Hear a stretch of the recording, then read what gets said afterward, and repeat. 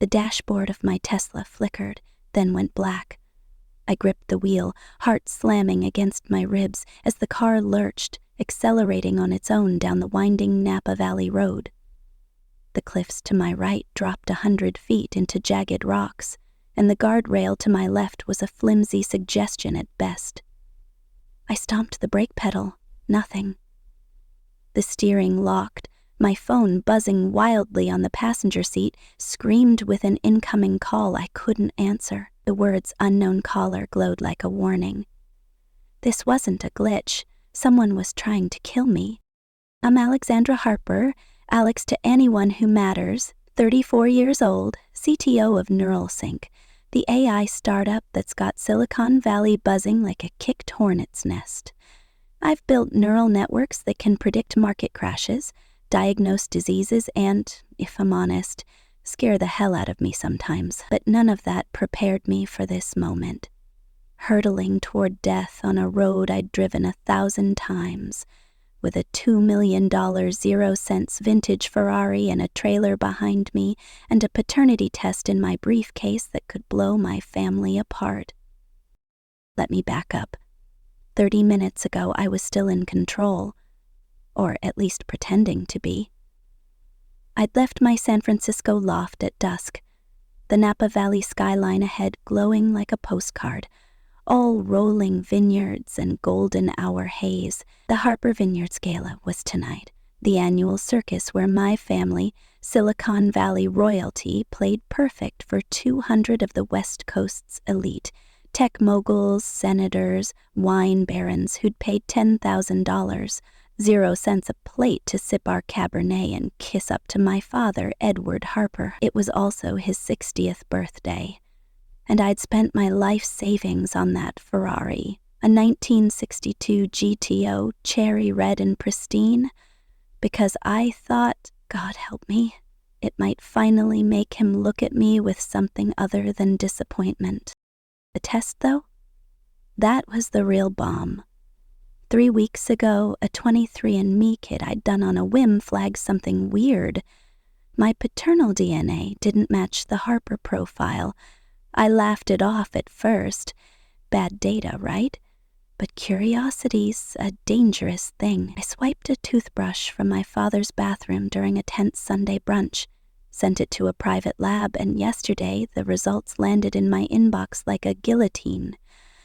Edward Harper, the man who'd raised me, criticized me, and shaped every insecurity I've ever had, wasn't my biological father.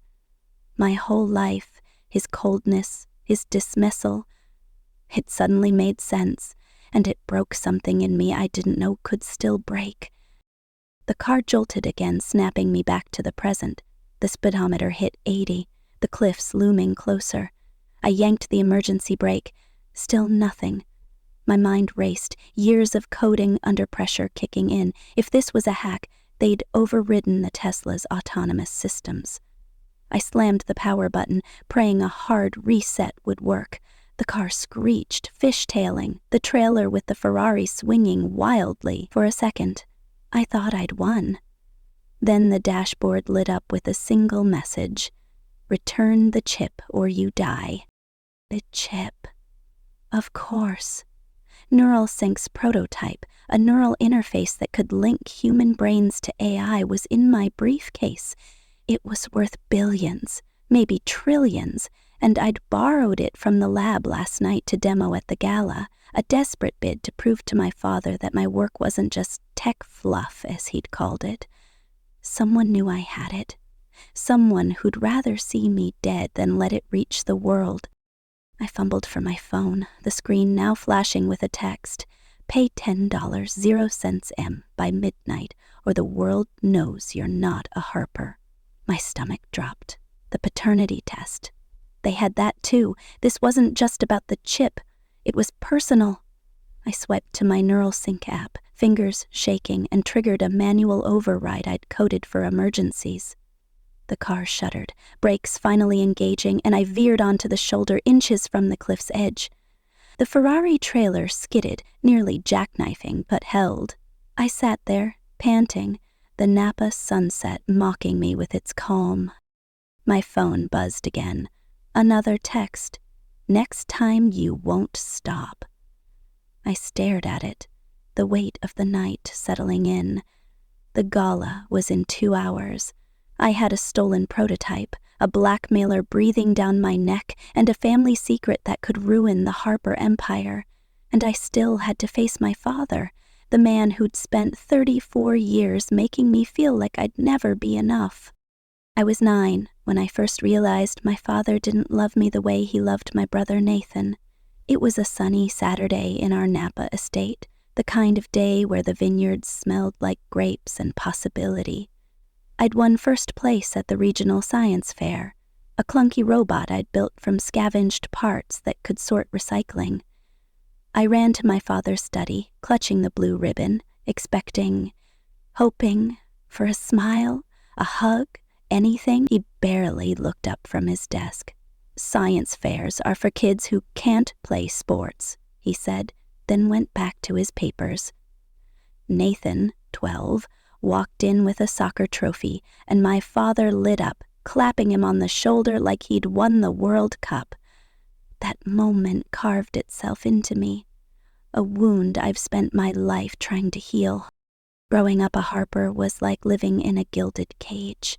Our estate, a 50-acre sprawl of vineyards and modernist glass, was a monument to my father's ambition. Harper Vineyards wasn't just wine, it was a global brand, a status symbol poured at White House dinners and tech IPO parties.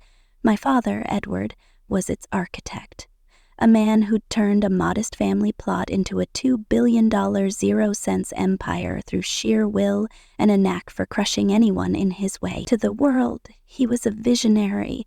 To me, he was a critic who saw every A as a failure, every achievement as a chance to remind me I wasn't Nathan. My mother, Margaret, was the opposite, warm when my father wasn't around, her laugh like sunlight through the vines. But in his presence, she shrank, her voice softening, her eyes darting to him for approval before she spoke. I didn't understand it as a kid, the way she'd let him steamroll her, let him dismiss me. Now, at 34, I see the cost of her silence, the way it enabled his control. My sister Isabel, 2 years younger, had a knack for dodging his wrath. She was the PR director for Harper Vineyards, all charm and grace, the one who could make my father laugh when his mood turned dark. She saw my pain, slipped into my room after his worst tirades to whisper, "He's wrong about you, Alex." But even she couldn't bridge the gap between me and the man who was supposed to be my father. Nathan, though, he was the golden child, the heir apparent. At 37, he was COO, steering the vineyard into new markets with a confidence that came from knowing he'd always been enough. He played rugby, went to Stanford like my father, married a former Miss California, and produced 2 perfect kids who called my father Papa with adoration. Everything I did, MIT, Neural Sync, Forbes covers, was measured against Nathan's effortless alignment with my father's vision. I was the glitch in the Harper code, the one who never fit. The Ferrari was my latest attempt to fix that. I'd drained my savings, cashed out stock options, and called in every favor to secure it. My father had mentioned it once, years ago, at a vineyard dinner, his eyes glinting as he described its curves, its history. I thought if I could give him that car, he'd finally see me, not as a disappointment, but as a daughter. Pathetic, I know. But when you've spent your life chasing a man's approval, you'll do stupid things to feel worthy. The paternity test changed everything. It wasn't just that Edward wasn't my father, it was the explanation it offered. Every cold glance, every "you'll never be a Harper" jab, every time he praised Nathan while ignoring me. It wasn't my fault. He'd known, or suspected, and that knowledge had poisoned us from the start. The encrypted email I'd received last week from an anonymous sender only deepened the mystery. It was a single line. "Ask Margaret about Berkeley." 1990. My mother had gone to Berkeley, met my father at a charity gala her senior year. but 1990 was the year before I was born. Who was she with before him? And why did someone want me to know? I eased the Tesla back onto the road, the Ferrari trailer steady behind me. My arm ached where I'd banged it against the door during the hack, and my phone was still buzzing. Rachel, my COO, probably panicking about the prototype. I ignored it. The gala was at 8 p.m., and I needed to pull myself together. The cliffs faded into the rear view, but the adrenaline lingered, my pulse a drumbeat in my ears. Whoever hacked my car knew about the chip and the test. Were they the same person? A rival tech firm? A family enemy? Or... My stomach twisted. Someone closer? The Harper estate came into view, a glass and steel masterpiece glowing against the vineyard's dark green. Valets in black vests swarmed the driveway, directing Bentleys and Lamborghinis. I parked near the service entrance, away from the guest chaos, and checked my reflection in the rear view. My black gown, a custom Vera Wang, hugged my frame, the neckline sharp enough to cut through any boardroom. My dark hair was pinned up, a few strands loose to soften the edges. I looked like the tech prodigy the world expected, not the woman who'd nearly died 20 minutes ago.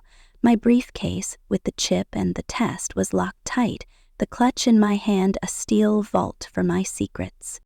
I stepped out, the evening air cool against my skin, and handed the Tesla keys to a valet. The Ferrari would stay in its trailer until I revealed it to my father, a private moment I'd planned for before the gala's main event. My phone buzzed again. Another text from the blackmailer. The chip or your family's legacy. Choose. I deleted it, my jaw tight. They thought they could scare me? I'd built NeuralSync from a dorm room to a $500 million 0-cents valuation. I didn't fold. The estate's foyer was a cathedral of wealth. Marble floors, a chandelier dripping with Swarovski crystals, and a string quartet playing Vivaldi. Guests mingled, their laughter sharp with ambition. I recognized half the room. The CEO of a rival AI firm, a senator who'd begged for NeuralSync's campaign analytics, a wine critic who'd once called our Pinot divine. My mother appeared, her silver gown shimmering, her smile warm but strained. "Alex, you're here," she said, embracing me, her perfume a familiar mix of jasmine and regret. "Your father's in the tasting room with the board." Translation: Edward was holding court, and I was expected to play my part. "Thanks, Mom," I said, my voice steady despite the knot in my chest. She hesitated, her hand lingering on my arm. "You look tense, darling. Everything okay?" Her eyes searched mine, and for a moment I wondered if she knew about the test, the email, the hack. But then she glanced toward the tasting room, her face tightening, and I knew she'd never ask, not with him nearby. I moved through the crowd, nodding at familiar faces, my clutch a lifeline. Isabel found me near the bar, her emerald dress catching the light. "You're late," she teased, handing me a glass of our family's reserve Chardonnay. "Dad's already on his third anecdote about the '98 vintage." Her smile faded as she studied me. "You okay? You look like you've seen a ghost." "Long drive," I lied, sipping the wine. It was crisp, perfect, like everything the Harpers presented to the world. Isabel leaned closer, her voice low. "I heard about your Forbes cover. Groundbreaking, Alex. Don't let him make you feel small tonight." Her words were a balm, but they couldn't erase the truth. My father would never see me the way he saw Nathan. The tasting room doors opened, and there he was. Edward Harper, 60 but looking 45, his tailored tuxedo accentuating his broad shoulders. His silver hair swept back like a movie star. He was laughing, a glass of Bordeaux in hand, surrounded by board members who hung on his every word. His eyes swept the room, landing on me for a split second. No smile, no nod, just a flicker of something I couldn't read. Disdain, suspicion, or something darker. Alexandra, he called, his voice cutting through the chatter. Join us. I was just telling Richard about your little startup. The word little was a blade, and the board members chuckled, right on cue. I forced a smile, walking toward him, my heels clicking on the hardwood. Neuralsync's hardly little, Dad, I said, keeping my tone light. We closed a $500 million 0 cents round last quarter. He raised an eyebrow, sipping his wine. Impressive. For now. Tech's a fickle mistress, isn't it, Richard? The board member, a balding man in his 60s, nodded eagerly. Vineyards, though, my father continued. They're eternal. Nathan's expanding into Asia next year. That's legacy. The jab landed, but I didn't flinch. Not yet. Isn't Ramway, I have something for you, I said, gesturing toward the service entrance. A birthday gift. Can we step outside? His eyes narrowed, but he followed, the board members trailing like obedient dogs. Outside, the Ferrari gleamed under the estate's floodlights, its curves a work of art. I handed him the keys, my heart pounding. Happy birthday, Dad. For a moment, he was speechless, his fingers tracing the Ferrari's hood. Then he laughed, sharp and cold. A $2 million 0 cents car? What are you trying to buy, Alexandra? My approval? The board members shifted, uncomfortable, as my chest tightened. Just thought you'd like it, I said, my voice barely steady. He climbed into the driver's seat, revved the engine, and took a quick loop around the driveway. When he returned, he tossed the keys back to me. Overrated. Too flashy for a Harper. Park it in the garage. He walked back inside, leaving me standing there, the weight of his dismissal crushing. I'd spent everything, and it wasn't enough. Back inside, the gala was in full swing, but I felt like I was underwater, the noise muffled, the lights too bright. My clutch buzzed. Another text. $10, 0 cents M, or the test hits TMZ. I slipped into a hallway, my hands shaking as I checked the chip in my briefcase. Still there, its sleek casing glinting under the dim light. If it fell into the wrong hands, it could spark an AI arms race. Or worse. My phone rang. Rachel, finally. Alex, where's the prototype? She hissed. The board's freaking out. They know it's gone. It's safe, I lied, my voice low. I'm demoing it tonight. Trust me. She didn't, but she hung up. I leaned against the wall, the paternity test burning a hole in my clutch. I could destroy it, pretend I'd never seen it, go back to being the Harper daughter who'd tried too hard. But the truth was out, and it was eating me alive. A shadow moved at the end of the hallway. I froze, my hand tightening on the clutch. A man in a black suit, face half hidden, was watching me. Not a guest. His posture was too rigid, his eyes too focused. I turned to walk away, but he moved faster, closing the distance. Miss Harper, he said, his voice low, you have something that doesn't belong to you. My pulse spiked. I don't know what you're talking about. He stepped closer, and I saw the glint of a blade in his hand, small but sharp. The chip. Hand it over, or this gets messy. The hallway was empty, the gala's noise a distant hum. I backed up, calculating. The service exit was 20 feet behind me. Could I make it? Don't, he warned, reading my mind. But I was done playing scared. I bolted, my heels slipping on the marble, the clutch pressed to my chest. He lunged, the blade grazing my arm, a hot sting that made me gasp. I reached the exit, slamming through the door into the cool night, the vineyard stretching out like a maze. He was right behind me, his footsteps heavy, but I knew this land. Every path, I ducked into the rows, my gown catching on the plants, my breath ragged. The gala's lights faded as I ran, the vines swallowing me. My arm bled, the pain sharp but distant, adrenaline taking over. I crouched low, listening. His footsteps stopped, replaced by the crackle of a radio. She's in the vineyard, he said, His voice clipped. Find her. There was more than one. My phone buzzed in my clutch, but I didn't dare check it. The chip, the test, my life. They were all in my hands, and I was running out of time. I don't know how long I hid there, the Napa night wrapping around me like a shroud. The vineyard was my childhood playground, but now it felt like a trap, every rustle a threat. My arm throbbed, the cut deeper than I'd thought, blood soaking my gown.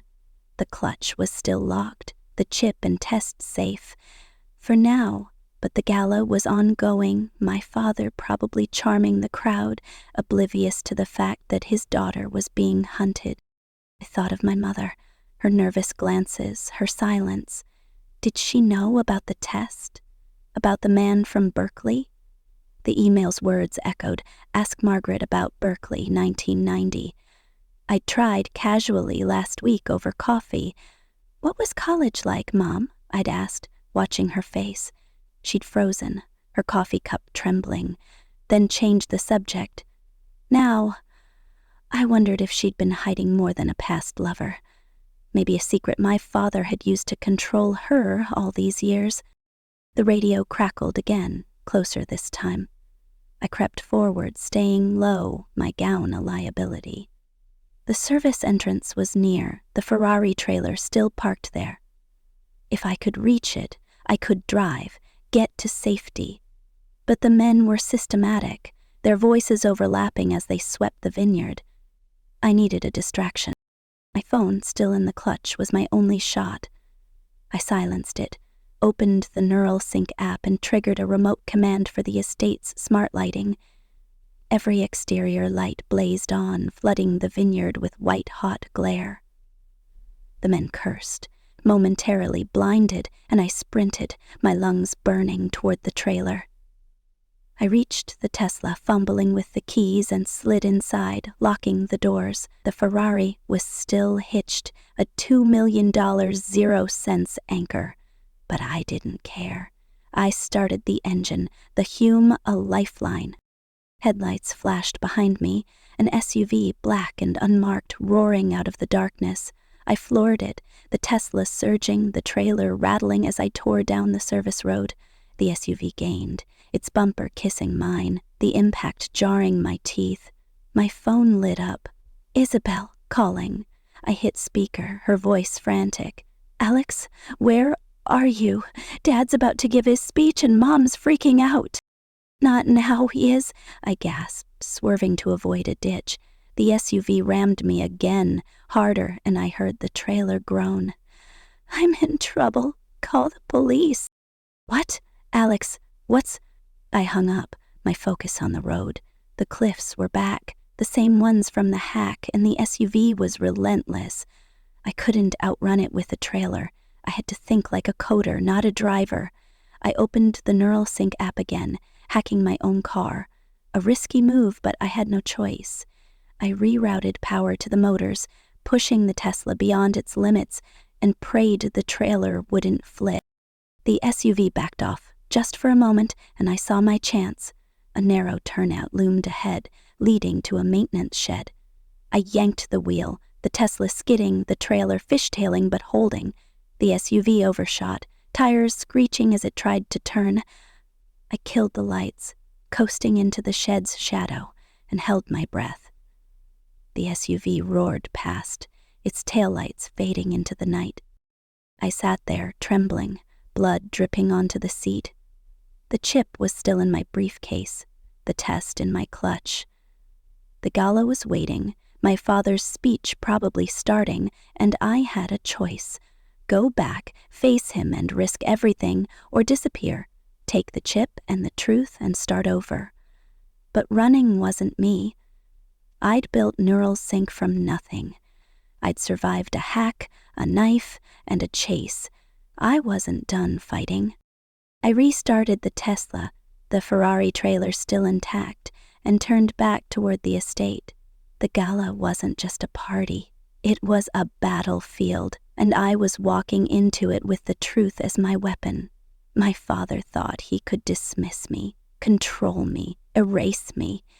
He was about to learn how wrong he was. The vineyard's shadows clung to me like a second skin as I stumbled back toward the Harper estate, my gown torn, my arm bleeding from the masked attacker's blade. The Tesla's engine hummed behind me, the Ferrari trailer a silent witness to my near-death escape. My clutch, still locked tight, held the paternity test and the neural sync chip, two secrets that could destroy everything I'd built. The gala's lights beckoned through the vines, a glittering lie masking the war I was about to walk into. My father, Edward Harper, thought he could dismiss me, erase me. Tonight, I'd make him see me, even if it burned us all down. I paused at the edge of the vineyard, catching my breath, the Napa night sharp with the scent of grapes and danger. My phone buzzed in the clutch, a relentless reminder of the chaos I'd left behind. Isabel's voice message played on speaker, her words frantic. "Alex, the police are on their way, but Dad's starting his speech. Where are you?" I deleted it, my jaw tight. The police wouldn't help, not yet. Whoever was after the chip and the test was too calculated, too connected. This wasn't just a theft. It was a power play, and I was the pawn they hadn't counted on fighting back. I adjusted my gown, wincing as the fabric grazed the gash on my arm. Blood had soaked through, a dark stain against the black silk, but I didn't have time to care. The gala was in full swing, and I had to get inside before my absence raised more questions. Or before the men from the vineyard found me again. I slipped through the service entrance, avoiding the valets, and ducked into a powder room to clean up. The mirror showed a stranger. Eyes wild, hair disheveled, a woman on the edge of breaking or becoming. I splashed water on my face, tied a silk scarf from my clutch around my arm to hide the wound, and forced myself to breathe. I was Alexandra Harper, CTO of NeuralSync, not a victim, not tonight. The grand ballroom was a fever dream of wealth, chandeliers dripping light, live jazz weaving through the chatter of Napa's elite, waiters gliding with trays of our family's reserve Cabernet. 200 guests, from tech moguls to politicians, laughed and schemed, oblivious to the bomb ticking in my clutch. I scanned the room, spotting my mother, Margaret, near the bar, her silver gown catching the light, her smile a fragile mask. Isabel was by the stage, whispering to a sound tech, her emerald dress a beacon of calm in the storm. Nathan, my brother, stood with his perfect wife, Lauren, their laughter performative, their ease a reminder of everything I'd never had. And then there was my father, Edward, at the center of it all, his tuxedo impeccable, his silver hair catching the light as he charmed a cluster of board members. He hadn't noticed I was gone, hadn't cared. The Ferrari, my $2 million 0-cents gamble to win his approval, sat hidden in the garage, dismissed as a flashy bribe. I'd handed him the keys an hour ago, my heart pounding, hoping for a flicker of pride. Instead, he'd test-driven it, critiqued its overhyped engineering, and parked it out of sight, his words cutting deeper than the blade on my arm.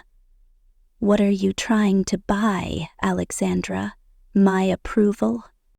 I moved through the crowd, my clutch a lifeline, the chip and test inside heavier than ever. Rachel, my COO, caught me near the dessert table, her eyes wide with panic. "Alex, what the hell's going on?" she hissed, pulling me into a corner. "The board's freaking out about the prototype, and now you're bleeding?" She gestured to the scarf where blood was already seeping through. "It's fine," I lied, my voice low. "I've got the chip. I'm demoing it tonight." Her face paled. "You can't reveal the test, Alex. It'll burn every bridge. Your family, the company, everything. Walk away." "Now." I shook my head, the weight of her words sinking in. "I'm done hiding, Rachel. He doesn't get to erase me anymore." She grabbed my arm, her grip tight. "This isn't just about you. If that test leaks, it's a PR nightmare for NeuralSync. And the chip, if it's stolen, we're done. Billions gone, careers ruined. I pulled free, my resolve hardening. I'm thinking. For the first time in my life, I'm thinking for me. Before she could argue, a waiter approached with a tray of champagne flutes. For you, Miss Harper, he said, his smile too sharp, his eyes lingering too long. I took a glass, my instincts screaming. The liquid shimmered, a faint metallic tang hitting my nose as I raised it to my lips. I hesitated, glancing at the waiter, who was already slipping into the crowd. Across the room, a guest, a tech investor I vaguely recognized, clutched his chest, his champagne glass crashing to the floor as he collapsed, foam at his mouth. The room erupted in gasps, people rushing to him, but my eyes locked on the waiter, now vanishing through a side door. Poison. My hand shook as I set the glass down, untouched, my heart racing. Someone wasn't just after the chip. They wanted me dead. I scanned the crowd, searching for the masked man from the vineyard, but every face blurred into suspicion. The jazz band played on, oblivious, as medics pushed through, shouting for space. Rachel grabbed my elbow. "Alex, get out of here, now!" "No," I said, my voice steady despite the fear clawing my chest. "I'm not running." I moved toward the dining area, where guests were being ushered to their seats, the chaos of the collapse already fading into whispers. The seating was a calculated hierarchy, my father's design. Nathan and Lauren near him at the head, Isabel and her husband as buffers, my mother at the opposite end, regal but distant. Me? I was relegated to the far end, between a bored venture capitalist who kept checking his phone and Lauren's cousin, a socialite who talked only about her influencer career. The message was clear. I was an afterthought, a Harper in name only. The first course arrived, seared scallops with microgreens plated like art, but my appetite was gone. My father stood, wine glass in hand, commanding silence with a single glance. "Welcome to the Harper Vineyards Gala," he began, his voice smooth, practiced, the patriarch in his element. "Tonight we celebrate not just my 60th birthday, but the legacy we've built together." His gaze swept over Nathan, who nodded with smug satisfaction. Then Isabel, who smiled tightly. Me, he skipped over my existence, a blank space in his narrative. He praised Nathan's expansion into the Chinese market, calling it visionary. He lauded Isabel's charity work, saying it elevated the Harper name. The room applauded, glasses clinking, while I sat there, invisible, my achievements.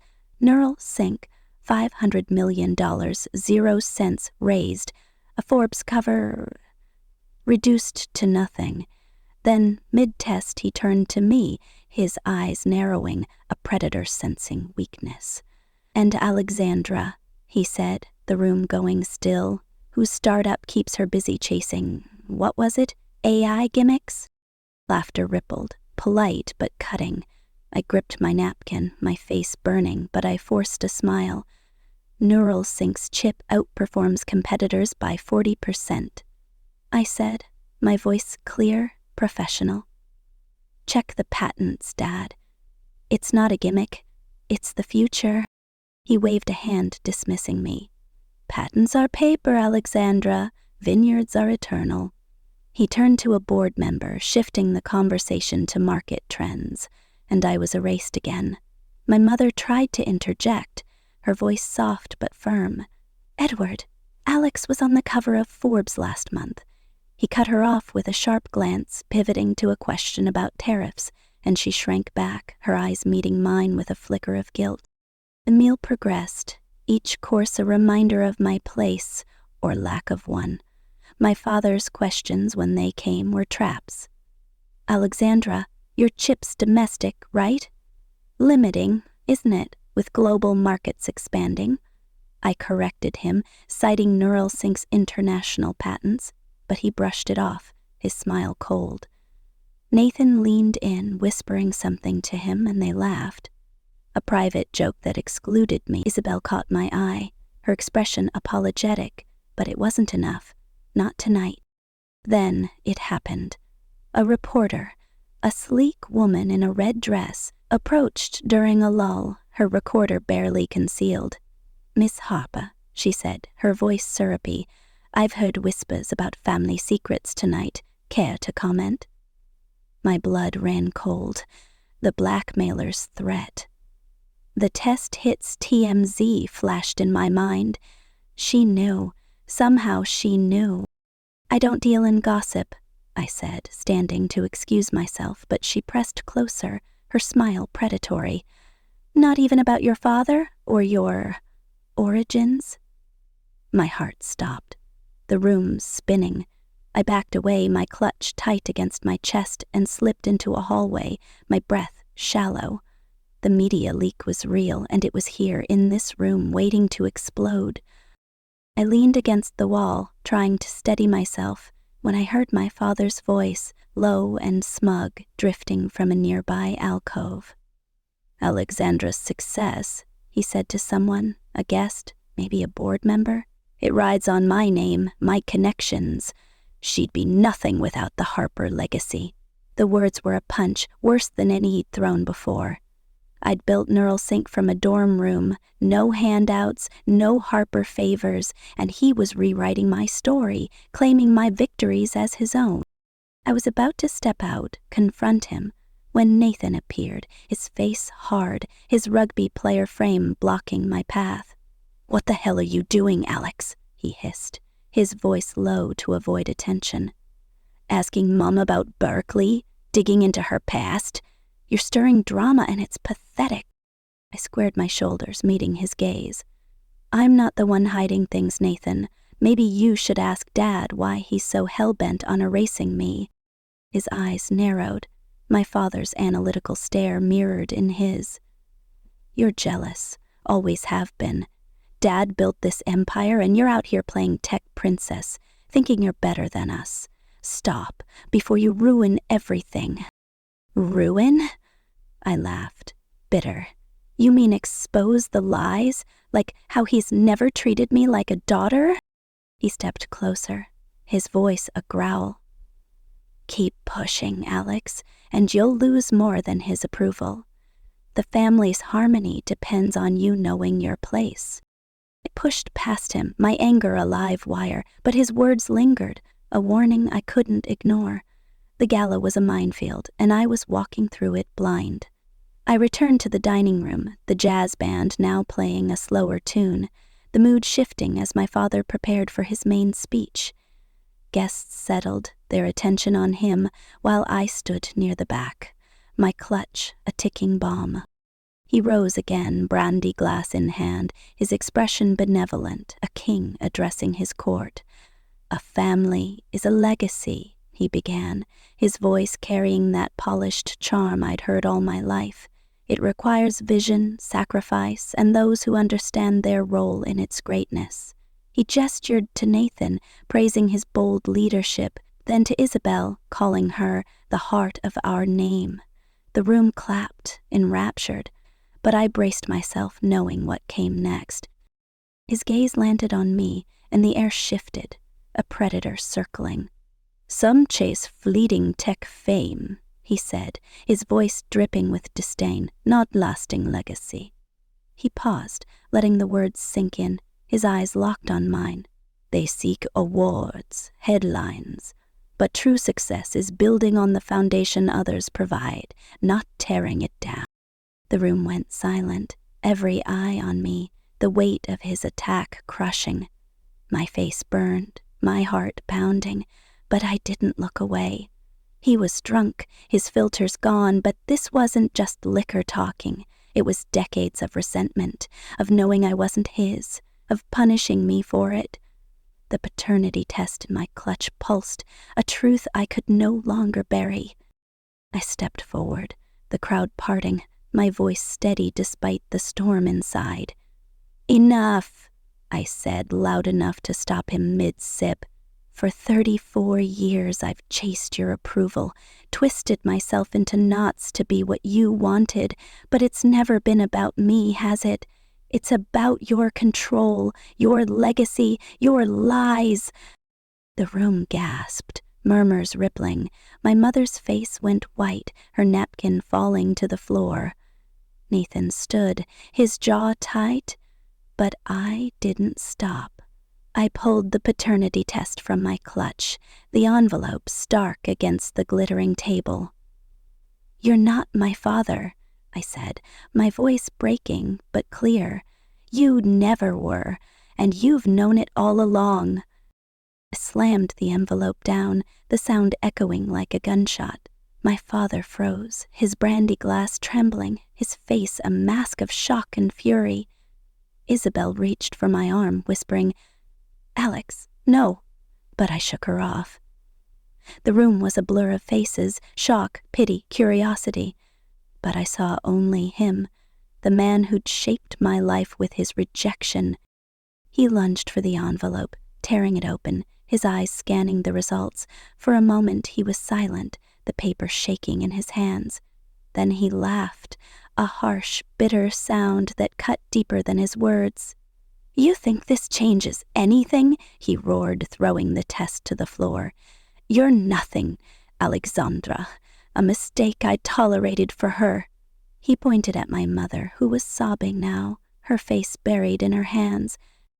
The room exploded, guests shouting, Nathan yelling at me to stop this insanity, Isabel trying to calm the crowd. I stood there, the truth laid bare, my heart a raw wound, but I wasn't done. I turned to leave, my head high, when a hand grabbed my wrist. My father, his grip bruising, his face inches from mine. "You'll pay for this," he hissed, his breath hot with brandy. "You and your precious chip." I yanked free, my arms screaming from the earlier cut, and ran, the crowd parting, their whispers a cacophony. The service exit loomed, and I burst through, the night air hitting me like a slap. The Tesla was where I'd left it, the Ferrari trailer a reminder of my failed gesture. I slid inside, locking the doors, my hands shaking as I started the engine. Headlights flared behind me, an SUV, the same one from the chase, barreling toward me. I floored it, the Tesla surging, the trailer rattling as I tore down the vineyard's back road. My phone lit up. Isabel again, her voice cracking through the speaker. "Alex, Dad's losing it. He's calling lawyers, saying you stole the Ferrari. Where are you?" "Safe," I lied, swerving to avoid the SUV's bumper. It rammed me, the impact jarring, the trailer fishtailing. Listen, the test is real. He's not my father, and someone's trying to kill me." "But," she gasped, "Alex, come back, we can—" The call cut off as the SUV rammed me again, harder, the trailer groaning. I saw the cliffs ahead, the same ones from the hack, and panic clawed my throat. I couldn't outrun them, not with the trailer. I opened the Neural Sync app, my fingers flying, and triggered a decoy signal, making the Tesla's GPS ping a false location. The SUV hesitated, slowing, and I took my chance, veering onto a hidden vineyard path, the vines swallowing me. I killed the engine, the silence deafening, and waited, my breath shallow. The SUV's headlights swept past, then faded, their radio crackling in the distance. I was safe, for now. My phone buzzed, a text from an unknown number. "You can't run forever. The chip, the truth, we'll take both." I leaned back, blood dripping onto the seat, the Chipin test still in my possession. The gala was behind me, my family in chaos, my father's empire cracking under the weight of my revelation. But I wasn't broken. I'd survived a hack, a knife, poison, a chase. I'd faced the man who'd tried to erase me and walked away with the truth. I restarted the Tesla, the Ferrari trailer a burden I'd soon shed. San Francisco was an hour away, a hotel room waiting where I could regroup, plan, fight. The road stretched out, dark and endless, but for the first time in 34 years, I wasn't chasing my father's approval. I was chasing me, my truth, my future, my power, and no one, not Edward Harper, not the men in the SUV, not the world would stop me. As I drove, a final text came through from my mother. "I'm sorry, Alex. It was Thomas Bennett. Berkeley, 1990. He never knew. Please let me explain." I stared at the words, the name a spark in the darkness. Thomas Bennett, my real father, the man who might finally see me for who I was, not who I'd failed to be. The road ahead was uncertain, but one thing was clear. The Harper legacy wasn't my burden anymore. I was free, and I'd fight like hell to stay that way. The San Francisco hotel room was a fortress of glass and steel, its floor-to-ceiling windows framing the city's glittering skyline. I sat on the edge of the bed, my arm throbbing from the gash, blood staining the silk scarf I'd tied as a makeshift bandage. The Ferrari keys lay on the nightstand, a bitter reminder of the $2 million 0-cents gesture my father, Edward Harper, had dismissed as a flashy bribe. My clutch, still locked, held the neural sync chip and the paternity test that had just blown my family apart. My phone buzzed relentlessly. 30 missed calls, a digital storm of chaos I'd unleashed at the Harper Vineyards Gala, but it was the latest text that stopped my heart. "Return the prototype by dawn, or you're out." Bored. I stared at the screen, my breath shallow. The neural sync board, the same people who'd cheered my Forbes cover, were now threatening to oust me over the chip I'd borrowed for the gala demo. The chip, a neural interface worth billions, capable of linking human minds to AI, was my life's work. And it was in my briefcase, a ticking bomb in a world that wanted it stolen, leaked, or destroyed. I'd survived a car hack, a knife attack, a poisoned champagne scare, and a high-speed chase in the Ferrari. But this ultimatum felt like the real kill shot. Lose the chip, lose neural sync. Lose everything. I stood, pacing the room, the city lights blurring through my tears, the gala replayed in my mind like a nightmare on loop. I'd stood in that glittering ballroom, 200 of Napa's elite watching, and called out my father's decades of rejection. "You're not my father," I'd said, slamming the paternity test on the table, the words a blade I'd wielded with 34 years of pent-up pain. "You never—" The room had erupted. My mother, Margaret, fainting, her silver gown pooling around her. My brother, Nathan, shouting, "You're lying!" My sister, Isabel, reaching for me as my father froze, his brandy glass trembling. Then I'd fled, the Ferrari roaring down a vineyard road, a black SUV ramming my bumper, their headlights a predator's eyes in the dark. Now, safe in this hotel, I was anything but. My phone lit up again, a new text from an unknown number. "The world knows you're a fraud. Check X." My stomach dropped. I opened the app, and there it was, grainy gala footage, already viral, showing me slamming the test down, my voice cracking as I declared Edward wasn't my father. The captions were brutal. "Tech heiress betrays family." Alex Harper, fraud or victim. The hashtag family traitor trended, each post a knife to my gut. My NeuralSync stock ticker, pinned to my home screen, plummeted 60% in real time. A whistleblower leak about the chip's specs fueling the crash. The public backlash was a tsunami, and I was drowning. I silenced the phone, my hands shaking, and sank to the floor, the carpet rough against my torn gown. For 34 years I'd chased Edward's approval, built NeuralSync to prove I was more than his disappointment. Now, the truth, that he wasn't my biological father, that he'd known and punished me for it, had set me free, but at what cost?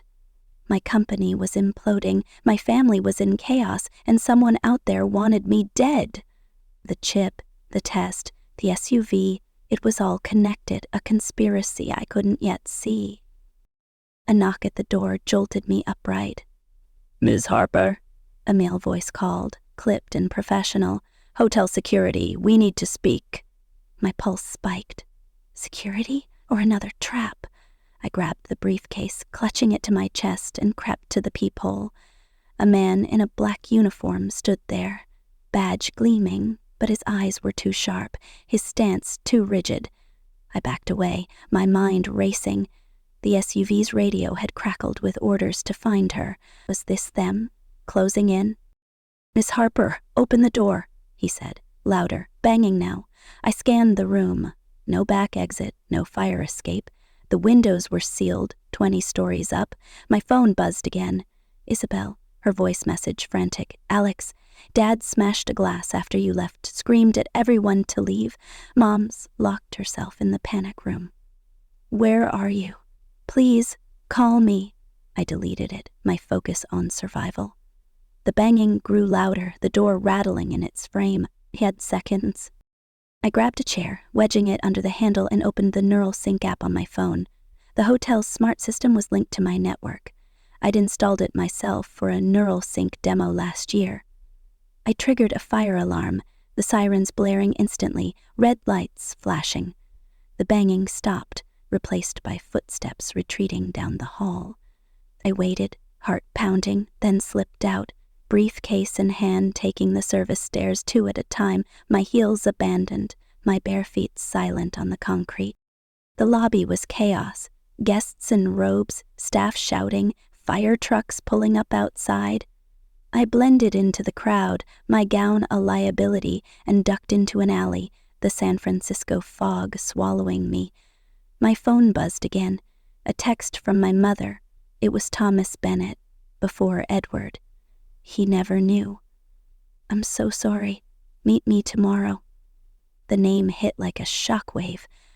Thomas Bennett, my real father, a Berkeley coder, she'd said, from 1990, before Edward married her to secure her family's vineyard. She'd promised to explain, but could I trust her? After 34 years of silence, of letting Edward's cruelty shape me, what did her apology mean? I hailed a cab, sliding into the back, my briefcase a lifeline. "Chinatown," I said, picking a dive bar I knew from my MIT days, a place where no one would look for a tech heiress. The driver glanced at my torn gown, my bloodied scarf, but said nothing, the city lights streaking past as we drove. My phone buzzed again. Edward's lawyer, a cold email. "Return the Ferrari immediately. Defamation suit filed for $50.00. Cease all false claims." I laughed, bitter, deleting it. Defamation? The test was DNA, not lies. Edward's desperation was showing, but it only deepened my suspicion. Had he sabotaged Neural Sync to keep me from outshining Nathan, his real heir? The bar was a haze of neon and cigarette smoke, its jukebox blaring Springsteen. I slid into a booth, ordering a whiskey, the burn grounding me. My mother's text replayed in my mind. Thomas Bennett, he never knew. I opened my laptop, the bar's Wi-Fi spotty but enough, and searched his name. Thomas Bennett, 58, tech pioneer, founder of a Seattle AI firm, reclusive but respected. His photo showed eyes like mine, a jawline I recognized from my own reflection. My heart ached, a mix of longing and fear. I emailed him, my fingers trembling. "I'm Alexandra Harper. I believe you're my father. Can we meet?" His reply came faster than I expected, shocking in its warmth. "Alexandra, I'm stunned. I had no idea. I'm in Seattle for a tech summit next week. Coffee?" I stared at the words, tears blurring the screen. He didn't know. All these years I'd been a secret, but not to him. The whiskey burned my throat as I typed back, agreeing to meet. But the joy was fleeting. Another text from the board. "Prototype specs leaked. Stock down 60%. Investor pitch tomorrow, or we vote you out." I slammed the laptop shut, my breath ragged.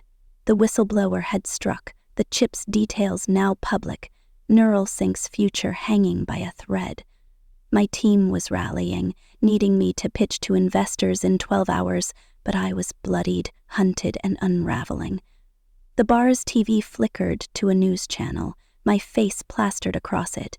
Tech prodigy's family scandal rocks Napa. The footage showed me at the gala, the test hitting the table, Edward's face contorting.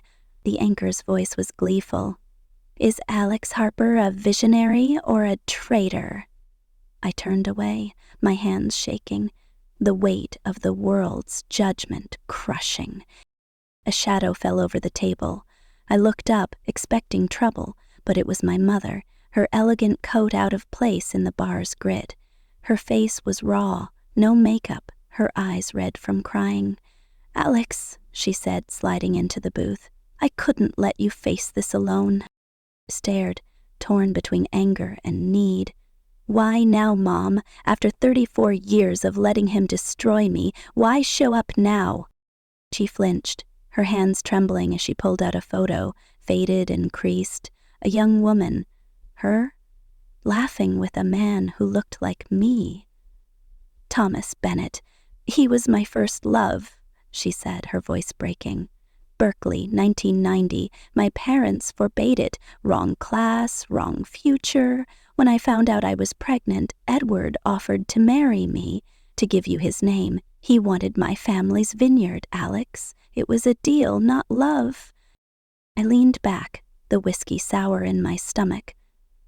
"He knew I wasn't his," I said, the truth ablade, "and he punished me for it. Every day." She nodded, tears falling. "He saw Thomas in you. Your eyes, your mind. He couldn't stand it. I thought he'd come around, that he'd love you. I was wrong. I failed you." The words were a wound and a balm, her honesty shattering the lies I'd grown up with. "Why didn't you tell me?" I asked, my voice cracking. "Why let me think I was the problem?" "I was scared," she admitted, "of losing you, of destroying the family. But when you put that test on the table, I saw your strength. I saw Thomas in you, and I knew I had to stop hiding."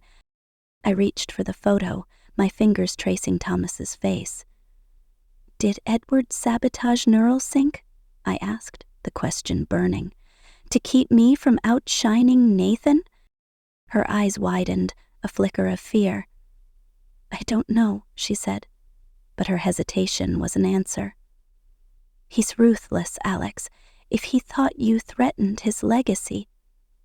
She trailed off, the implication chilling. A conspiracy, maybe deeper than I'd imagined, tying Edward to the chip's leak, the SUV, the knife. The bar's door swung open, and I tensed, expecting the men from the vineyard, but it was Rachel, my COO, her face grim. "Alex, we've got a problem," she said, sliding into the booth.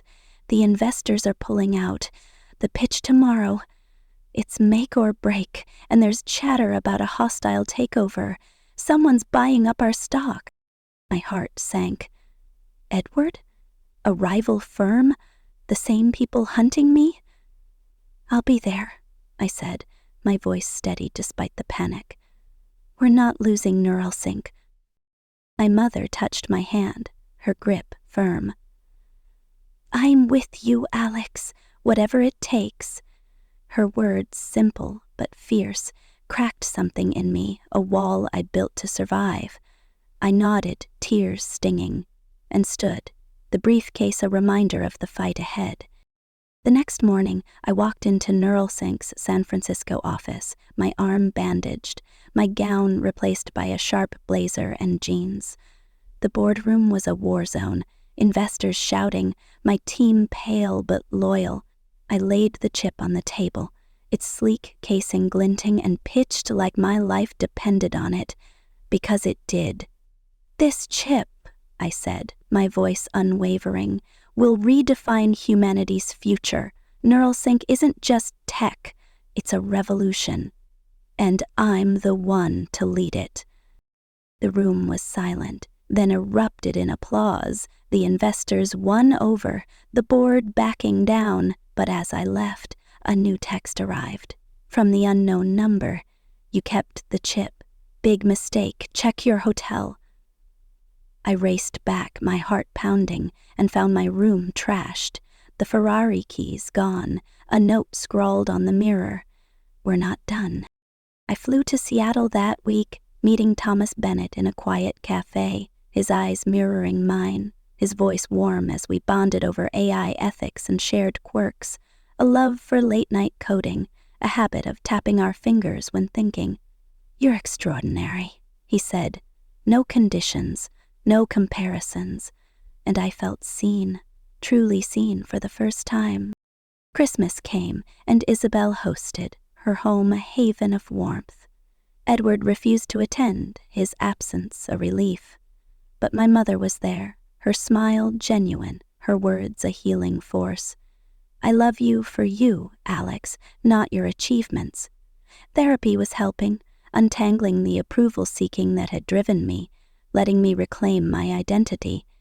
Neural sync stabilized, the chip secured, but the question lingered. Was Edward behind the sabotage, the theft, the attacks? The note on the mirror suggested a deeper conspiracy, one I'd uncover, no matter the cost. I stood on Isabel's porch, the winter air crisp, my future uncertain, but mine. The Harper legacy was behind me, its weight lifted. I was Alexandra Harper, daughter of Thomas Bennett, architect of my own destiny. The fight wasn't over. Enemies lurked, secrets waited, but I was ready. I'd survived, and I'd keep surviving, not for approval, but for me. Everyone's on board. You're not invited to Dad's birthday celebration, Mom declared with a cold smirk. Hey everyone, Emily Harper here, your truth seeker from the misty shores of Astoria, Oregon. Buckle up because I'm about to take you on a wild ride through a story that'll grip your heart and shake your soul. Picture this, a daughter's dream to gift her dad a $75,000, 0 cents, Alaskan cruise for his 60th birthday, tracing our Norwegian roots through fjords and family lore. Sounds perfect, right? But what happens when that dream crashes into a web of lies, betrayal, and deadly sabotage? My own mother, Margaret, and brother Nathan turned my world upside down, declaring me unwelcome at Dad's celebration with a smirk that cut deeper than any knife. From cut break lines to a poisoned drink, someone's out to stop me, maybe even kill me. Is it Mom's jealousy, a corporate conspiracy, or a secret from her past? Join me as we unravel a family fractured by greed, fight for truth in a town teetering on corruption, and sail toward healing under the aurora borealis. This isn't just my story. It's a battle for love, legacy, and redemption. Let's dive in and let me know where you're listening from.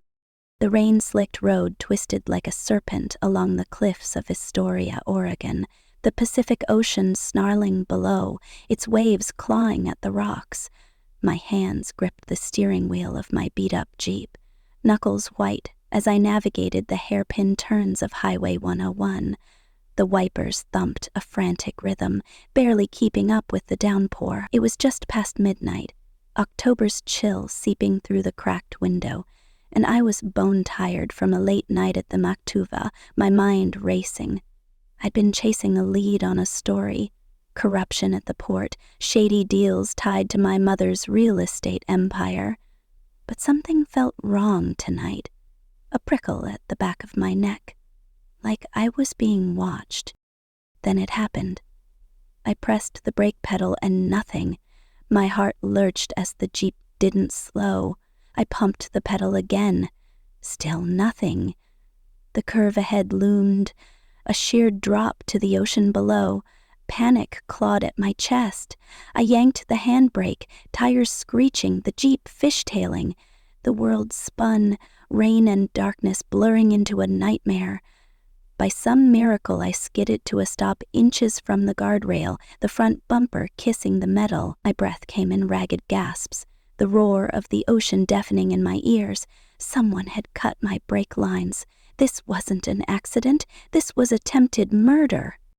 I'm Emily Harper, 32, investigative journalist for the Astoria Beacon, and I've made enemies. But this felt personal, like a message carved in steel and rubber. Back off, or you're dead. My hands shook as I fumbled for my phone, the screen glowing in the dark. No service, of course. I was alone, stranded on a cliffside, with a killer out there who knew exactly where to find me. The next morning, I sat in the dim light of my loft, the scent of coffee and damp wood filling the air. Astoria's fog clung to the windows, turning the world outside into a gray smear. My Jeep was at the shop, the mechanic confirming what I'd feared. The brake lines were sliced clean. Professional work. I'd spent the night pacing, replaying every threat I'd received in the past year. The dock worker who'd whispered about bribes before clamming up, the anonymous emails warning me to drop the port story. But the timing gnawed at me. This happened the same week I'd finalized plans for my father's 60th birthday, an Alaskan cruise to trace our Norwegian roots, a $75,000 0-cents dream I'd been saving for over 3 years. Was it a coincidence? Or was someone closer to home trying to stop me? I sipped my coffee, bitter and black, and stared at the papers strewn across my dining table. Cruise itineraries, fjord tour bookings, emails with a genealogist in Bergen who'd tracked down our distant cousins. This trip was for Dad. James Harper, former Coast Guard captain, the man who'd taught me to sail, to read the stars, to never back down. He was my rock, the one person who'd always believed in me, unlike my mother, Margaret, Astoria's real estate queen, who'd spent my childhood reminding me I'd never measure up to my brother Nathan. My phone buzzed, snapping me out of my thoughts. A text from Sarah, my best friend and a private investigator with a knack for sniffing out trouble. Meet me at the pier. Got something on your brake job. I grabbed my leather jacket, the weight of my concealed carry holster reassuring against my hip. Astoria might look like a sleepy coastal town, all Victorian charm and craft breweries, but I'd learned the hard way. Secrets fester here, and they bite. The pier was bustling despite the drizzle, fishermen hauling crab pots, tourists snapping photos of the sea lions. Sarah leaned against a piling, her red hair tucked under a ball cap, her eyes scanning the crowd. "Your brakes weren't just cut," she said, voice low. "They found traces of a chemical accelerant on the lines. Someone wanted it to look like wear and tear, but they rushed the job." My stomach twisted. "Any leads?" She handed me a grainy photo, a still from a gas station security cam, a mile from where I'd crashed. A figure in a hooded jacket, face obscured, lingered near my Jeep 2 nights ago. "No ID yet," Sarah said, "but this wasn't random. You're on someone's radar." I studied the photo, my pulse quickening. The figure's build was lean, purposeful. Could be a hired thug, or someone I knew. Nathan's smirk flashed in my mind, but I shoved the thought away. He was a corporate shark, not a killer. Right? Back at my loft, I pored over my files, the weight of the night's near-death experience pressing down. My investigation into the port had uncovered shady payments tied to Margaret's company, Harper Realty. She'd built an empire flipping waterfront properties, but whispers of coercion and kickbacks followed her. I'd found bank records showing large transfers to an offshore account, one she hadn't declared to Dad. Was she hiding money to sabotage the cruise? Or was this about something bigger, something that made me a target? The phone rang, Dad's number lighting up the screen. His voice was warm, weathered like driftwood. "Em, you okay? Heard about your car?" I hesitated. He didn't need to know how close I'd come to dying. "Just to scare Dad, mechanics sorting it out." He chuckled, but it was strained. "You're too stubborn for your own good." Like me, Still excited about Norway? My heart softened. Book the yacht today. We'll sail the fjords, meet the cousins. It's gonna be epic. Epic? He echoed, and I could hear his smile. Your mom's still on about throwing a big party here instead. Says I'm too old for gallivanting across the globe. I gritted my teeth. Margaret had been needling me for months, her voice dripping with condescension. A cruise, Emily? Really? James needs rest, not jet lag. She acted like Dad was frail, not the man who still swam laps in the Columbia River. Was she just controlling, or was she scared of what this trip might mean for her carefully curated image? Dad, you want this, right? I asked, needing to hear it. More than anything, he said firmly. My granddad left Bergen in 1910, chasing a new life. I want to walk where he walked, see what he left behind. You're making that happen, kid. I hung up, a lump in my throat. This trip wasn't just a gift. It was a promise. To Dad, to myself. No one, not Margaret, not some hooded creep, was going to take it away. That night, my loft felt like a cage. The fog outside pressed against the windows, and every creak of the old building set my nerves on edge. I double-checked the locks, my Glock within reach. Then I heard it, a faint scrape, like metal on glass, coming from the balcony. My pulse spiked. I grabbed my gun, moving silently to the sliding door. The balcony was empty, but a knife lay on the floor, its blade glinting under the streetlight. Carved into the wooden railing was a single word: stop.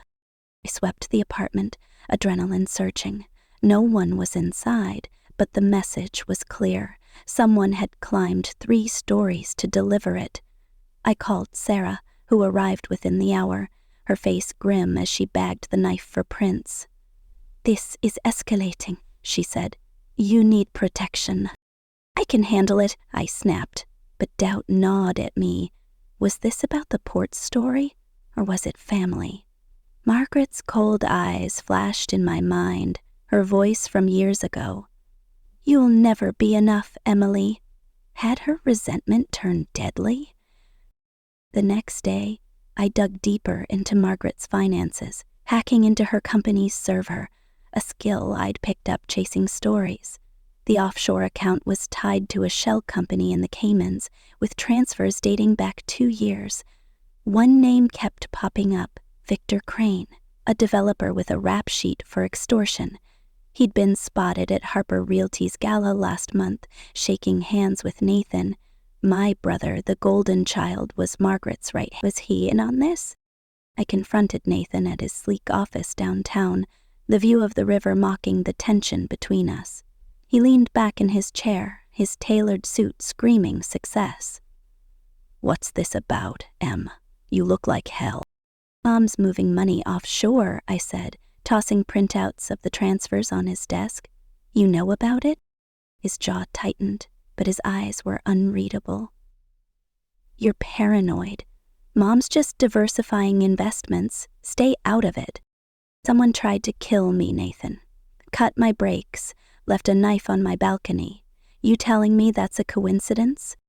He stood looming over me. You're stirring up trouble, like always, digging where you shouldn't. Maybe it's not about Mom. Maybe it's your damn job. I held his gaze, searching for a lie. If you're covering for her, I'll find out. And if you're involved, I'll bury you. He laughed, cold and sharp. Good luck with that, sis. You're out of your league. I left Nathan's office rattled but determined. The cruise was 3 months away, and I had to keep it on track while staying alive. Sarah's team was running the knife for Prince, but I wasn't holding my breath. Whoever was after me was smart, slippery. I met Dad for lunch at his favorite diner, the smell of fried clams and coffee grounding me. He looked tired, lines deeper around his eyes. Mom's pushing hard for this gala, he said, poking at his chowder. Invited half the town already. I don't get why she's so set on it. I stirred my coffee, choosing my words. She doesn't like me taking the lead on your birthday, never has. Dad sighed. She's complicated, Em. Always has been. But she loves me in her way. I wanted to tell him about the money, the threats, but his stroke last year still haunted me. He didn't need more stress. Just promise me you'll fight for Norway, I said. This trip's yours. He squeezed my hand, his grip strong. I'm with you, kid. Always. That night, I got a call from an unknown number. A distorted voice rasped through the line. Drop the cruise, or your dad's next. The line went dead before I could respond. My blood ran cold. This wasn't just about me anymore. They were targeting Dad. I paced the loft, the weight of it all crushing me. The port story, Margaret's secrets, Nathan's evasiveness, the hooded figure. They were pieces of a puzzle I couldn't solve. But one thing was clear. Someone wanted the cruise stopped, and they'd kill to make it happen. I loaded my Glock, checked the locks again, and sat by the window, watching the fog roll in. Astoria was my home, but it was closing in like a trap. I had to protect Dad, uncover the truth, and survive long enough to get us both to Norway. The question was, who was I fighting? Strangers, or my own family? The days blurred into a haze of paranoia and deadlines. Sarah's team found no prints on the knife, but they traced the chemical accelerant to a supplier linked to Crane's construction firm. It wasn't proof, but it was a thread. I tailed Crane to a warehouse by the docks, slipping past security in the pre-dawn dark. Inside, I overheard him on a call, his voice low. The Harper girl's a problem. If she keeps digging, we're all exposed. Night recorder caught every word, but a guard spotted me before I could slip out. I sprinted through the maze of crates, his footsteps pounding behind me. I ducked into an alley, heart hammering, and lost him in the fog. The recording was gold, but it painted a bigger target on my back. At the Beacon newsroom, I filed a story on Crane's shady deals, keeping Margaret's name out. For now. My editor, Carlo, raised an eyebrow. You're poking a hornet's nest, Harper. Watch your back. I always do, I lied. Truth was, I was unraveling. Sleep was a memory replaced by coffee and adrenaline. Every shadow felt like a threat, every car behind me a tale. I started carrying a second magazine from my Glock, just in case. Margaret invited me to a family meeting at the mansion, a sprawling estate overlooking the river. I went armed, both with my gun and the bank records. The living room was a stage, Margaret perched on a velvet sofa, Nathan and his wife Claire flanking her. Dad was conspicuously absent. At a golf game, Margaret said, her smile tight. The air crackled with tension. They're planning James's gala, Margaret announced, her voice syrupy.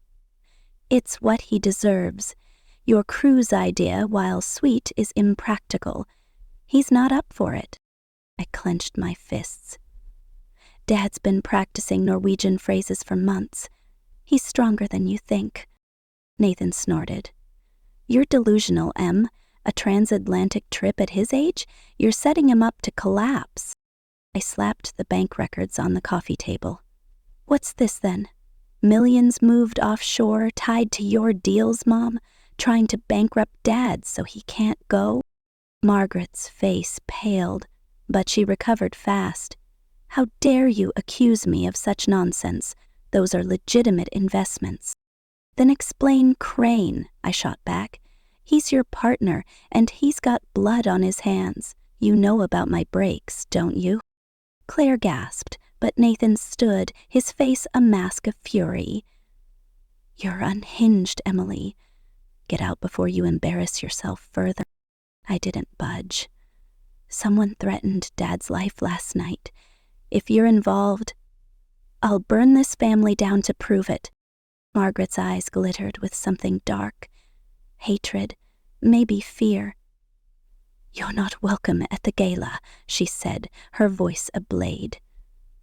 "You're no daughter of mine." The words hit like a gut punch, but I held my ground. "Fine, but I'm taking Dad to Norway with or without you." I stormed out, the slam of the door echoing in my ears. In the driveway, I noticed Nathan's Audi, a fresh scratch on the bumper. My Jeep had a similar mark from the crash. Coincidence? I snapped a photo, my mind racing. Was my own brother trying to kill me? I drove to Dad's fishing cabin by the river, needing his clarity. He was there, casting a line, his flannel shirt rolled to his elbows. "Em, what's wrong?" he asked, reading my face. I told him everything. Almost. The breaks, the knife, the threats, but not Margaret's money or Nathan's possible betrayal. His jaw tightened, but his voice was steady. "You're in deep, kid. If someone's coming for you, they're coming for me too. We fight this together." "Dad, the cruise. It's still on, right?" I asked, hating how small I sounded. He pulled me into a hug, his strength grounding me. "We're going to Norway, Em. I'll swim there if I have to." That night, I got a text from an unknown number, a photo of Dad fishing at the cabin taken hours ago. The message read, "Next time, we don't miss." My blood froze. They were watching him too. I called Sarah, my voice shaking. "They're targeting Dad. We need a plan now." She didn't hesitate. "Pack a bag. You and James are going off-grid until we figure this out. I've got a safe house in the mountains." I grabbed my go bag, my Glock, and the cruise files. As I loaded my rental car, a precaution after the Jeep, I saw headlights in the fog. A black SUV idled across the street, engine purring. I floored it, the SUV giving chase. Astoria's narrow streets became a gauntlet, my heart pounding as I wove through traffic. I lost them at a train crossing, the rumble of the freight cars covering my escape. But the message was clear. Nowhere was safe. At the safe house, a cabin buried in the Cascades, Dad and I hunkered down. Sarah's team swept for bugs, set up perimeter cams. Dad cleaned his old service revolver, his Coast Guard instincts kicking in. "Who's doing this, Em?" he asked, his voice low. "What aren't you telling me?" I swallowed hard. "Mom's hiding money. Millions. I think she's working with a guy named Crane, and Nathan might be in on it. They don't want the cruise to happen." His face crumpled, the betrayal cutting deeper than I'd feared.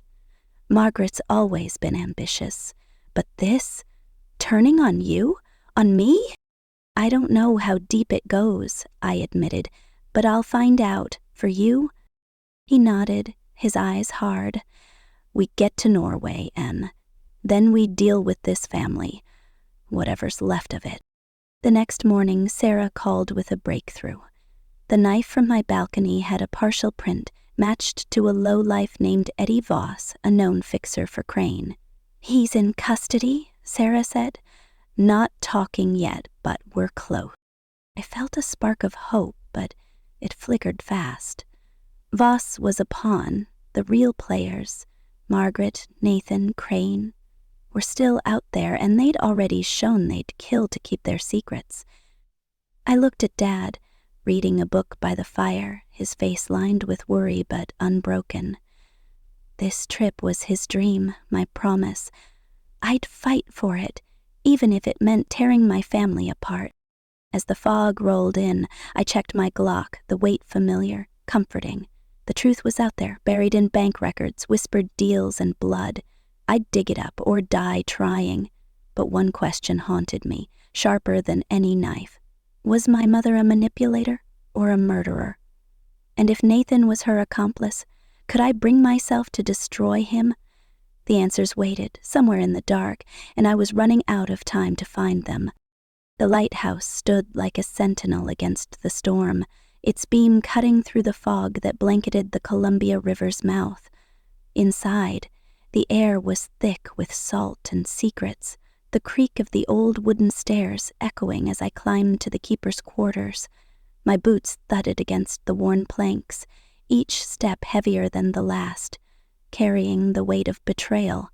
Dad was waiting up there, his face etched with questions I wasn't sure I could answer. Nathan's frantic 4 a.m. voicemail still burned in my ears. Mom's been lying to everyone, including Dad. He never knew about the cruise. Call me back, please. My brother's voice had cracked, raw with guilt, and now we were here. 3 Harpers in a lighthouse, about to unravel a family built on lies. I pushed open the iron door, the wind howling behind me. Dad sat by a cracked window, his Coast Guard cap resting on the table, his hands clasped tight like he was bracing for a squall. Nathan stood in the corner, his tailored suit out of place in the damp, weathered room, his eyes avoiding mine. The lighthouse's beams swept across us, casting long shadows that danced like ghosts. I felt the weight of my Glock in its holster, a reminder that trust was a luxury I couldn't afford. Not after the brake lines, the knife, the spiked drink, the sabotaged boat. Someone wanted me dead, and the list of suspects started with the people in this room. "Emily," Dad said, his voice rough but steady, "what the hell's going on?" I took a deep breath, the salt air sharp in my lungs. "Dad, I planned an Alaskan cruise for your 60th. 3 years, $75,000, 0 cents, to sail the fjords, find our Norwegian cousins in Bergen. You were supposed to walk where your granddad walked, but Mom and Nathan, they've been working against it. Against me." His eyes widened, then narrowed, searching my face for the truth. "A cruise? Norway? Why didn't I know?" "Because Mom lied," I said, my voice trembling with anger. "She told you I was too busy, that I didn't care about your birthday. She deleted my emails, hid the brochures, turned the family against me. She said I wasn't welcome at your celebration." Dad's jaw tightened, his hands clenching into fists. "Margaret said that? To you?" I nodded, the memory of her smirk in the mansion's living room cutting like a blade. "She stood there, Dad, with half of Astoria watching, and told me I was no daughter of hers." Nathan shifted, his face pale. "It's true, Dad. I was there. I didn't stop her. I believed her lies." Dad turned to him, his voice low, dangerous. "You believed what, Nathan?" Nathan ran a hand through his hair, his composure cracking.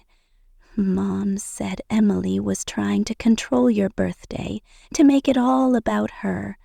She said the cruise was a fantasy, that you'd hate it, that Emily was too wrapped up in her career to care about family." "I bought it, Dad. I was wrong."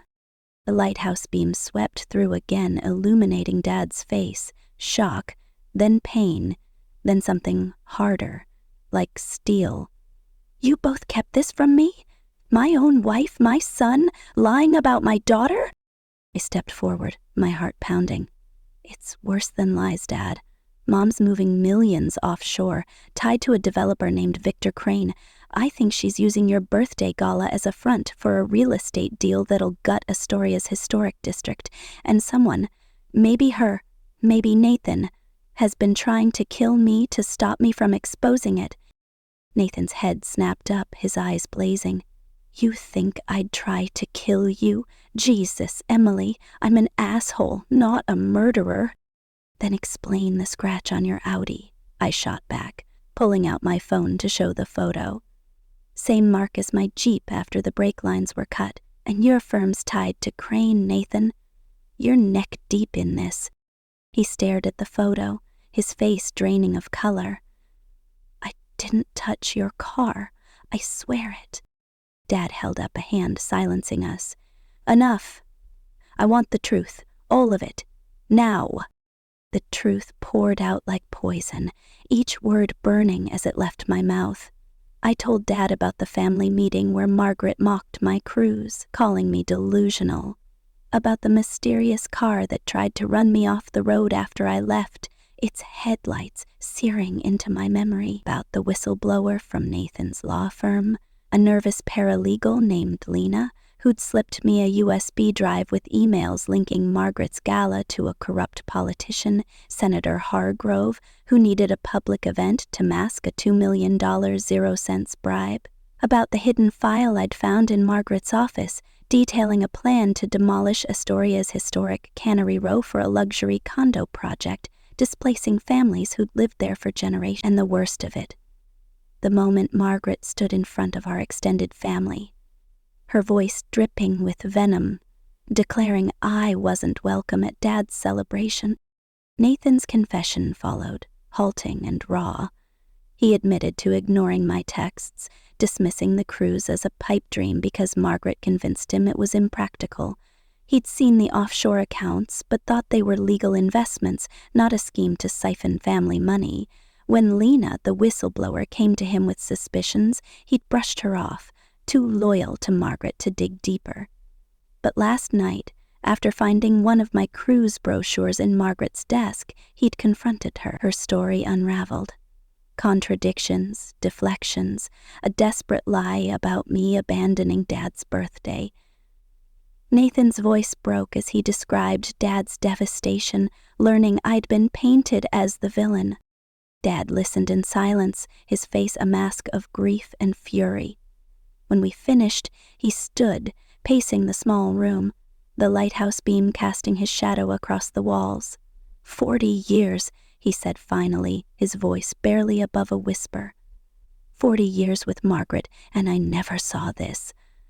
She's always been controlling, but this, turning my kids against each other, lying to my face, putting you in danger, Emily, it's unforgivable. I reached for his arm, my throat tight. Dad, I'm so sorry. I wanted this to be your dream, not a nightmare. He pulled me into a hug, his grip fierce. You're not apologizing for this, Em. You tried to give me something beautiful. She's the one who broke us. Nathan stepped forward, his voice shaky. Dad, I messed up. I let Mom manipulate me, and I hurt Emily.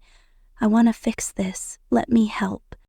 Dad's eyes hardened, studying Nathan like he was seeing him for the first time. You want to fix it? Start by telling me everything you know about Crane and this deal. No more secrets. Nathan nodded, swallowing hard. I'll get you the files, whatever it takes. The lighthouse groaned under a gust of wind, the storm outside mirroring the one within. We were a fractured family, bound by betrayal but clinging to the hope of truth. But hope was a fragile thing, and the danger was far from over. The next morning, I woke in the safe house, a cedar cabin tucked deep in the Cascades, the scent of pine and coffee grounding me. Dad was outside, splitting firewood, his movements sharp, like he was exercising his anger. Sarah had set up a command center in the living room, laptops humming, security feeds flickering. She handed me a mug, her face grim. Eddie Voss, the guy who left the knife? He's talking. Says Crane hired him to scare you, but he swears he didn't cut your brakes or spike your drink. Someone else is calling the shots. I gripped the mug, my mind racing. Crane's working for Mom, isn't he? Sarah shook her head, not directly. Voss says Crane's got a silent partner, someone with deep ties to Astoria. Could be Margaret, could be someone higher up. We're digging. I glanced at Dad through the window, his axe glinting in the dawn light. If they're targeting me, they'll come for him next. We need to move fast. Sarah nodded. I've got a guy tailing Crane, and Lena's pulling more files from Nathan's firm. But Emily, you need to decide. Keep running or fight back? I didn't hesitate. We fight. For Dad, for the truth. Nathan arrived at noon, a flash drive in hand, his face haggard. These are the emails Lena found, he said, plugging it into Sarah's laptop. Crane's been funneling money to Hargrove through shell companies, The gala's a cover. Hargrove shows up, shakes hands, and the bribe gets laundered through campaign donations. Mom's company gets the green light to bulldoze the Cannery Row. I scanned the emails, my blood boiling. One mentioned a family obstacle needing to be neutralized. Me? This is why they want the cruise stopped, I said. It pulls Dad out of Astoria away from their control. He'd never agree to this deal. Dad leaned over my shoulder, his voice low. Margaret's been pushing me to sell the cannery property for years. Said it was a dead asset. I thought she just wanted profit, not this. Nathan's voice was quiet. There's more. I found a contract in Mom's safe. She's planning to transfer your trust fund, Dad, into her name. If the gala goes through, she'll have full control of Harper Realty and your legacy. Dad's face darkened, a storm brewing in his eyes. She's stealing my life's work, and you knew? I didn't know the extent, Nathan said, his voice cracking. I thought she was just being ambitious. I was blind, Dad. I'm sorry. The room fell silent, the weight of Nathan's betrayal hanging heavy. I wanted to believe he was sincere, but the scratch on his body, the evasiveness, the years of siding with Margaret, they gnawed at me. Was he truly on our side, or was this another layer of deception? That afternoon, Sarah's phone buzzed with an alert from her team. Crane's on the move, she said. Meeting someone at the old cannery tonight. Could be our chance to catch them in the act. I looked at Dad, his jaw set. I'm going, I said. If Mom's there, I want to see her face when she's caught. Dad shook his head. It's too dangerous, Em. You've already been attacked. I'm not sitting this out, I interrupted. This is for you, for us. Sarah handed me a comms earpiece and a tracker. You go in, I'm your backup. Nathan, you're with me. James, you stay here locked down. Dad grabbed my arm, his eyes fierce. You come back to me, Emily. Promise. I nodded, my throat tight. I promise. The cannery was a rotting skeleton by the river, its rusted beams groaning under the weight of neglect. The fog was thick, muffling my footsteps as I crept through the shadows, my Glock drawn. Sarah's voice crackled in my earpiece. Crane's inside East Wing, 2 cars pulled up. Black SUV, silver sedan, be sharp. I slipped through a broken window, the stench of mildew and oil hitting me. Voices echoed from deeper inside, low and urgent. I crouched behind a stack of crates, peering through the gloom. Crane stood under a flickering bulb, his bulldog face tense, arguing with a figure in a dark coat. My heart stopped. The figure turned, and I saw her profile. Margaret. My mother. You promised she'd back off, Crane growled. She's still digging, and now Voss is in custody. If he talks, we're done. Margaret's voice was ice. Emily's always been stubborn. I told you to handle it cleanly. The brakes, the boat, sloppy work, Victor. I froze, my blood turning to sludge. She knew. My own mother had ordered the attacks. The spiked drink at the mansion, the car chase, the knife on my balcony. She'd orchestrated it all. My hand tightened on the Glock, rage and grief warring in my chest. Crane sneered. You want clean? Pay me double or I walk. And Hargrove's getting antsy. He wants the gala locked in. It will be, Margaret said. James is under control. The gala goes forward. The deal closes, and Emily, she'll be out of the picture. My vision blurred with tears, but I forced myself to stay still, recording every word on my phone. Sarah's voice hissed in my ear.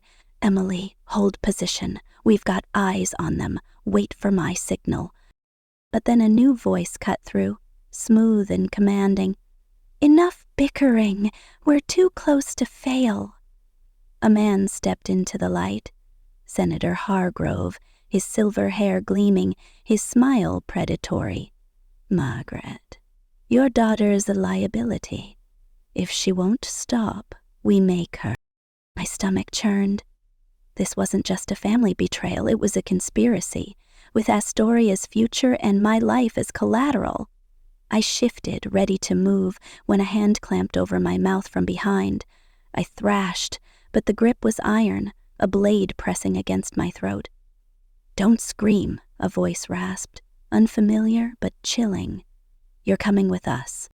Panic surged, but my training kicked in. I drove my elbow back, hitting ribs and twisted free, the blade nicking my neck. I spun, firing a warning shot into the ceiling. The figure, a hired thug, face masked, bolted into the shadows. Shouts erupted inside, Kryn and Hargrove scattering. Margaret's voice barking orders. I sprinted for the exit, Sarah's voice yelling in my ear, "Emily, get out now! Cops are en route!" It burst into the fog, my neck stinging, blood trickling down my collar. Headlights flared, a black SUV roaring toward me. I dove behind a dumpster, the vehicle screeching past, inches from crushing me. Sirens wailed in the distance, red and blue lights cutting through the haze. Sarah's truck skidded up, Nathan in the passenger seat, his face ashen. "Get in," she shouted. I scrambled inside, my breath ragged. "It was Mom," I gasped. "She admitted everything. The attacks, the deal, all of it." Nathan's eyes widened, horror dawning. She ordered them to kill you?" I nodded, the truth a knife in my gut. Sarah floored the gas, weaving through the docks as police swarmed the cannery. "We've got your recording," she said. "It's enough to nail Crane and Hargrove. Margaret's trickier. She'll lawyer up."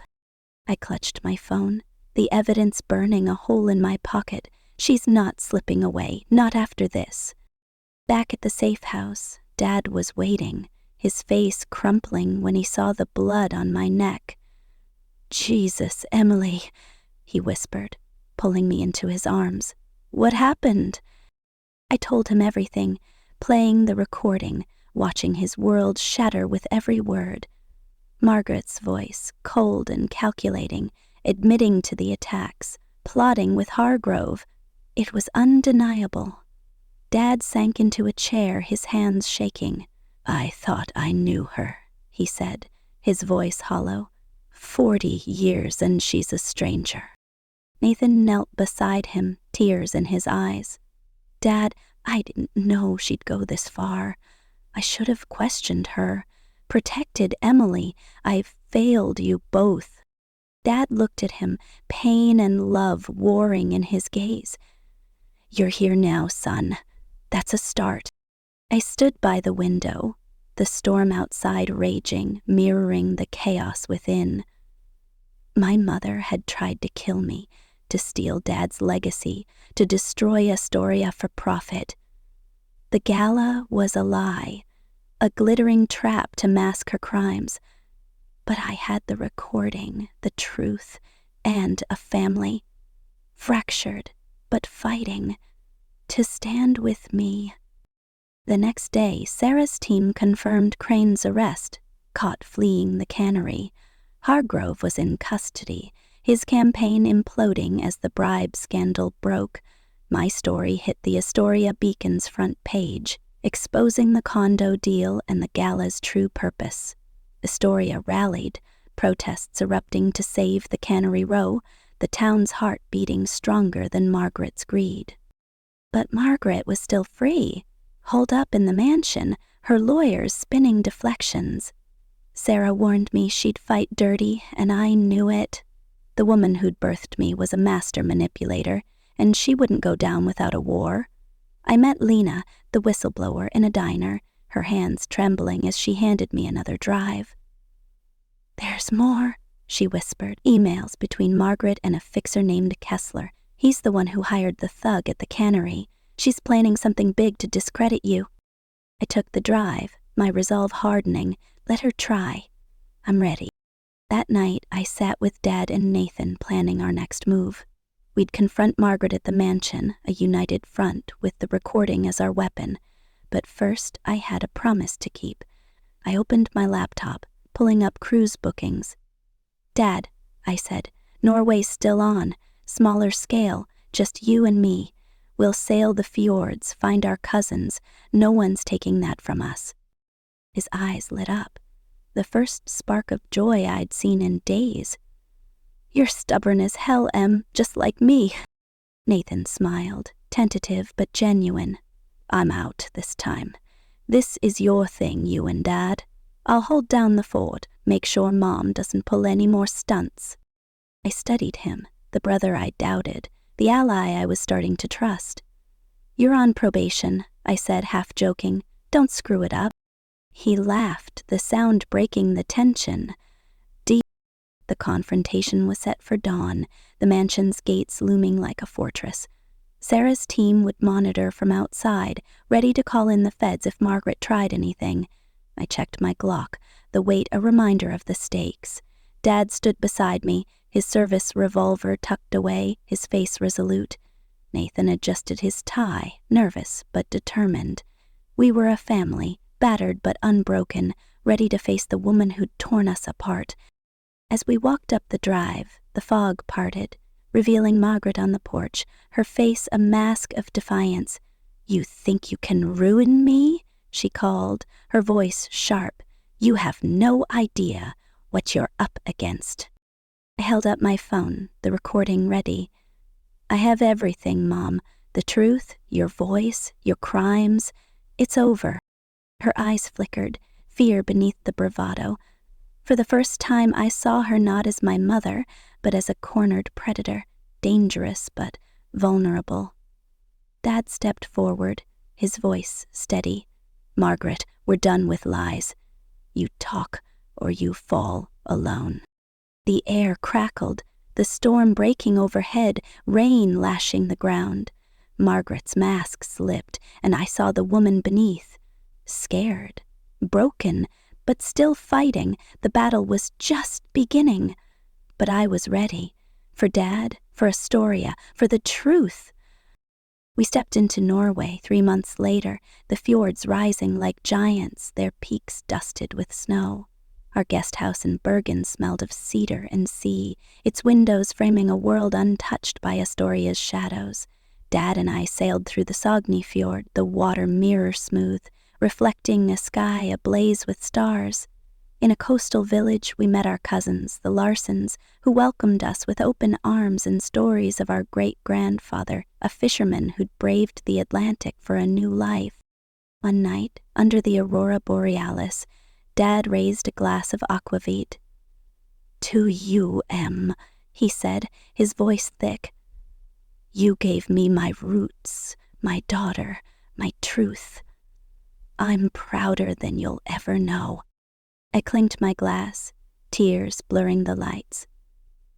"To us, Dad, always." Back in Astoria, Margaret faced trial, her empire crumbling as the Cannery Row was saved. Therapy softened her edges, and though our relationship would never be whole, we found a fragile peace, built on honesty, not illusions. Nathan and I rebuilt our bond over coffee and confessions, the brother I'd lost becoming the ally I needed. Dad moved back to the mansion, his marriage redefined, stronger for its scars. On Dad's 67th birthday, we gathered at a Norwegian bistro, the air warm with laughter and smoked salmon. Dad toasted to family, not the one we were given, but the one we forged through fire. I looked around, at Nathan's shy smile, Margaret's cautious hope, Dad's unwavering love, and felt something I hadn't in years. Home. As I drove through Astoria that night, the fog lifted, the river gleaming under the moon. The scars remained, but so did the strength, the truth, the love. I'd faced a mother's betrayal, a brother's blindness, a town's corruption, and come out whole. The road ahead was uncertain, but I was Emily Harper, and I'd write my own story, one of courage, connection, and a fjord that stretched forever. The rain lashed the Harper mansion like a vengeful spirit, the Columbia River roaring beyond the cliffs as dawn broke over Astoria. I stood at the iron gates, my Glock heavy against my hip, the recording of Margaret's damning confession burning in my pocket. Dad flanked me, his service revolver tucked beneath his jacket, his face carved from granite. Nathan adjusted his tie, his eyes darting nervously, but his jaw was set. We were a fractured trinity, bound by betrayal and a desperate hope for truth. Margaret waited inside, her silhouette framed in the porch light, a queen in her fortress. But today, her walls would crumble. Or we'd all go down trying. "Emily," Dad said, his voice low, steady despite the storm. "You sure about this?" I met his gaze, the man who'd taught me to sail through tempests. "She tried to kill me, Dad. She lied to you, stole your legacy. We end this now." Nathan nodded, his voice tight.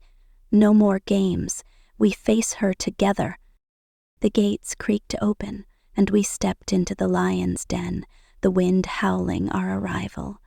Margaret stood at the top of the grand staircase, her silk robe pristine, her face a mask of icy control. "You've made quite the entrance," she said, her voice dripping with disdain. "What's this about, James? Another of Emily's melodramas?" I held up my phone, the recording ready. "No melodrama, Mom, just the truth. You, Crane, Hargrove, planning to gut Astoria, using Dad's gala as a cover. You ordered the attacks on me. It's over." Her eyes flickered, a crack in her armor, but she laughed, sharp and cold. "You think a recording scares me? You're out of your depth, Emily." Ed stepped forward, his voice a low growl. "You lied to me for years, Margaret. Turned our kids against each other, put Emily's life in danger. I want answers." Her mask slipped, resentment flashing in her eyes. "Answers? You want to talk about betrayal? You gave her everything, your love, your pride, while I was left in the shadows. She stole you from me, James, from the day she was born." The words hit like a tidal wave, raw and venomous, exposing a wound I'd never seen. Dad's face crumpled, but I felt something else. Grief, yes, but also clarity.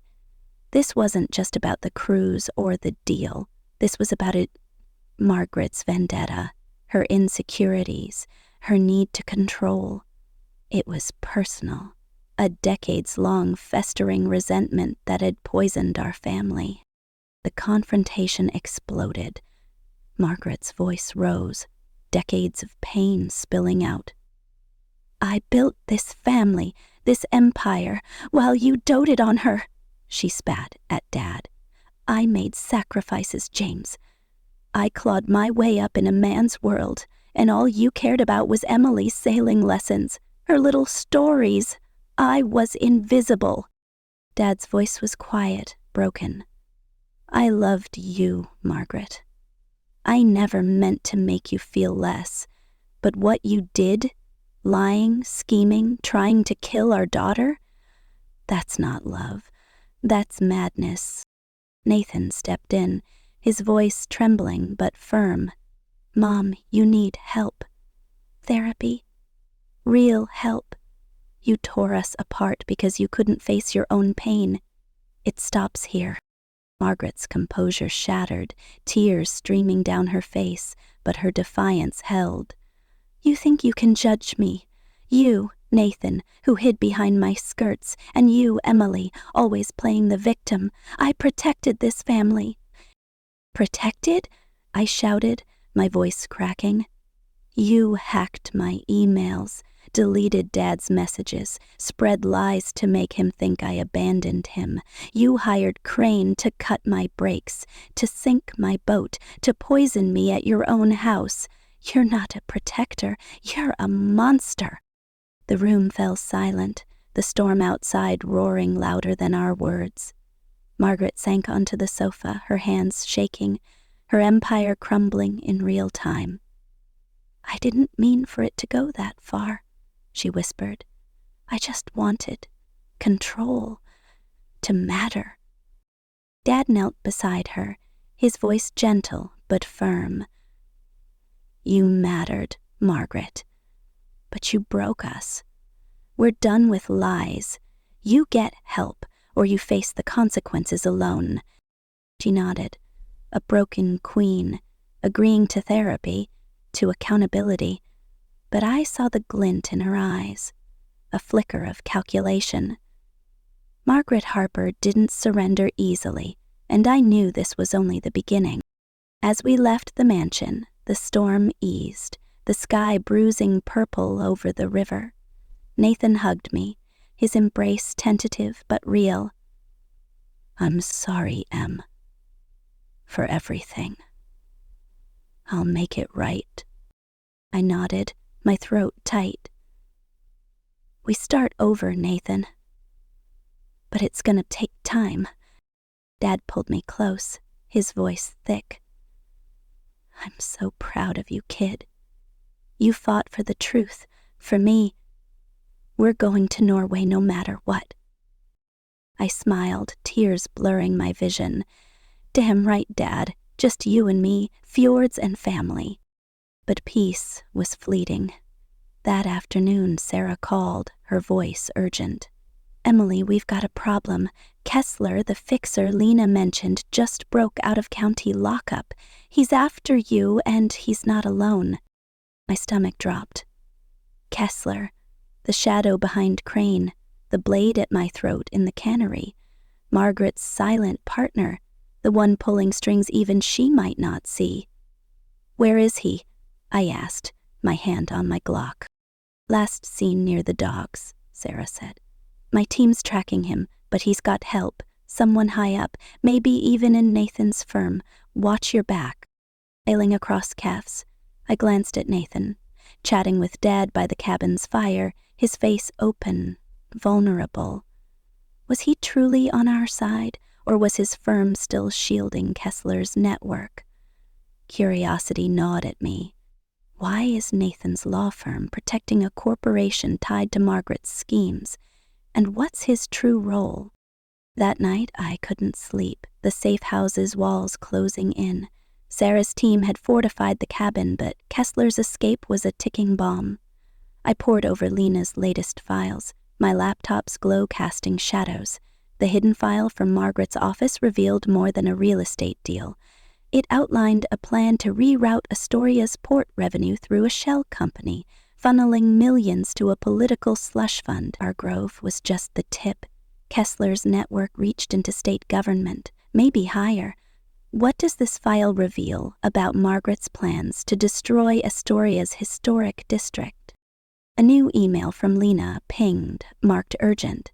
"Found something in Kessler's records," it read. Margaret's been meeting with a woman named Vivian Cross, a lobbyist with ties to D.C. They go back decades. Cross was at the gala planning, posing as a caterer. She's the one who spiked your drink. My blood ran cold. Vivian Cross? A name from Margaret's past? A secret so buried even Dad didn't know. What secret from Margaret's past fuels her vendetta against my relationship with James? Was Cross the architect of this conspiracy? Or a ghost from a grudge older than me? Before I could process it, the cabin's alarms blared. Sarah burst in, her face grim. "Perimeter breach. 2 vehicles, armed. Kessler's here." I grabbed my Glock, heart pounding. Dad and Nathan were already up, Dad's revolver ready, Nathan clutching a fireplace poker like a lifeline. "Stay behind me," I told them, leading the way to the safe room Sarah had prepped. But Kessler wasn't playing subtle. A window shattered, a Molotov cocktail igniting the living room in a roar of flame. Smoke choked the air as Sarah's team returned fire outside, gunfire cracking like thunder.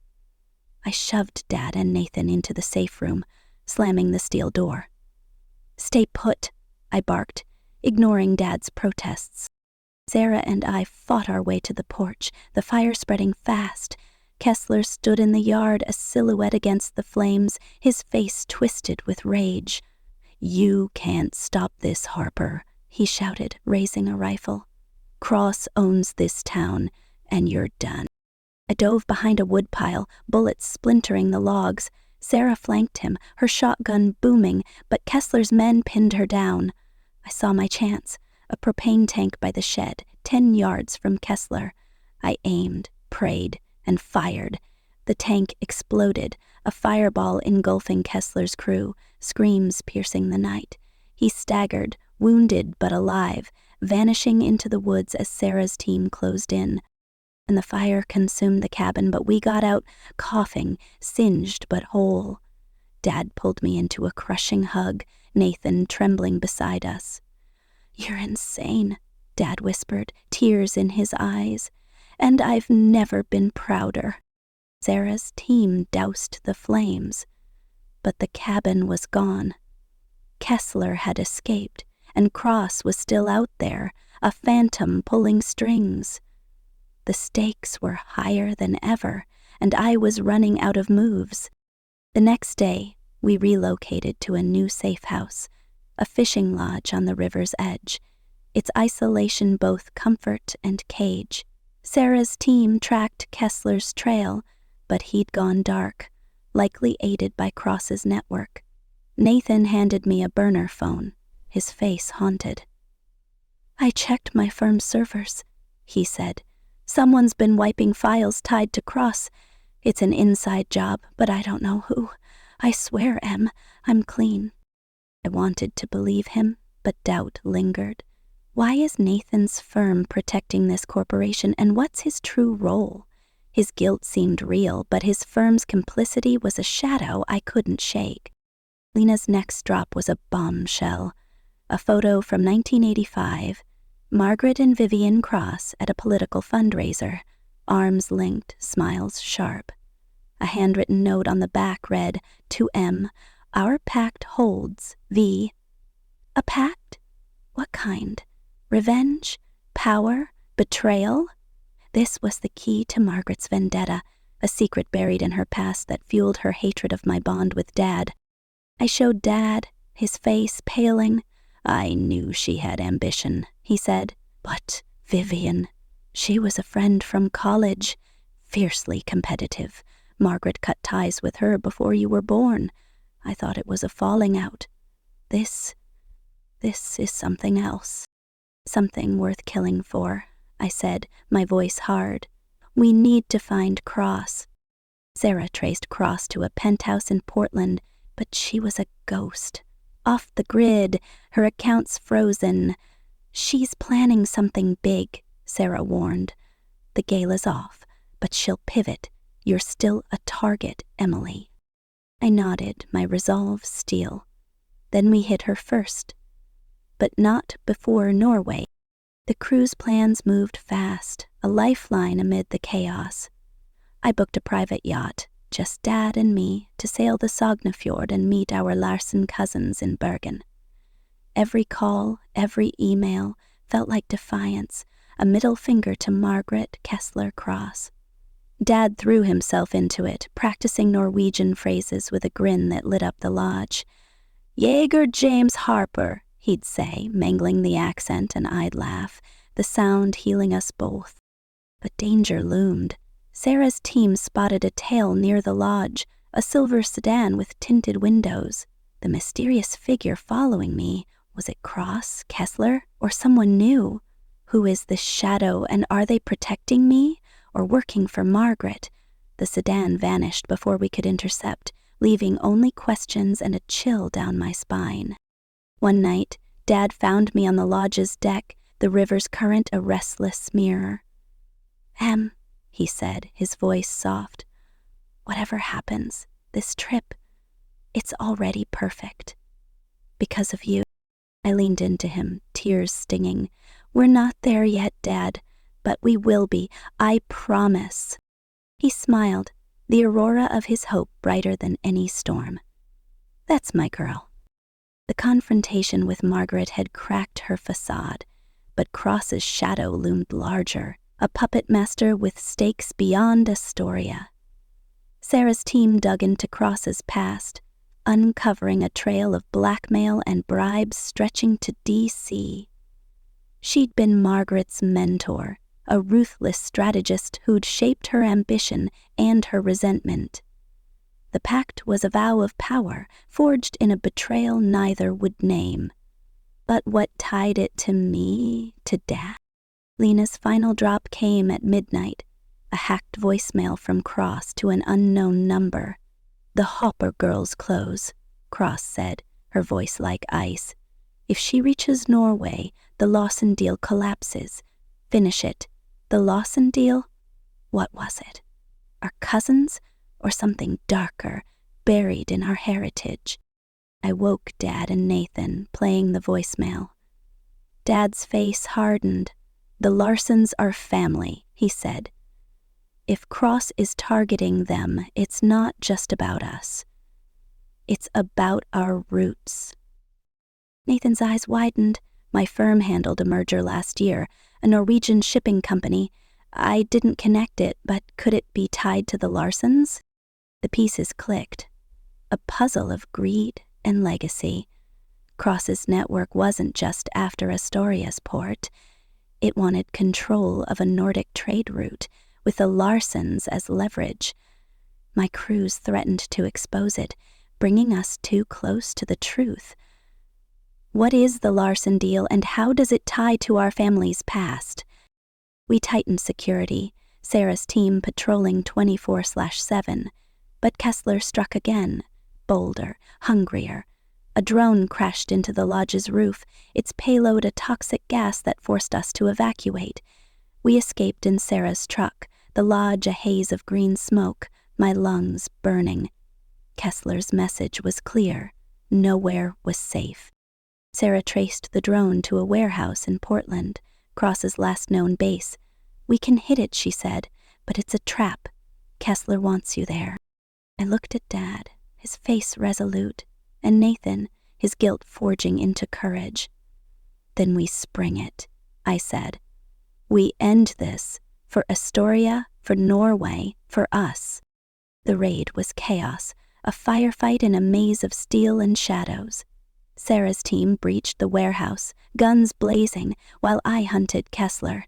I found him in a control room, his rifle trained on a monitor showing Dad's location, hacked from my burner phone. "You're too late," Kessler sneered. "Cross has your cousins. Step out, or they die." I fired, grazing his shoulder, but he lunged, knocking the Glock from my hand. We grappled, his strength crushing, but I fought dirty, slamming a pipe wrench into his knee. He fell, and Sarah's team swarmed, cuffing him. The monitor flickered, showing the Larsons safe, unaware of the threat. We'd won, for now. But Cross was gone, her network intact. The warehouse held files, though, blueprints for a Nordic port takeover with Margaret's signature on a funding deal. She'd been Cross's pawn, her resentment weaponized to destroy us. The truth was a gut punch, but it was ours. Norway came like a sunrise after a long night. Dad and I boarded the yacht, the Sognafjord stretching before us, its cliffs ancient and unyielding. Bergen's guest house was a haven of cedar and sea, its warmth a balm. We met the Larsons in their coastal village, their laughter and stories weaving us into a tapestry of heritage. A historian guided us through Viking trade routes, revealing our ancestors' grit, their blood in our veins. One night, under the aurora borealis, Dad and I sat on the deck, the sky a dance of green and violet. "You gave me my past," he said, his voice thick, "and our future. I love you, Em." I hugged him, the stars our witness. "Love you too, Dad, always." Back in Astoria, Margaret met us at the airport, her face softened by therapy, her remorse fragile but real. "I'm trying," she said, her voice small. "For you, James. For us."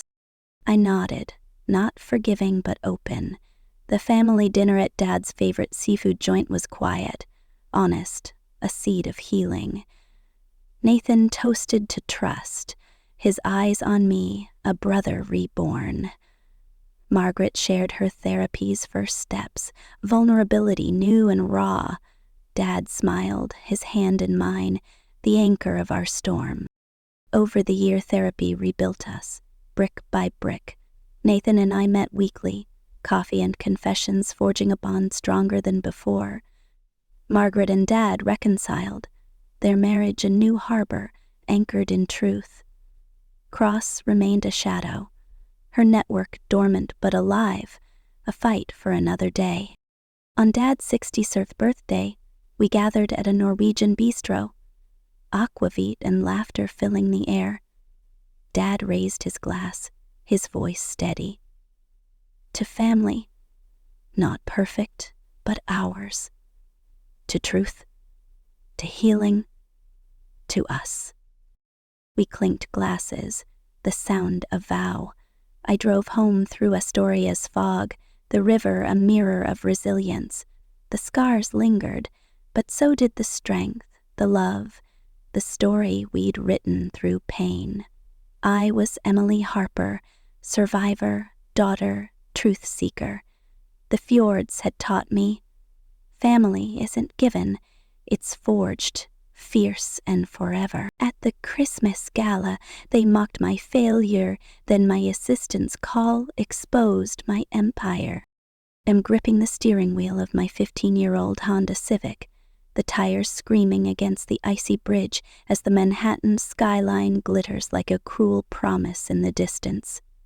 My heart's hammering so hard I can barely hear the wind howling outside. The brakes aren't responding.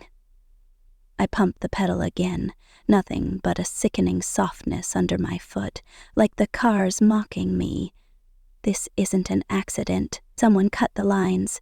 I'm hurtling toward a Christmas gala at my parents' Upper East Side penthouse, and someone wants me dead before I get there. The bridge railing looms closer, a flimsy guard between me and a 200-foot drop into the Hudson River. My mind races. Years of coding, building firewalls, outsmarting hackers, and now it's me against physics. I downshift, the engine groaning in protest, and yank the parking brake. The Civic fishtails, metal scraping metal as I skid to a stop inches from the edge. My breath fogs the windshield. I'm alive, barely. I'm Emily Harper, 35, and I've spent the last decade building a $90 million zero-cent cybersecurity empire, Sentinel Solutions, from a cramped Seattle condo. Nobody knows. Not my status-obsessed family, not the barista who hands me my coffee every morning, not even Alex, the paramedic I've been dating who thinks I'm just a tech consultant scraping by. I drive this beat-up Civic, wear thrift store sweaters, and live in a Capitol Hill walk-up because I learned early that wealth poisons relationships faster than arsenic. But tonight, as I sit shaking in my car, staring at the abyss I almost plunged into, I realize keeping my secret might cost me more than I ever imagined. It started this morning, 12 hours ago, when I was still in Seattle, hunched over my laptop in my condo, the kind of place where the radiator hisses like it's plotting mutiny. I was debugging code for a new encryption protocol when an email pinged into my inbox. No sender, no subject, just a string of numbers and a message that made my blood run cold. Pay $10 million 0 cents by midnight, or we leak Sentinel's client data to the dark web. You know what's at stake. My clients aren't just mom-and-pop shops. They're defense contractors, government agencies, names so classified I'd be in a black site prison if their data got out. I traced the email through 3 VPNs before it vanished into a server in Moldova. Whoever sent it wasn't an amateur. They knew exactly who I was. I should have called the FBI, but I didn't. I've spent my life solving problems alone, ever since I was 13, sitting in a musty computer lab on the Upper East Side, writing my first encryption script, while my parents threw a gala for hedge fund tycoons upstairs. That's where I grew up, a brownstone dripping with old money, where my parents, Victoria and Charles, measured love in carats and square footage. They'd parade me out for guests, a prop in their perfect life, then send me back to my room when the conversation turned to stock portfolios. I was invisible unless I was useful. By high school, I was building security software for local businesses, pocketing $500 0-cent checks while my mother sneered, "Technology is for the help, Emily." My father wanted me at Yale, following his footsteps into finance, but I chose Stanford on a full scholarship, walking away from their world with nothing but a suitcase and a laptop. At Stanford, I built the prototype for Sentinel Solutions, a platform that levels the playing field, giving small businesses the same cyber defenses as Fortune 500s. It was a middle finger to the corporate giants my family worshipped. By senior year, I had 50 clients. A year later, 1,000. An angel investor saw the potential, and by the time I was 30, a Series B round valued Sentinel at $150 million, 0 cent. My stake made me richer than my parents could dream, and I never told a soul. I've kept it that way because I've seen what money does. It turns friends into leeches, family into vultures. My cousin Lucas once bragged about his Ferrari while calling my Civic a rolling embarrassment. My Aunt Margaret offered me a receptionist job last Christmas, assuming my little startup was one bad month from bankruptcy. They don't know Sentinel's software guards Pentagon servers, or that I've got a standing invite to brief Congress on cyber threat. They see the scuffed shoes, the unbranded coat, and they pity me. That's fine. I'd rather be invisible than idolized for the wrong reasons. But invisibility comes with risks. 2 weeks ago, someone broke into Sentinel's Seattle office. No alarms tripped, no cameras caught a thing, just a safe cracked open and 3 encrypted drives gone. Those drives hold specs for a new defense contract, the kind that could shift geopolitical power if they fell into the wrong hands. I've got my best analysts working to track them, but every lead's a dead end. Rachel, my assistant and a reformed hacker who could probably outcode the NSA, thinks it's an inside job. She's the only one at Sentinel who knows I'm the CEO, not just a consultant. She teases me about my $50 0 thrift store jeans, but guards my secret like it's her own. Rachel was with me this morning when I got that email. "This is bad, Em," she said, her usual smirk gone. "They're not bluffing." I nodded, trying to stay calm while my mind spun through worst-case scenarios. Clients exposed, contracts voided, Sentinel's reputation in ashes. I told her to double our server defenses and flew to New York for the gala, promising to deal with it after. I didn't expect my brakes to fail on the way. Now, sitting on this bridge, the gala's still an hour away, and I'm wondering who wants me out of the picture. The emailer? The thief who took the drives? Or someone closer? Someone who's been watching me longer than I realized. My phone buzzes. Rachel. "You okay? Your GPS stopped moving." I tell her about the brakes, my voice steadier than I feel. "Get out of there," she says. "I'm sending a tow and a cab. And Em, don't trust anyone at that gap." I want to argue, but the memory of that soft brake pedal shuts me up. I grab my bag, lock the Civic, and wait for the cab, the December wind cutting through my sweater like a blade. The cab drops me at my parents' penthouse, a glass and steel monolith overlooking Central Park. The doorman, Reggie, gives me a sympathetic nod as he takes my coat. "Rough night, Miss Harper?" he asks, eyeing my wind-blown hair. "You have no idea," I mutter, forcing a smile. Reggie's one of the good ones, remembers my name, not my net worth. I tip him $50, 0 cents, and head to the elevator, steeling myself for what's coming. The penthouse doors open to a sea of Chanel and Rolexes, the air thick with champagne and smugness. My mother, Victoria, glides over in a $10,000 0-cents gown, her smile as warm as a tax audit. "Emily, darling, you're late," she says, air-kissing my cheeks. Her eyes flick over my sweater, and I see the disappointment she doesn't bother to hide. "Everyone's already here." The subtext is clear. "You're embarrassing us again." My father Charles is holding court by the fireplace, regaling a circle of financiers with tales of his latest merger. He spares me a glance, a distracted nod, then dives back into his story. I'm used to it. Growing up, I'd sit at the dinner table while he and Mom debated which neighbor's yacht was bigger, my voice drowned out by their ambition. I learned to stop trying. Cousin Lucas spots me, his grin sharp as a switchblade. "Em, still rocking the hobo chic?" he calls, loud enough for heads to turn. His Ferrari key fob dangles from his hand like a trophy. "When are you upgrading from that rust bucket?" I force a laugh, dodging the question, but the room feels smaller, the eyes on me sharper. Aunt Margaret swoops in, her perfume overwhelming. "Emily, dear, you've put on weight," she says, her tone dripping with fake concern. "But it suits you. We were worried you were wasting away with that startup of yours."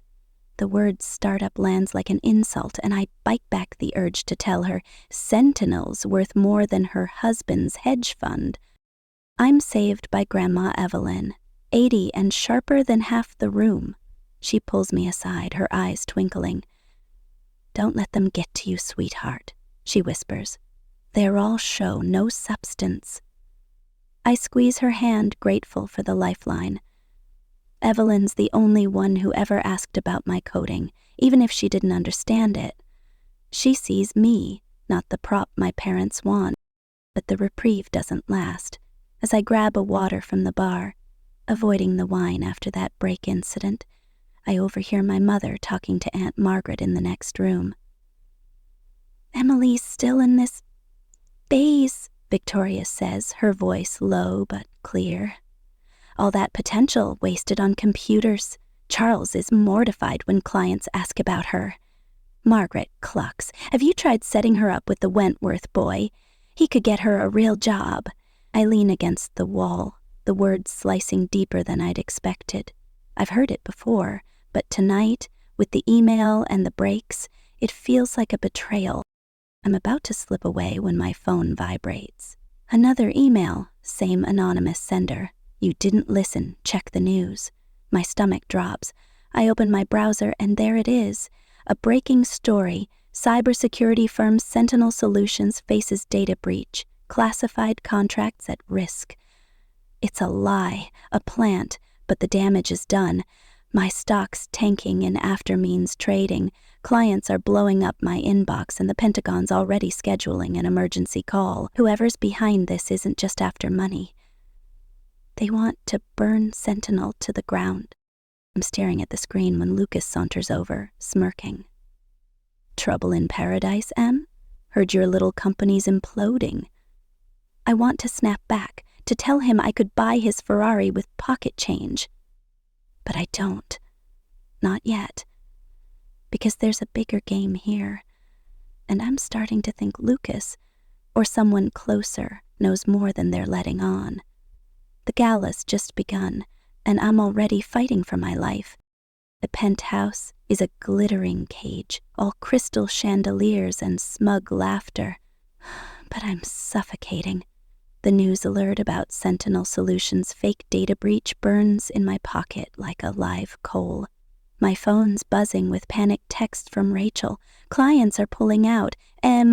We're hemorrhaging. I'm Emily Harper, 35, the invisible CEO of a $90 million 0-cent cybersecurity empire. And tonight, at my parents' Christmas gala in their Upper East Side fortress, I'm fighting to keep my world from collapsing. Someone's orchestrated a war against me. Tampered brakes, stolen drives, a $10 million 0-cents extortion email, and now, as I stand among champagne flutes and tailored suits, I'm starting to think the enemy's in this room. The gala's in full swing, a parade of Manhattan's elite swirling around me. My mother, Victoria, floats through the crowd in a gown that costs more than my condo, her smile a polished weapon. My father, Charles, holds court by the grand piano, his voice booming about his latest acquisition. They don't see me, not really. To them, I'm the disappointment in a thrift store sweater, the daughter who chose code over country clubs. But tonight, their dismissal feels like a blade, especially after overhearing them plotting to fix me with a finance job, as if my life's work is a broken toy. Cousin Lucas saunters over, his Ferrari key fob swinging like a pendulum. Rough night?" he says, his smirk sharp enough to cut glass. "Heard your little startup's circling the drain. Tough break." His words land like punches, and I clench my water glass to keep from snapping. Lucas has always been a bully, but there's a glint in his eye tonight, something calculated. Does he know about the breach story? Did he plant it? I force a smile, dodging his jab. "Sentinel's fine, Lucas. Thanks for the concern." He laughs, too loud, drawing eyes. Sure. Keep dreaming, thrift store chic." The nickname stings, but I let it slide, scanning the room for threats. My instincts, honed from years of outsmarting hackers, scream that I'm being watched. The anonymous email. "Pay $10 million, 0 cents, or we leak everything," loops in my head. Whoever sent it knows about Sentinel's classified projects, the kind that could start wars if exposed. And then there's the break-in 2 weeks ago, those stolen drives. Rachel's convinced it's an inside job, and I'm starting to wonder if inside means family. Aunt Margaret swoops in, her perfume a chemical assault. "Emily, dear, you've let yourself go," she says, her eyes raking over my jeans and sweater. "We were so worried you were starving, slaving away at that company of yours." She says company like it's a dirty word, then leans closer, her voice syrupy. "My husband's firm has a clerical opening, stable, good benefits. I could put in a word." I'd bite back the urge to tell her I employ 300 people, including Ivy League PhDs, and that Sentinel's worth more than her husband's entire portfolio. Instead, I murmur, "Thanks, Margaret." "I'm good." She frowns, unconvinced, and I slip away, my heart pounding. The gala's a minefield, every conversation laced with judgment. I spot Grandma Evelyn across the room, her silver hair glowing under the chandelier. At 80, she's the only one who ever saw me for me, asking about my coding projects when everyone else was obsessed with my mother's charity galas. She catches my eye and offers a knowing smile, like she senses the storm I'm weathering. I start toward her, craving her quiet strength, but my father's voice cuts through the crowd.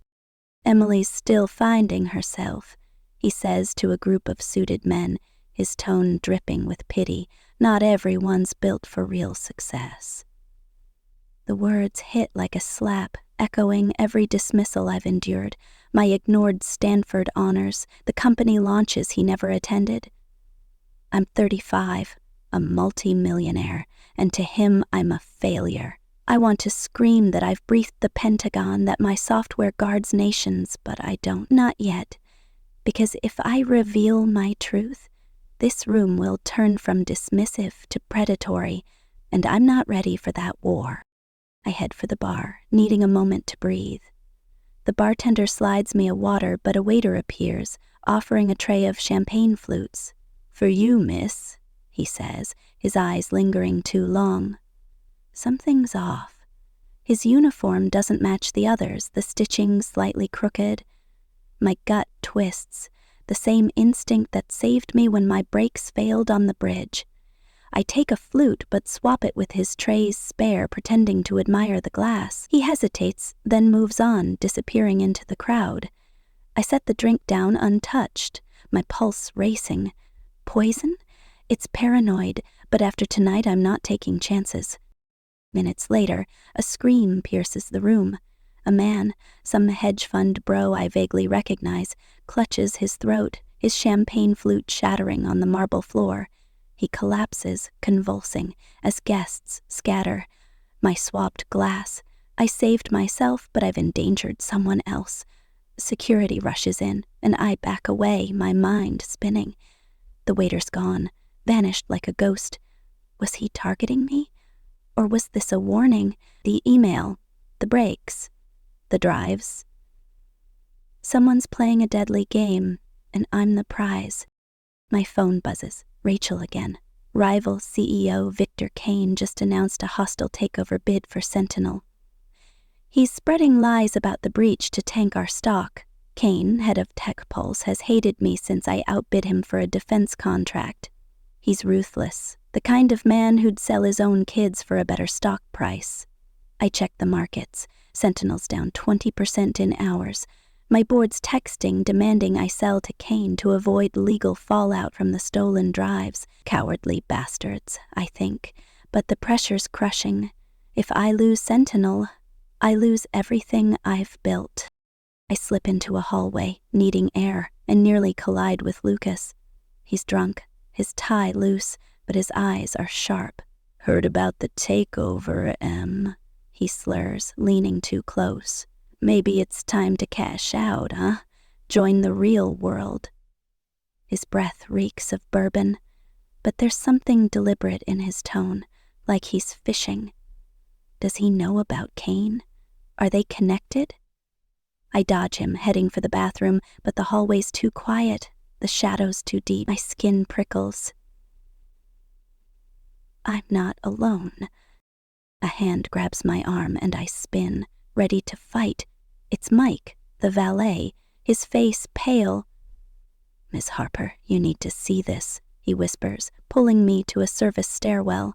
He shows me his phone, a grainy security feed of the garage, my Civic parked among Bentleys. A figure in black slips under the hood, tampering with something. The timestamp matches my arrival. "I didn't know who to tell," Mike says. "Your family. They're not what they seem." I nod, my throat tight. Mike's son is in a coding boot camp. I've promised to mentor him. He's got no reason to lie, but his words chill me. My family. Back in the Gallo, the mood's shifted.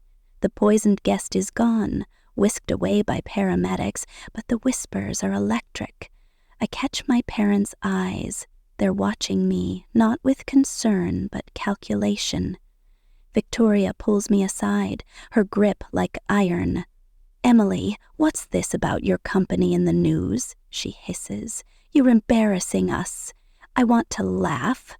My life's on the line and she's worried about her socialite cred, but before I can respond, I overhear Charles talking to a man I recognize. Victor Kane. Kane's here, in my parents' penthouse, his shark-like grin unmistakable. "Sentinel's a sinking ship," he's saying. "I'm doing Harper a favor taking it off her hands." Charles nods, like he's in on it. My blood runs cold. Is my father colluding with Kane? Did he know about the breaks? The poison?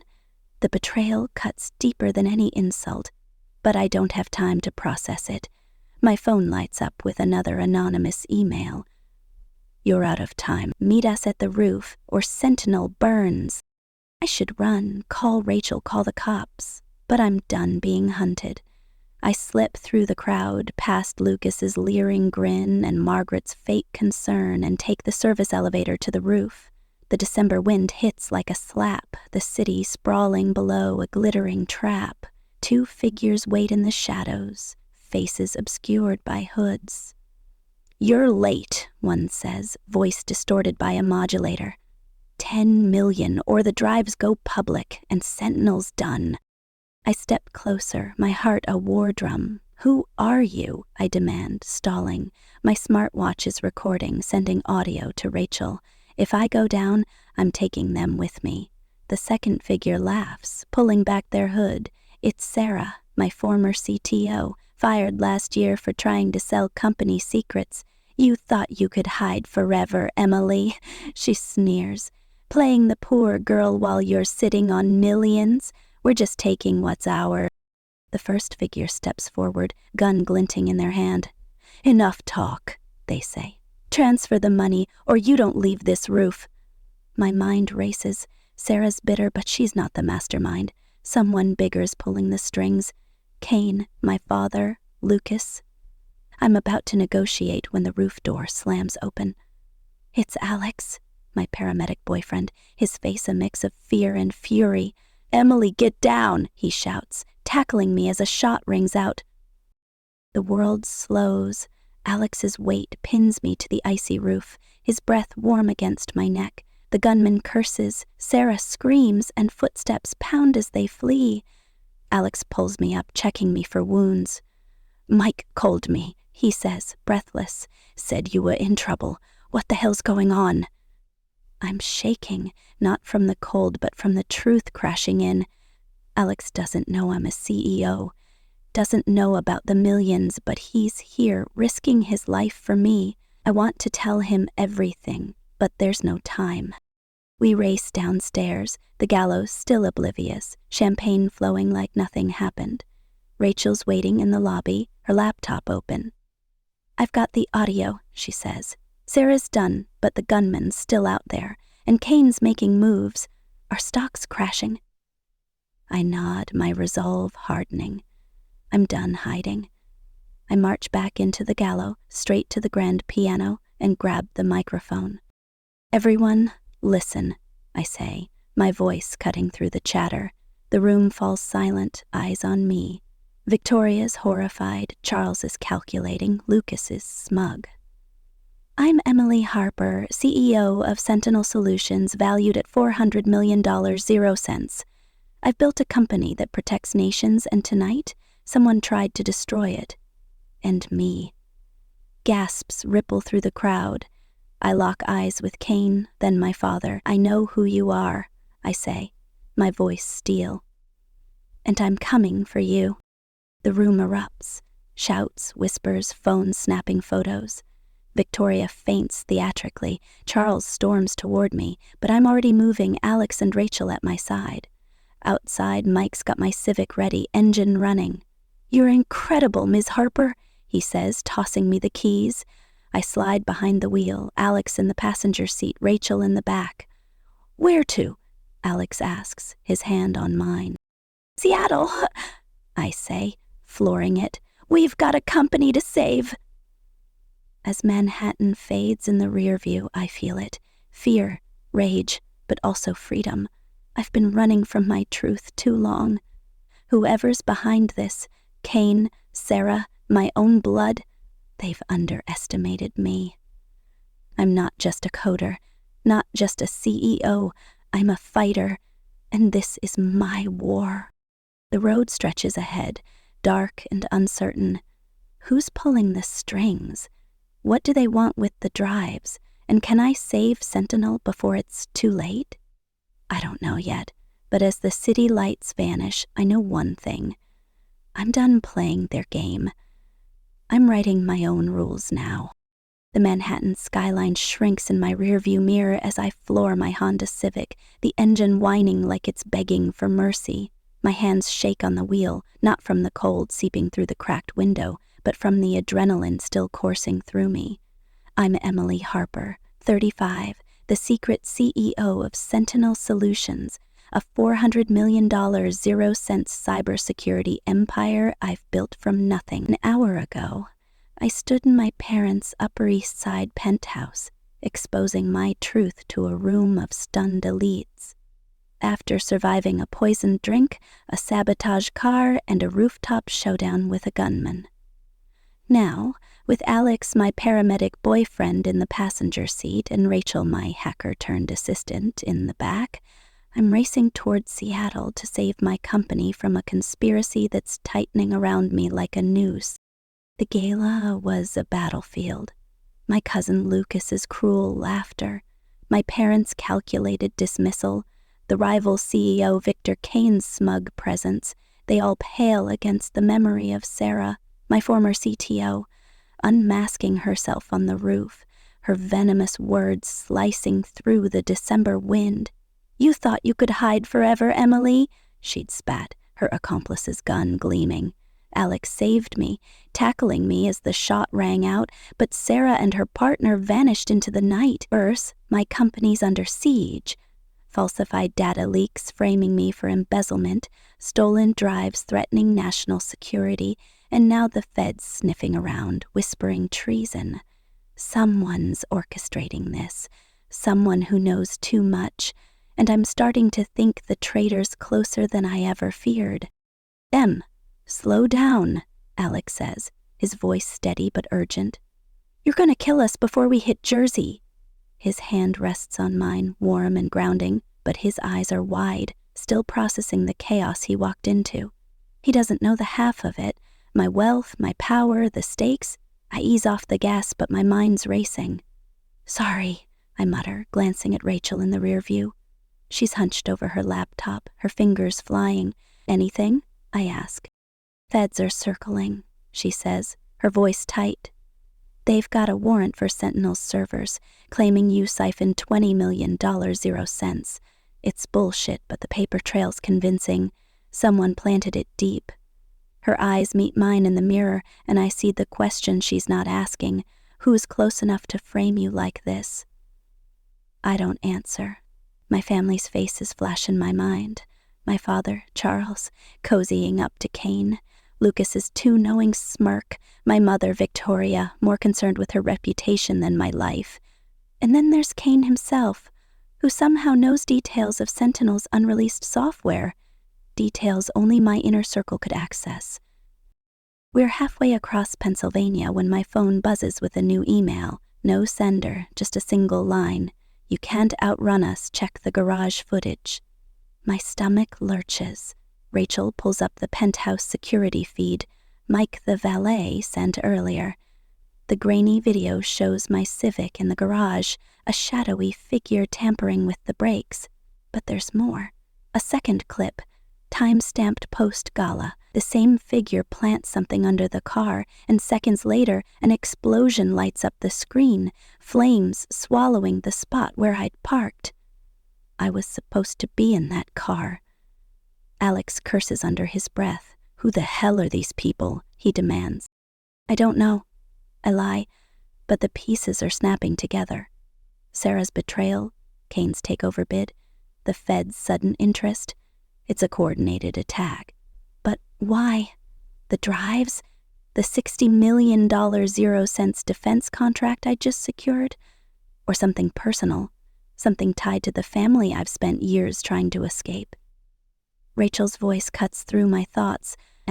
We've got a bigger problem. Sentinel's board is meeting in 12 hours. They're voting on Kane's takeover. If they fold, you're done. I grip the wheel tighter. My board, half of them spineless, the other half greedy, could sell me out to Kane before I even get to Seattle. And with the feds breathing down my neck, I can't afford to lose control. Get me a secure line to the Pentagon, I tell Rachel. I need to know if that contract's still solid. She nods, but her expression says it all. We're running out of time. By dawn, we're in Ohio, the Civic coughing like it's on its last legs. Alex insists on driving, giving me a chance to rest, but sleep's a fantasy. My mind's a war room, replaying every threat, every betrayal. I think of Sophie, my 15-year-old niece, who whispered at the gala that she's taking coding classes because of me.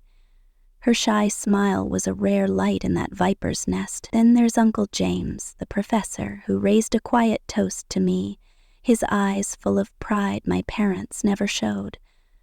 They're my anchors, but even they can't shield me from what's coming.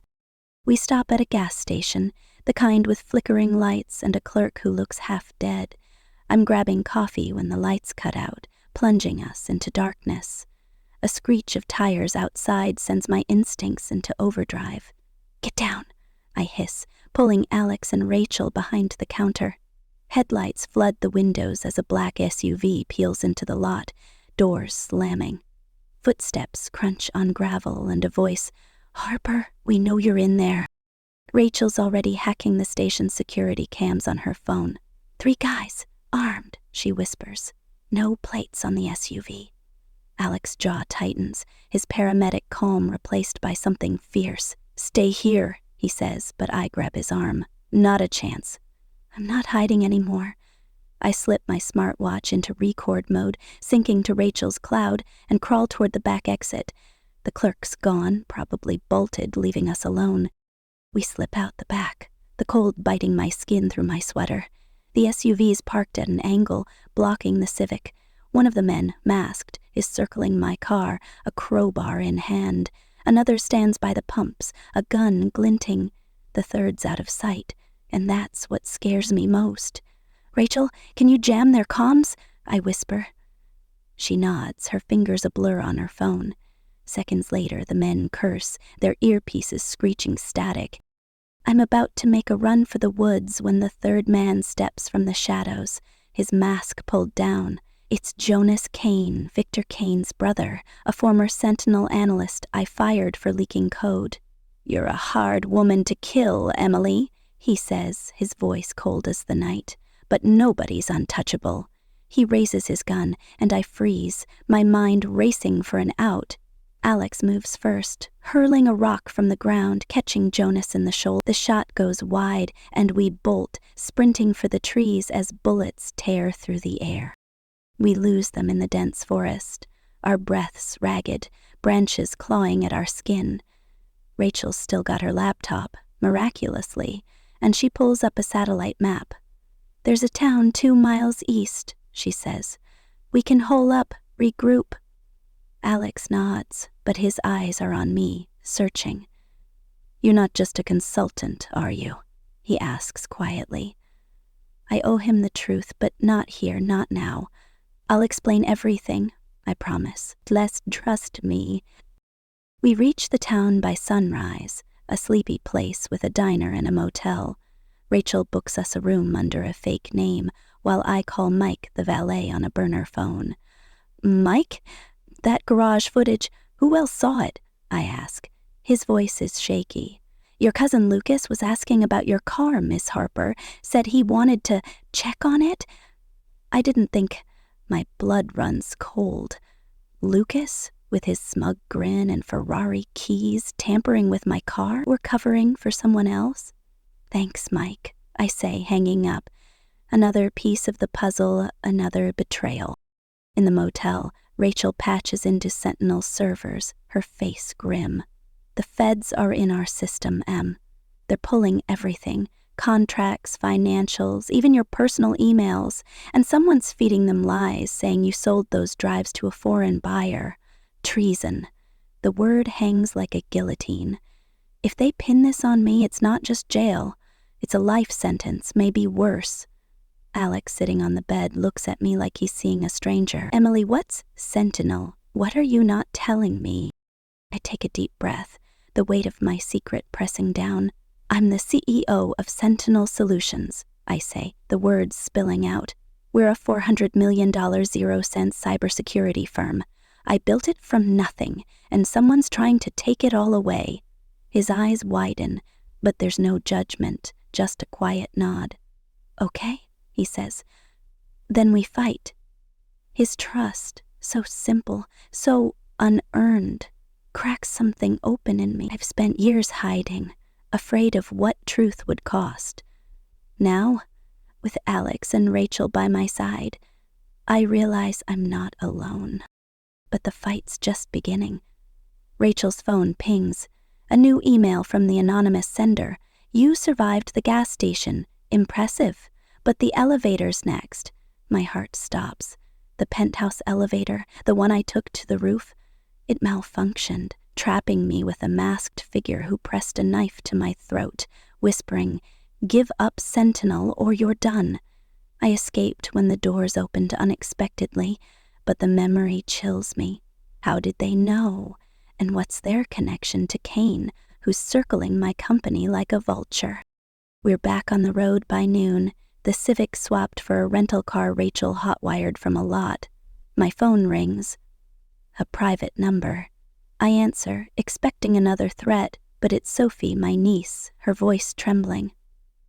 "Aunt Emily, I heard what you said at the gala. It was amazing, but Lucas was talking to some guy after you left, saying you'd pay for showing off. I'm scared. My grip tightens on the phone. Stay safe, Soph, I tell her. I'm handling it. But I'm not. Not yet. In Chicago, we hit a snag. The rental car's GPS starts glitching, rerouting us toward an industrial district. Rachel's hacking the system when the car locks itself, the doors sealing shut. It's a remote hack, she says, her voice rising. They're driving us. The car accelerates, weaving through traffic, a warehouse looming ahead. Alex smashes the dashboard, trying to disable the system while I grab Rachel's laptop, counter-hacking the signal. My code's sloppy, rushed, but it works. The car slows, the locks pop. We bail out, sprinting as the car crashes into a loading dock, exploding in a fireball. We're alive, but the message is clear. Nowhere's safe. Rachel traces the hack to a server linked to Tech Pulse, Kane's company. He's not just after my stock, he's playing for blood. But how does he know my unreleased software? The answer hits like a freight train. Someone at Sentinel's feeding him intel. A traitor, deep in my inner circle, close enough to know my every move. We hitch a ride to Seattle, arriving at Sentinel's headquarters under cover of night. The building's dark, but Rachel bypasses the security grid and we slip inside. My office is a war zone, files shredded, monitors smashed. A single note sits on my desk, handwritten, "You can't hide forever." My knees buckle, but Alex catches me, his voice steady. "We're ending this, Em, together." Rachel pulls up the server logs and we find it, a backdoor in our system, active for months, leaking data to an encrypted IP. I trace it, my fingers trembling, and the truth crashes over me. The leak's coming from my own terminal, my personal access. Someone's framed me, using my own credentials to betray me. But who has that kind of access? Rachel? Impossible. She's risked everything for me. Then who? My phone buzzes. A call from Uncle James, my professor ally. "Emily, I've found something," he says, his voice low. "Your father's been meeting with Kane for months. There's a paper trail, offshore accounts, payments. I think he's in on it." My world tilts. Charles, my own father, selling me out to Kane? The man who called me a failure, who never once visited my office, betraying me for profit? The pain is raw, but it fuels me. I'm about to rally Rachel and Alex when the building's alarms blare. Security footage shows feds storming the lobby, warrants in hand.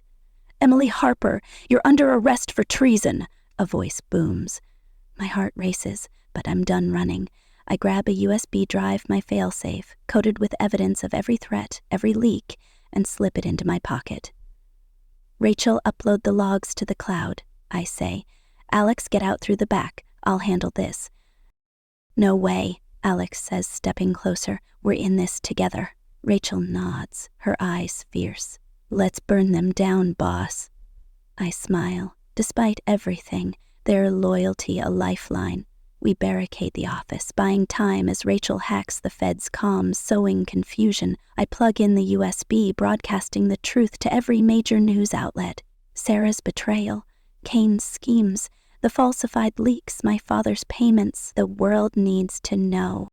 The Feds breach the door, but I'm ready. "I'm Emily Harper," I say, hands raised, my voice steady, "and I've got proof I'm innocent." The lead agent hesitates, glancing at his phone as the news breaks globally. Sentinel CEO exposes corporate conspiracy. The room shifts, the Feds lowering their weapons. Rachel's upload worked. The truth is out. 6 months later, I'm hosting a barbecue in my new Seattle home, a modest craftsman with a big backyard. Sophie's here, showing off her latest coding project, her eyes bright with pride. Uncle James raises a glass, his quiet support unwavering. Alex, now my partner in every sense, grills burgers, his laughter warm. Rachel's joking about my new hybrid car. No Tesla, just practical, like me. The feds queered me, Sarah's in custody, and Kane's facing charges. My father's offshore accounts were exposed. He's fled the country, Victoria trailing him. Lucas begged for a job. I said no. Sentinels stronger than ever. Our mission to protect the vulnerable sharper. But questions linger. Who was the masked figure in the elevator? What's Kane's true endgame? And the traitor and sentinel whoever used my terminal is still out there. I'll find them. For now, I'm surrounded by people who see me, not my millions. I've lost a family, but I've built a better one. The fight's not over, but I'm ready. I'm Emily Harper, and I define my own worth. Your sister needs it more, my parents claimed, handing her the estate, so I cut off the mortgage payments. The storm hit Rockport, Maine, like a grudge settling old scores. Rain lashed the windows of my parents' cliffside estate, the kind of downpour that makes you feel like the world's trying to drown itself. I was hunched over a desk in Mom's office, sorting through a mess of unpaid medical bills and crumpled receipts when I found it, a locked safe tucked under a pile of damp cardboard boxes. The power flickered, casting shadows that danced like ghosts across the wood-paneled walls. I shouldn't have been there, not really. But I'd been the one keeping their lives from collapsing for years, so who else was going to dig through this chaos during a nor'easter? I'm Elise Harper, 38, the daughter who stayed, the one who said no to a corner office in Boston to nurse Dad through his heart surgery, the one who drained $15,000, 0 cents from my retirement fund to cover estate taxes when Mom and Dad's savings ran dry. They called me their anchor once, a word that felt like love until it started to feel like a leash. That night, as the wind howled and the ocean churned below the cliffs, I found something that made my blood run colder than the storm outside. The safe was old, rusted at the edges, with a combination lock that looked like it hadn't been touched in years. I don't know what made me try to open it. Maybe it was the way the storm made everything feel urgent, like secrets were clawing their way out of the walls. Maybe it was the bourbon I'd sipped from Dad's stash to steady my nerves. I spun the dial, trying random numbers. Mom's birthday, Dad's, mine, nothing.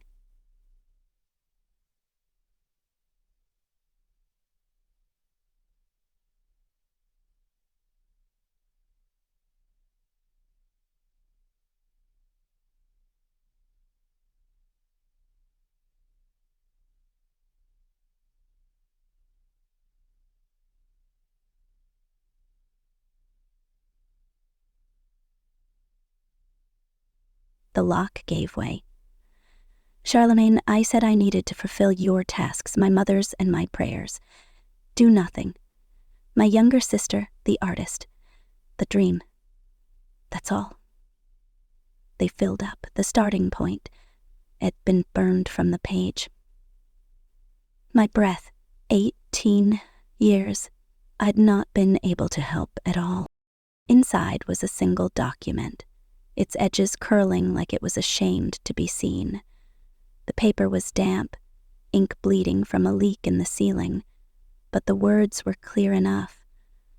Last will and testament of Margaret and Richard Harper. My heart thudded, a slow, heavy beat, like it knew what was coming before my eyes caught up. I skimmed the pages, each line a knife. The estate, our family's sprawling, cedar-shingled home perched over the Atlantic, worth $2,300,000, 0 cents, went to Chloe. The savings, the life insurance, the antique furniture Mom bragged about at every town potluck, all hers. My name appeared once in a single gut-punch sentence. We trust Elise will forgive us. Forgive them? For what? Erasing me? I sat back, the chair creaking under me, the bourbon burning in my throat. The estate wasn't just a house. It was the place I'd poured my life into.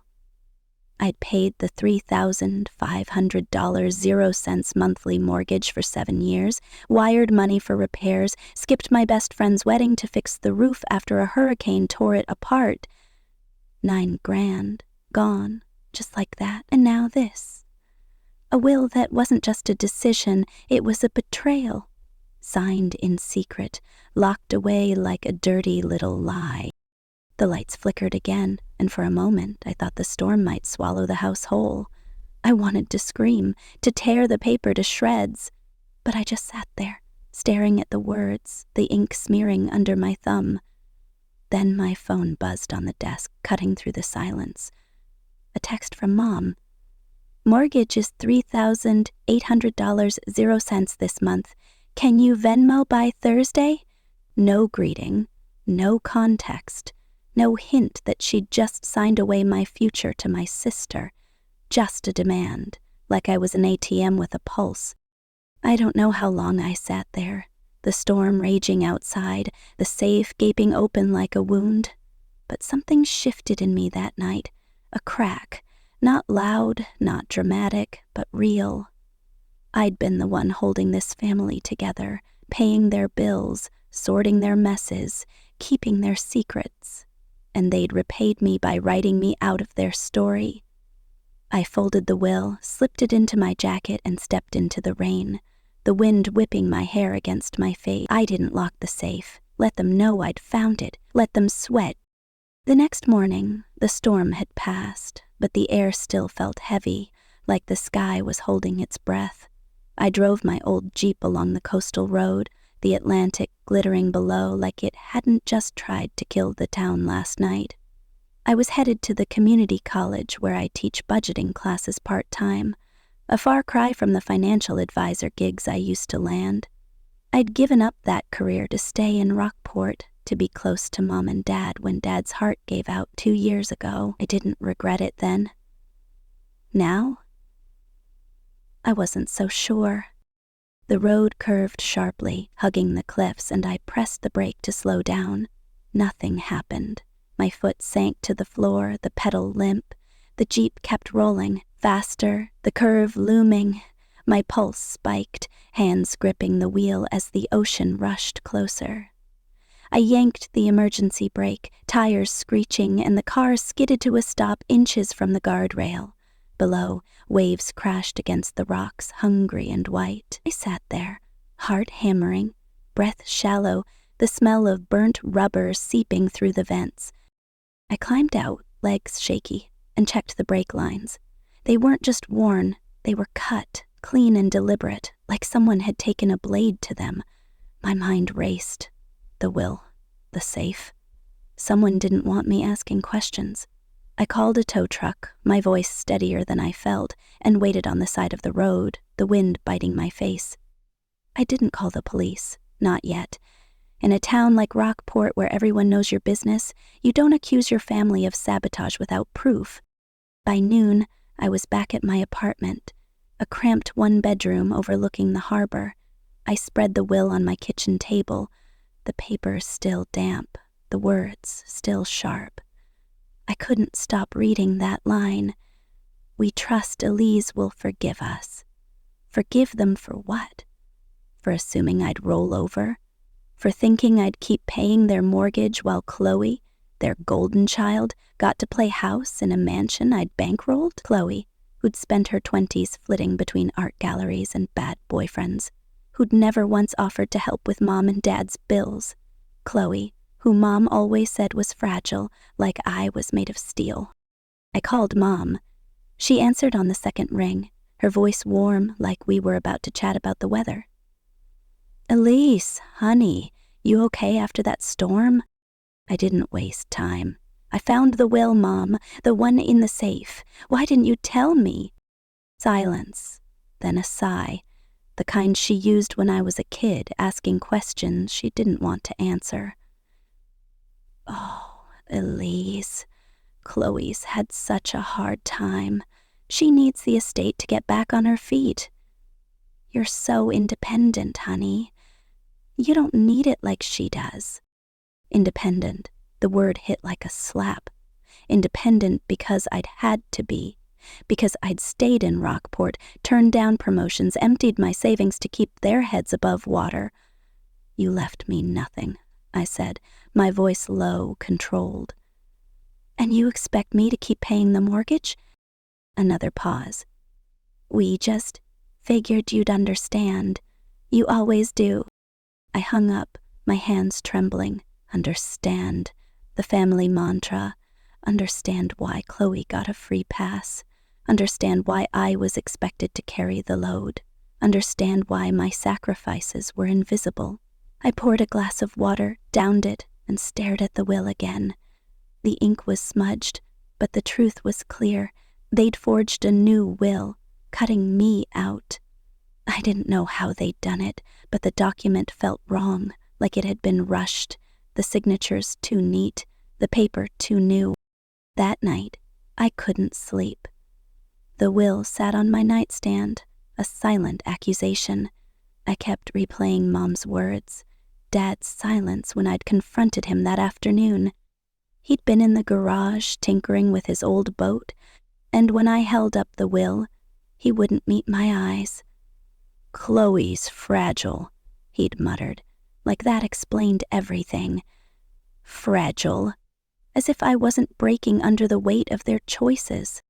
I got up, paced the apartment, the floorboards creaking under my bare feet. Outside, the harbor was quiet, the boats bobbing in the moonlight. I opened my laptop, started digging through old emails, bank statements, anything that could prove what I'd done for them. 7 years of mortgage payments, $294,000, 0 cents total. $15,000, 0 cents in taxes. $9,000, 0 cents for the roof. Countless hours on the phone with Medicare, arguing over Dad's coverage. I wasn't just their anchor. I was their lifeline, and they'd cut me loose. Then a noise. A crackle, like paper crumpling. I froze, listening. It came again, louder, from the kitchen. I grabbed a flashlight, my heart thudding, and crept toward the sound. The air smelled sharp, acrid, smoke. I rounded the corner and saw flames licking up the curtains, spreading fast. My kitchen table, where I'd left the will, was engulfed. I lunged for the fire extinguisher under the sink, coughing as smoke filled my lungs and sprayed until the flames died. The will was ash, the table charred. My financial records, stacked beside it, were gone. I stumbled outside, dialing 911, my hands shaking. The fire department came, ruled it an electrical fault, but I saw the way the wires were frayed, too clean, like they'd been tampered with. Someone had been here, someone who knew I'd found the will. I didn't sleep that night. I sat on the balcony, the harbor air cold against my skin, wondering who wanted me silenced and how far they'd go. The next day, I went to the town hall fundraiser, a Rockport tradition where locals sip overpriced wine and pretend they're saving the community. Mom and Dad were there, mingling like nothing had happened, their smiles polished and fake. Chloe was by their side, her auburn hair glowing under the chandeliers, her laugh drawing eyes. She looked like she belonged, like she'd always been the star of their story. I waited until the speeches were over, then stepped up to the mic during the open comment period. The room went quiet, 100 faces turning toward me. "I have a question for Margaret and Richard Harper," I said, my voice steady despite the knot in my chest. "Why did you forge a will to give Chloe the estate while I'm still paying its mortgage?" The crowd gasped. Mom's face went pale, her wine glass trembling. Dad looked like he wanted to disappear. Chloe, ever the performer, burst into tears, clutching Mom's arm. "I didn't ask for this," she sobbed. "Elise, why are you doing this to me?" The room turned on me. Whispers became murmurs, then accusations. "That's low, Elise. She's just jealous. Poor Chloe." I stood there, the mic hot in my hand, watching my family rewrite the narrative in real time. I didn't defend myself. I walked out, the cold night air hitting my face like a warning. By morning, Chloe had taken it online. Her Instagram reel went viral in Rockport's small, gossipy circles. A tearful video of her on the estate's widow's walk, the one I'd restored, saying I'd abandoned the family, that I was bitter and cruel. The comments poured in. "Stay strong, Chloe. You don't deserve this." Not one person asked for my side. Not one person mentioned the mortgage, the taxes, the years I'd spent holding this family together. I drove to the estate that afternoon, needing to see it, to feel the weight of what I'd lost. I sat on the widow's walk, the woods smooth under my hands, the sea churning below. I'd spent $4,000, 0 cents, to rebuild this spot after a storm cracked the beams. I'd painted it myself, the salt air stinging my eyes. Now it was Chloe's, along with everything else. I felt erased, like I'd never existed. My phone buzzed. Another text from Mom. "Can you Venmo the $3,800, 0 cents? Need it by Thursday?" I laughed, a bitter sound that echoed over the cliffs. They didn't just expect me to forgive. They expected me to keep paying for my own betrayal. The next morning, I went for a jog along the beach, needing to clear my head. The sand was damp, the air sharp with salt. I was alone, or so I thought. Half a mile in, I felt it. Eyes on me. I turned, saw a figure in a hooded jacket, too far to make out their face. They didn't move, just watched. My skin prickled. I picked up my pace, the cliffs rising on one side, the ocean on the other. When I looked back, they were closer, their steps deliberate. I broke into a sprint, my breath ragged, and ducked behind a dune. The figure stopped, scanned the beach, then reached into their pocket. They dropped something and walked away. I waited, heart pounding, then crept to the spot. A folded piece of paper, half buried in the sand. I opened it, my hands shaking. "Stop digging or you'll drown." I stood there, the note crumpled in my fist, the waves crashing like they were laughing at me. Someone was watching. Someone knew I wasn't going to stay quiet. And for the first time, I realized this wasn't just about a will. It was about survival. I drove home, the note tucked in my glove box, my mind racing. Who had cut my brakes? Who set the fire? Who was following me? I didn't have answers, but I had questions, and they were piling up faster than I could sort them. I locked my apartment door, checked the windows, and sat at my desk, the harbor glinting outside. I opened my laptop, started a new file. What they took. I typed everything. The mortgage payments, the taxes, the roof, the will, the brake lines, the fire, the note. I didn't know who I was writing it for. Maybe myself, maybe someone who'd believe me. The sun set, painting the harbor red, and I sat there, the cursor blinking like a heartbeat. I wasn't the same Elise who'd opened that safe. That Elise trusted her family, believed love meant giving everything without keeping score. This Elise, she was done being invisible, done being the anchor they could afford to lose.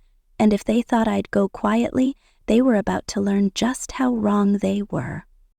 The lobster boil was a Rockport ritual, a messy, briny affair where the whole town gathered on the rocky shore, cracking claws and sipping beer under strings of Edison bulbs. I stood at the edge of the crowd, the sea air sharp in my lungs, watching my family play their parts.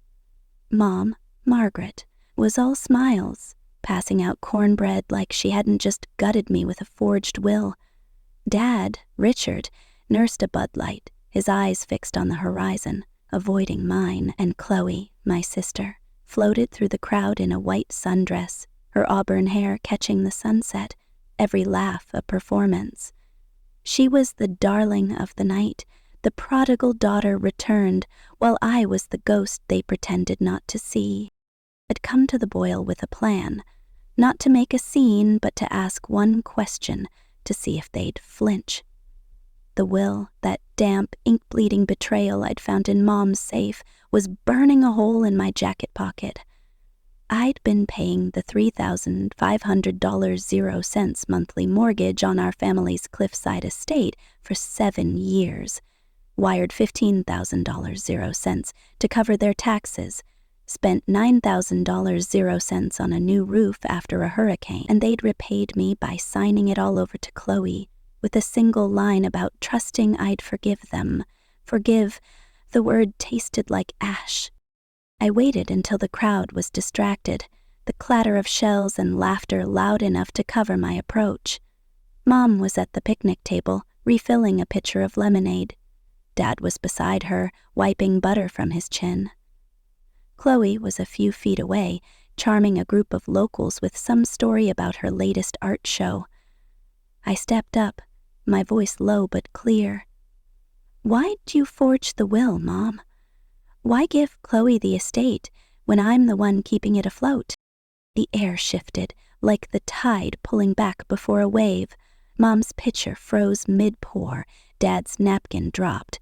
Chloe spun around, her face pale, then, right on cue, her knees buckled. She collapsed into a theatrical faint, her sundress fanning out like a fallen angel's wings. The crowd gasped, rushing to her side. "Chloe! Oh, honey!" someone cried. Mom knelt, fanning her face while Dad shot me a look that could have cracked stone. "He's fighting demons, Elise," he said, his voice rough, like I'd kicked a puppy. "Don't kick her when she's down." Demons. As if Chloe's late-night wine binges and failed gallery openings were a tragedy, while my years of sacrifices were just expected. The crowd murmured, their eyes narrowing at me. "What's wrong with you, Elise?" Poor Chloe. I stood there, the will heavy in my pocket, my question unanswered. I didn't yell, didn't cry. I turned and walked away, the crunch of gravel under my boots louder than the whispers behind me. In my Jeep, I pulled up my banking app, the mortgage auto-pay glaring at me. $3,800.00 due Thursday. My finger hovered over the cancel button.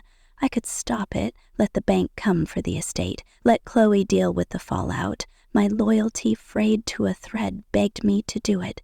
But something, habit, guilt, the ghost of who I used to be, held me back.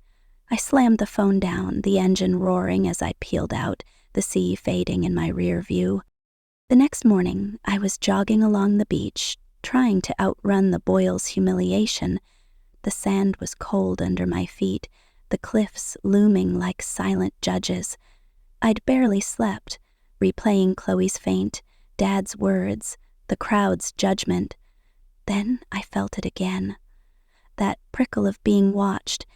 I'd felt it 2 days ago when a hooded figure left a note in the sand. "Stop digging or you'll drown." I scanned the beach, empty except for a few gulls, but the feeling lingered, heavy, like the air before a storm. I pushed harder, my breath ragged, until I reached the dunes. There, tucked under a piece of driftwood, was another note. Same handwriting, same threat. Last warning, back off. My hands shook as I stuffed it in my pocket, my eyes darting to the cliffs. Someone was out there, someone who knew I wasn't letting this go. I ran home, locked the door, and added the note to my growing file. What they took. Brake lines cut. My apartment set ablaze. Now this. The will wasn't just a betrayal. It was a fuse, and I'd lit it. By noon, I was at my desk, trying to focus on grading papers for my community college budgeting class. My apartment smelled faintly of smoke, a reminder of the fire that destroyed my financial records. And the will. I'd started rebuilding my evidence, bank statements, wire transfers, repair receipts, all labeled My Truth. I was halfway through a mortgage statement when my phone buzzed. A news alert from the Rockport Gazette. Local artist saves family estate amid hardship. I clicked. My stomach sinking. The article was a love letter to Chloe. She'd given an exclusive interview claiming she'd stepped up to save the estate after Mom and Dad's health struggles. She talked about sacrificing her art career to care for them, about restoring the widow's walk I'd rebuilt. Not one word about me. Not one mention of the $294,000, 0 cents I'd paid in mortgages, the $15,000, 0 cents in taxes, the hours I'd spent on the phone with Medicare. They'd erased me, and the town was eating it up. I slammed my laptop shut, my hands trembling. I wanted to scream, to drive to Chloe's studio and shove the truth in her face. Instead, I went to my bedroom, pulled a shoebox from under the bed, and found a letter Mom wrote in 2018 after I'd covered $8,000, 0 cents in emergency plumbing for the estate. Her handwriting was neat, deliberate. Back then it felt like love. Now it felt like a contract, a demand for my silence, my labor, my erasure. I grabbed a red pen, my hand shaking, and scrawled enough across the letter. It wasn't a scream, not a tantrum. It was a vow, quiet and final. I wasn't their rock anymore. I was done sinking. That afternoon, I checked my bank account to pay a utility bill. My balance was wrong. $7,000, 0 cents gone. I refreshed, thinking it was a glitch, but the transactions were clear. Withdrawals, transfers, all from an IP address I didn't recognize. I called the bank, my voice steady despite the panic clawing my chest. They traced the IP to a cafe downtown, the Rusty Anchor, where Chloe spent half her days sketching and sipping latte. Coincidence? I didn't think so. I drove to the cafe, my heart pounding, the note from the beach burning in my pocket. Chloe wasn't there, but her usual table was littered with napkins covered in her doodles. I asked the barista if she'd been in. "Yeah, all morning," he said, shrugging. "Left an hour ago." I bought a coffee I didn't drink and sat in my Jeep, watching the street. Was Chloe behind the hack? The fire, the notes? Or was someone else pulling strings, using her as a pawn? When I got home, my phone was blowing up. A Facebook post from Mom, a photo of Chloe on the widow's walk, her arms spread like she was embracing the sea. Caption, "Our girl, holding us together." The comments were a chorus of praise. "Chloe's a saint. You're so lucky to have her." I scrolled, my chest tight, until I saw a message from Aunt Linda. "Elise, why are you causing trouble? Your mom's heartbroken. Make peace, honey." Peace. As if I was the one who'd forged a will, hacked a bank account, set a fire. I didn't reply. I added the post, the message, the bank hack to my file. Every lie, every slight, every dollar I'd spent, documented. If they wanted to rewrite me out of their story, I'd write my own. The next day, I was teaching my budgeting class, trying to explain compound interest to a room of sleepy seniors when the door slammed open. Chloe stood there, her face flushed, her eyes wild. The students froze, pens hovering over notebooks. "You're tearing this family apart, Elise," she shouted, her voice echoing off the whiteboard. "Why can't you just let us be happy?" I stood, my hand steady despite the heat in my cheeks. "Chloe, this isn't the place." "Isn't it?" she snapped, stepping closer. "You're out here acting like a saint, but you're the one spreading lies, turning everyone against me." She was shaking, her performance Oscar-worthy, and the students were eating it up, their whispers buzzing like flies. "Leave," I said, my voice low. "Now." She didn't. She stood there, tears welling, until a student, bless her, stood up and said, "Ma'am, you need to go." Chloe huffed, spun on her heel, and stormed out, leaving the room in chaos. I dismissed the class early, ignoring their curious stares, and sat at my desk, my hands clenched. She'd humiliated me in my own classroom, and for what? To keep her narrative intact? That night, I found an envelope in my mailbox. No stamp, no return address. Inside, a $5,000 0 cents check. Unsigned, no note, just money, like a bribe to shut me up. I tore it in half, the pieces fluttering to the floor. They thought they could buy me. They were wrong. A week later, I drove to the estate, needing to grab a box of old tax documents I'd left in the garage. The driveway was packed with a moving van and Chloe's SUV, its back stuffed with art supplies. Movers hauled easels and canvases through the front door, while Chloe stood on the porch, directing them like a queen. "Careful with that one," she called, pointing to a framed painting. "It's my centerpiece." I parked across the street, my hands gripping the wheel. She was moving in. No call, no text, no "Hey, Elise, hope you're cool with me taking the house you've paid for," just audacity, bold as the sun. I watched, my chest tight, as she laughed with a mover, her voice carrying over the cliffs. This was her sanctuary now, built on my sacrifices. I almost drove away, but something pulled me out of the car. I needed those documents, and I wasn't leaving without them. I slipped into the garage, the air cool and musty, and found the box under a tarp. As I turned to leave, I heard footsteps. The garage door slammed shut, the lock clicking. I was trapped. I pounded on the door, shouting, but the house was silent. My phone had no signal. Classic Rockport dead zone. I grabbed a crowbar from Dad's toolbox, ready to pry the door open when I saw it. Words carved into the wood, fresh and jagged.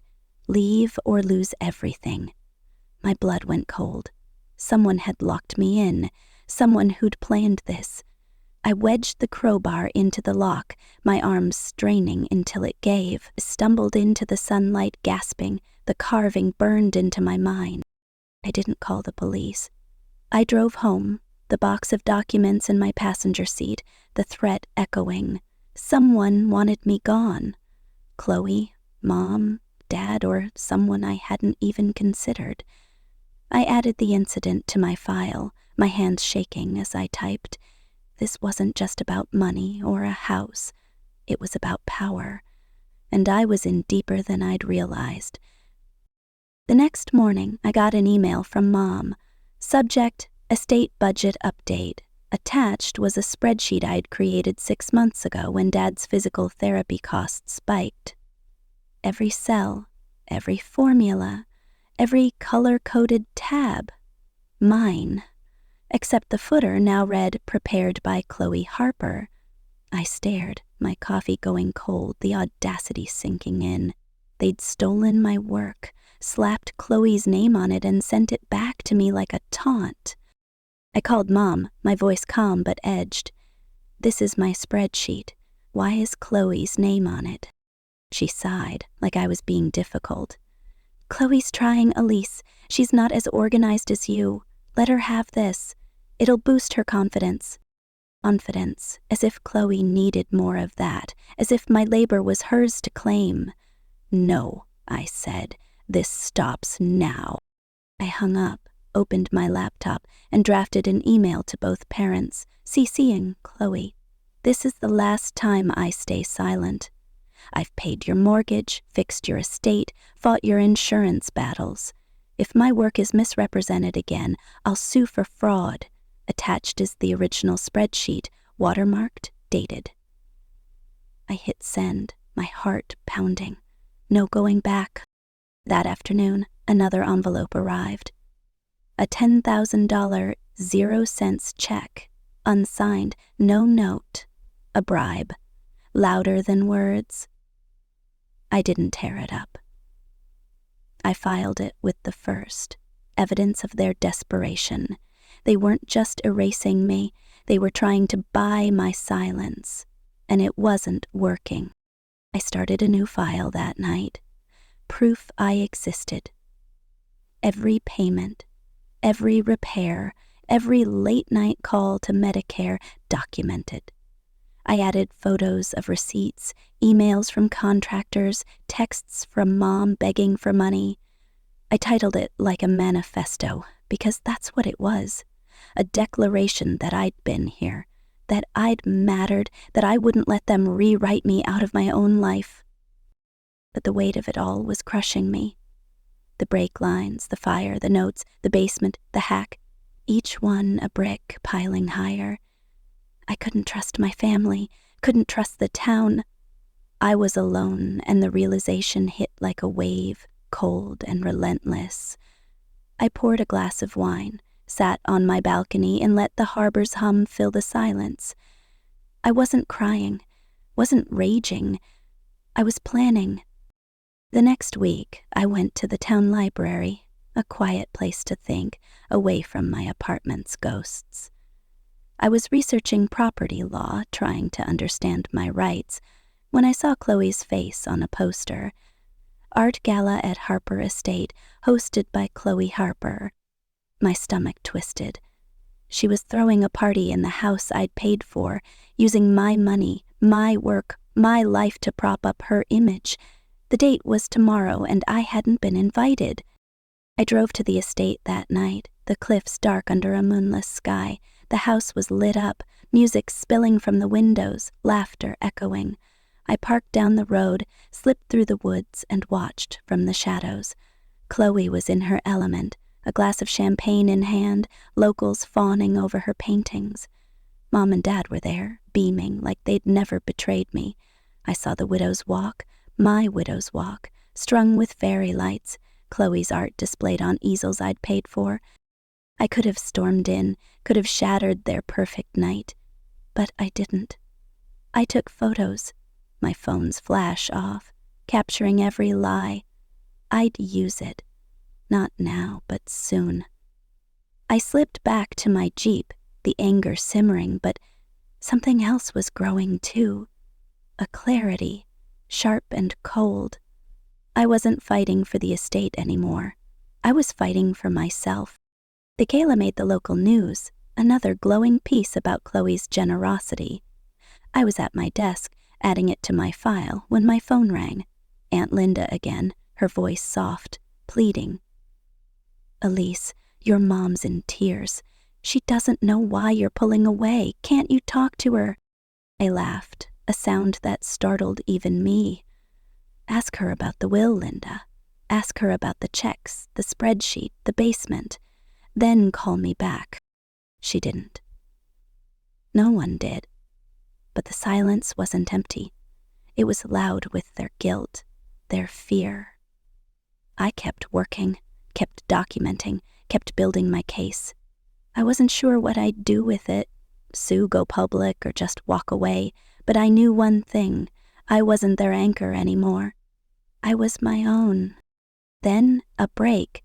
I was at the bank closing an old joint account I'd forgotten about when the teller mentioned a transaction from last month. $6,200, 0 cents, to a medical clinic authorized by Mom.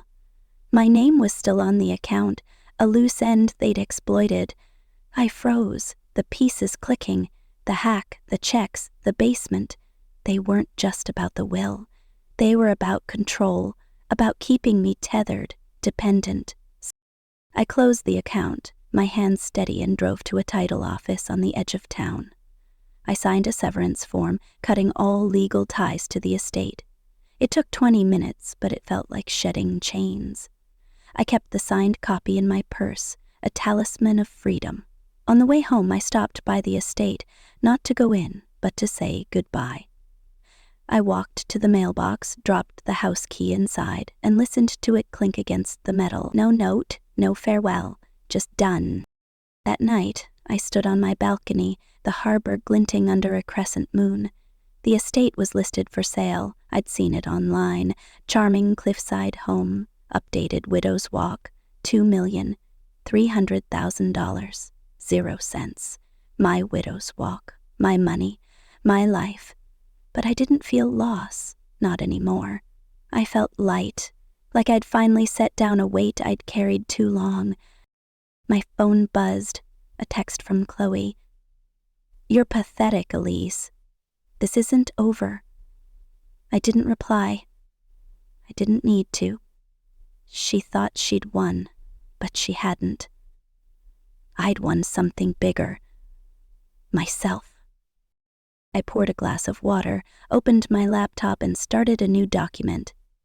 Not for them, not for the town, but for me. I titled it, What I Kept. It wasn't about money or houses or wills. It was about the woman I'd become, the one who'd walked through fire and threats and betrayal and come out stronger. I typed the first line, I am not invisible. The harbor hummed, the stars blinked, and for the first time in years I breathed free. They could keep the estate, the lies, the narrative. I had the truth, and it was enough. The Rockport Autumn Festival was in full swing, the town square ablaze with fairy lights and the smoky scent of grilled corn. Locals milled about, clutching cider mugs, their laughter mingling with the twang of a bluegrass band. I stood near the edge of the crowd, my scarf tight against the October chill, trying to blend in. I hadn't come to celebrate. I'd come to see how far my family would go to erase me. It had been 2 weeks since I'd dropped the estate key in the mailbox, a quiet act of severance that felt like shedding a second skin. 2 weeks since I'd signed the form relinquishing any claim to the cliffside mansion I'd bankrolled for 7 years. I'd thought it would end there, that I'd walk away clean. But freedom, I was learning, came with a fight. My phone buzzed in my pocket, a text from Chloe I hadn't answered. Pretty much it sat unread like her last one. Real mature Elise, throwing a tantrum. Both taunts meant to pull me back into her orbit. I wasn't biting, not anymore. I'm Elise Harper, 38, the daughter who stayed, the one who paid $294,000, 0 cents in mortgages, $15,000, 0 cents in taxes, $9,000, 0 cents for a roof, only to find a forged will giving it all to my sister Chloe, the one who survived cut brake lines, a fire that torched my records, a stalker on the beach, a hacked bank account, and a basement trap with a carved warning, leave or lose everything. I'd documented it all. Every payment, every threat, every lie. In a file called Proof I Existed. I wasn't fighting for the estate anymore. I was fighting for me.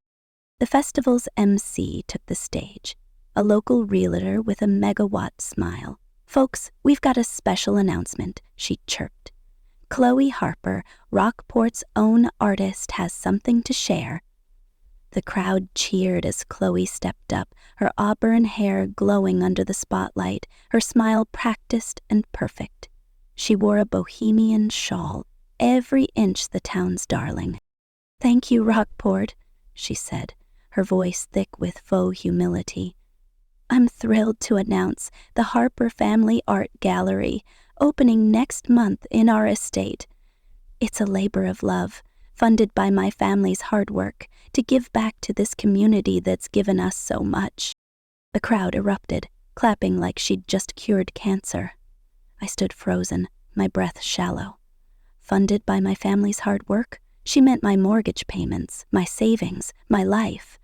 My estate, was now her stage, and she was rewriting history in front of 500 people. I wanted to scream, to storm the stage and shove my bank statements in their faces. Instead, I slipped deeper into the shadows, my hands clenched, the anger a live wire in my chest. Then Mom's voice cut through the applause, sharp and deliberate. Elise, honey, come up here, join us. Heads turned, searching for me. I froze, caught in the spotlight's edge. Mom stood beside Chloe, her smile tight, like she was daring me to make a scene. Dad was there too, his eyes fixed on his shoes. It was a trap, a public play to paint me as the reconciled daughter or the villain if I refused. I didn't move. The crowd's murmurs grew, a mix of confusion and judgment. Elise, the MC called, scanning the crowd. I turned and walked away, my boots crunching on fallen leaves, their voices fading behind me. I didn't owe them a performance. I didn't owe them anything. Back at my apartment, the harbor glinted under a crescent moon, its rhythm steady despite the chaos in my head. I poured a glass of water, my hands still shaking from the festival, and opened my laptop. The Rockport Gazette had already posted about Chloe's generous gallery, calling her the heart of Rockport. Comments flooded in. Chloe's a blessing. The Harpers are lucky to have her. Not one mention of me, not one hint of the truth. I added the article to my file, proof I existed, alongside the mortgage records, the repair receipts, the photos of the widow's walk I'd rebuilt. Then my phone rang. Mom?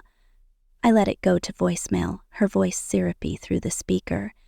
Elise, honey, Chloe's trying to start fresh with her art studio. She needs a $30,000 0-cent loan and the bank wants a cosigner. You're so stable, sweetheart. It won't affect your credit. I promise. Call me. Stable. The word hit like a blade. Stable, because I'd paid their bills, fixed their messes, stayed in Rockport when I could have been in Boston, climbing the financial advisor ladder. Stable because I'd let them use me. I laughed, a bitter sound that echoed in my empty apartment, and texted back. Cosign for the sister who stole my house and my work? Never. I hit send, my heart pounding, and silenced my phone. No more games. No more guilt trips. I was done. The next morning, I was at the community college, prepping for my budgeting class, when my phone buzzed with an email from the bank. A joint account I'd opened years ago for Mom and Dad's bills had been used for a $6,200 0-cents transaction. Chloe's medical bills, unauthorized, my name still on the account. My blood boiled. They hadn't just erased me, they were still leeching off me. I drove to the bank, the October air crisp against my face, and stormed the counter. Close it, I said, shoving my ID at the teller. Every account with my name, now. She hesitated, glancing at the screen. There's a pending transaction. Cancel it, I snapped. I'm done. It took an hour. Forms, signatures, a manager's approval. But when I walked out, my name was untethered from their financial web. I felt light, like I'd cut a rope that had been strangling me for years. Back home, I drafted a notarized letter, my hands steady as I typed. Effective immediately, I withdraw from all financial associations with Margaret Richard and Chloe Harper. No accounts, no bills, no lies. This is a boundary, not a request. I printed it, drove to the notary, and mailed copies to each of them, certified no return address. Let them feel the weight of my absence. My phone buzzed as I pulled into my parking lot. Chloe. Real mature, Elise. Throwing a tantrum? I didn't reply. Her words were bait, and I wasn't biting. That night, I scrolled through Facebook, the town's gossip mill in full churn. Chloe had posted about her housewarming gala at the estate, a black tie event to celebrate new beginnings. Photos showed her on the widow's walk, champagne in hand, locals fawning over her art. The comments were a love fest. Chloe, you're Rockport's pride. What a selfless return. No invite for me. No mention of the $3,800 0-cents mortgage I'd paid that month, or the $294,000 0-cents before it. Just Chloe the saint, and me the ghost. I closed the app, my chest tight, and opened my email. I attached my file, proof I existed, to a message for the family lawyer, CCing my accountant. Subject: Estate discrepancy records. Body: for documentation, no action required yet. I hit send, the cursors blink a heartbeat. The truth was out there now, in someone else's hands. Let them ignore it. Let them try. The next day, I was jogging along the cliffs, the sea a restless gray below, when I saw it. A figure in a black hoodie, same as the beach stalker, watching from the dunes. My pulse spiked. The memory of the note, "Stop digging or you'll drown," sharp in my mind. I slowed, pretending to tie my shoe, and snapped a photo with my phone. The figure vanished into the trees, but I had proof now, blurry but real. Ran home, locked the door, and uploaded the photo to my file. Then I checked my security app, cameras I'd installed after the fire. At 3:17 a.m., a shadow moved across my balcony, too quick to identify. My skin prickled. Someone was watching, closer than I'd thought. I called a locksmith, upgraded my deadbolt, and ordered a stun gun online. I wasn't running. I was preparing. By noon, the Rockport Gazette ran another piece. Chloe Harper's selfless return saves family through health struggles. It was a masterclass in revisionism, quoting Mom and Dad on Chloe's maturity and grace. They didn't mention the mortgage, the taxes, the late-night Medicare calls. All mine. They didn't mention the will, the fire, the threats. They'd built a myth, and the town was buying it. I printed the article, added it to my file, and drove to the estate. Not to confront them, but to see it one last time. The first sale sign was up, the widow's walk gleaming in the photos, my work packaged as Chloe's legacy. I parked across the street, the engine idling, and watched as Chloe's SUV pulled in. She stepped out, a phone to her ear, laughing like she owned the world. Then she saw me. She marched over, her face a mix of fury and smugness. "What, Elise? Here to ruin my day again?" I rolled down my window, my voice calm, just saying goodbye to what I built. She scoffed. "You're pathetic. This isn't over." She turned away, but not before I saw the flicker in her eyes. Fear, maybe, or guilt. I drove off, her words echoing. Not over? For her, maybe. For me, it was just beginning. That night, I got another text from Chloe. Petty much? I let it sit, unread, a relic of her desperation. I was at my desk, sorting through old emails, when one caught my eye. A 2019 message from Mom, sent after I'd paid $12,000 0 cents for Dad's heart monitor. "You're our lifeline, Elise. We'd be lost without you." I printed it, set it beside the 2018 letter, "You're our rock," and stared at the woman who'd written them, that Margaret Harper didn't exist anymore. Or maybe she never had. Then a knock at my door. I froze, the stun gun in my drawer too far to reach. I checked the peephole, a courier holding an envelope. I signed, my hands unsteady, and tore it open. A letter, Mom's handwriting, careful and slow. "I failed you, Elise. You were never unseen. I saw what you carried and mistook your strength for indifference. I'm sorry. No plea, no excuse, just regret. Too late, too small." I kept it not to forgive, but to remember. I placed it beside the other letters, symbols of my journey, not my pain. They weren't my chains anymore. They were my map. The next morning, I woke to a voicemail from the family lawyer.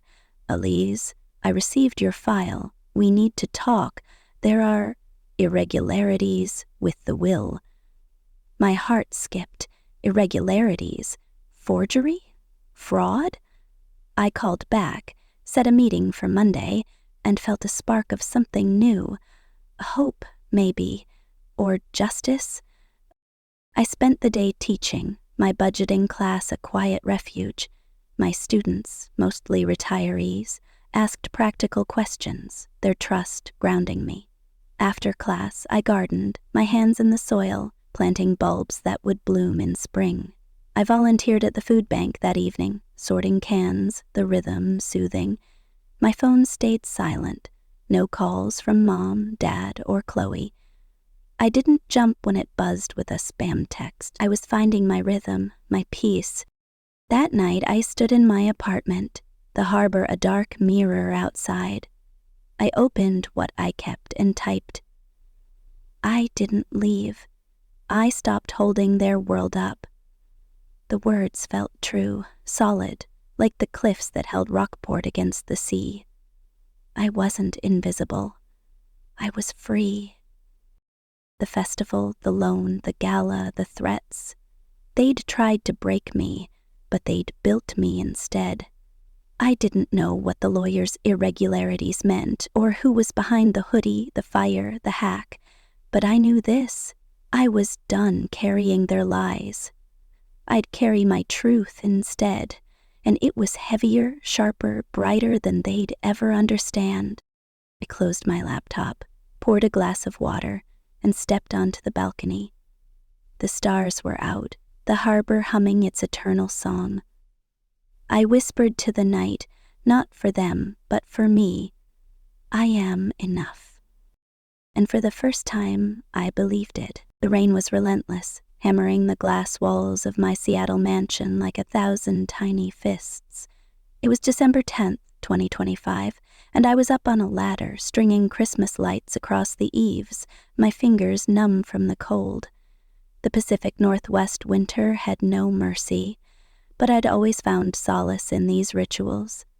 Decorating the house I'd poured my heart and soul into, making it perfect for a family that until tonight I thought loved me. The lights flickered as I plugged them in, casting a warm glow over the sleek modern facade I'd designed and funded. $2 million in renovations, every cent from my tech startup's profits, all to create a home where we could be together. I was 36, single, and proud of what I'd built, but as I climbed down, a voice, sharp, venomous, sliced through the storm's roar. We'll bleed Emily dry, take her company, and leave her for dead.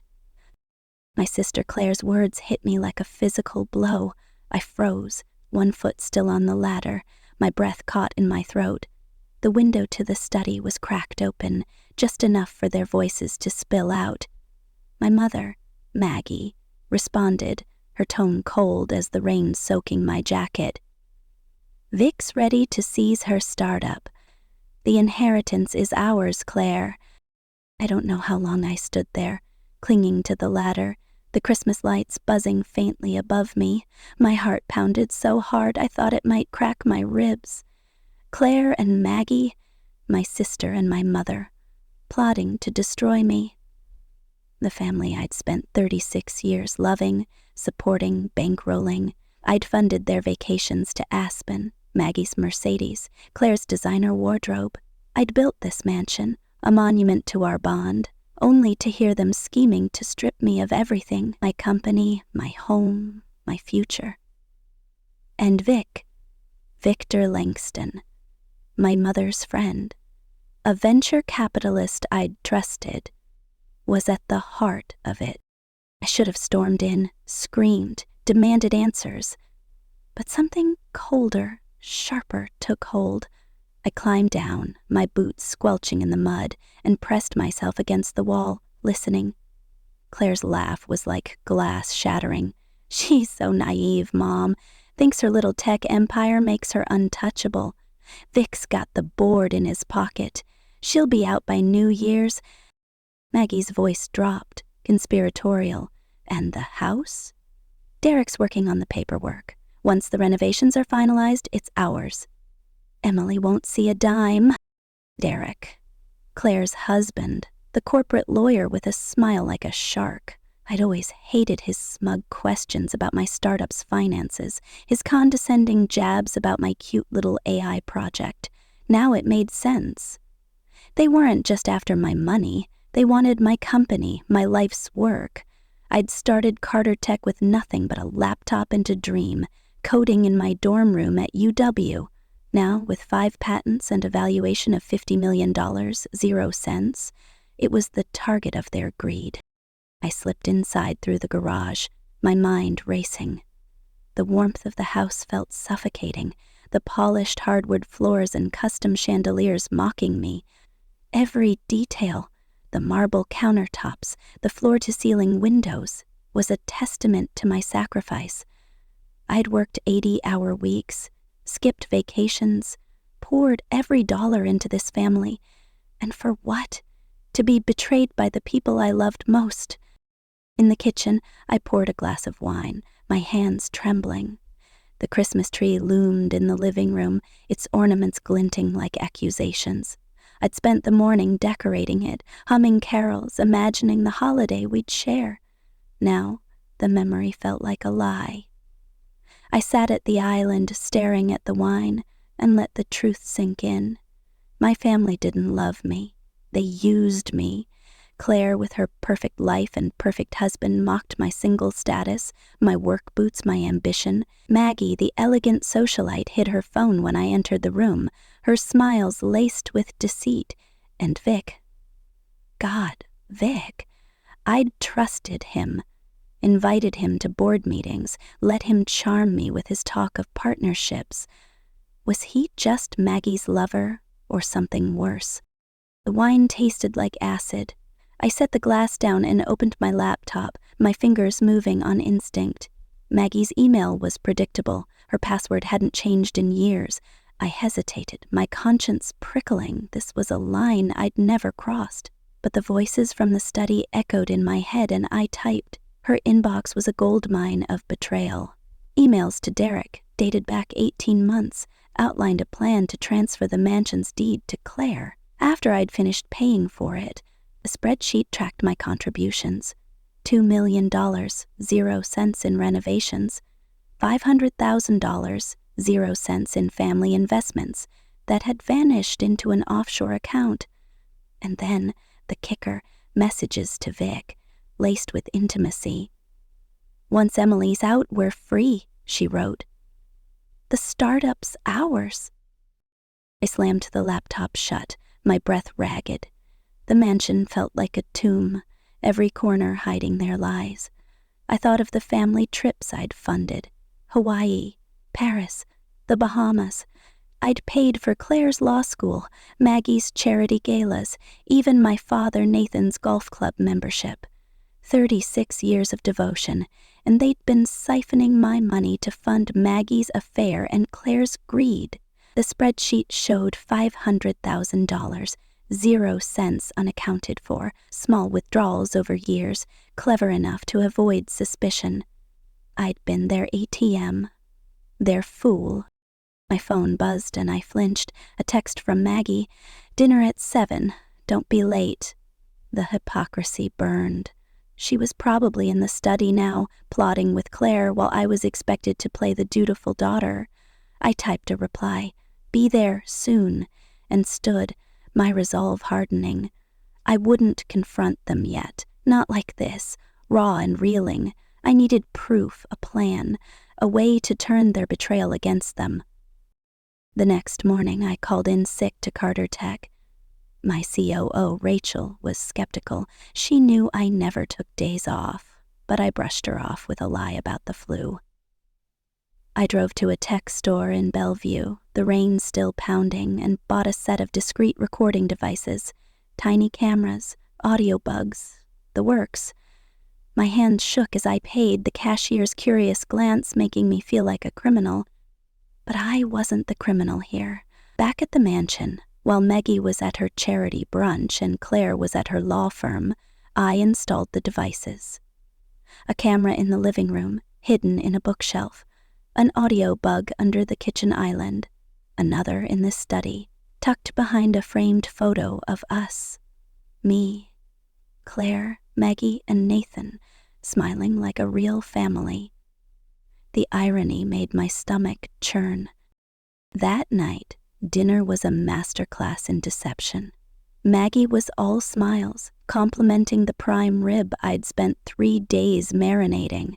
Claire, in her Chanel blazer, made small talk about her latest case, her eyes flicking to Maggie with a knowing smirk. Nathan, my father, was his usual distracted self, rambling about his latest tech conference. I played my part, laughing at his jokes, passing the mashed potatoes, while my mind screamed. Every clink of silverware felt like a countdown to their next move. After dessert, Maggie's phone buzzed. She glanced at it, her smile tightening, and flipped it face down. Work, she said, too quickly. I handed her the cranberry sauce, my voice light. Must be urgent, texting during dinner. Her hand froze for a split second. Some people don't respect boundaries, she said, her laugh brittle. I smiled, my heart pounding. I knew who it was. Vic. The man she was cheating with, the man plotting to steal my company. I'd heard her on the phone with him last night, her voice soft, intimate, nothing like the mother I knew. Just a little longer, she'd whispered. I miss you terribly. It cleared the table, my movements mechanical, while Maggie hummed Silent Night like she hadn't just shattered my world. Nathan retreated to his study, Claire and Derek left for their penthouse, and I was alone with my thoughts. I checked the cameras from my laptop, the footage crystal clear. Maggie in the study on another call with Vic. Derek's got the board spooked, she said. They're pushing Emily to sell. She won't see it coming. I closed the laptop, my rage a living thing. They thought I was oblivious, a pawn in their game. They didn't know I'd built Carter Tech from nothing, outsmarted competitors, secured patents under pressure that would have broken most people. They saw my work home hoodies and lack of a husband and assumed I was weak. They were wrong. The next day, I met with a lawyer, Sarah Klein, in a sleek downtown office. I showed her the emails, the spreadsheet, the recordings. Her face was grim. The mansion's deed is in Maggie's name, she said. Legally, your contributions don't guarantee ownership. The stolen funds are trickier. There's a paper trail, but it's not airtight. As for the company, Vic's influence on the board is a problem, but you'd need concrete evidence of collusion. So I'm supposed to let them take everything? I asked, my voice hollow. Sarah leaned forward. Mediation might work, but it's messy. If you want to fight, you need more proof and a strategy. I left her office, the Seattle skyline blurred by rain and my own anger. Mediation? Reconciliation? The thought made me sick. My family had underestimated me my whole life. Claire, with her law degree and perfect marriage, thought she'd earned her status. Maggie, with her charity boards and Botox, disapproved of my unladylike career. Even Nathan, the retired tech exec, offered condescending advice about my little startup. They didn't understand that building something from nothing took brains, grit, and a spine of steel.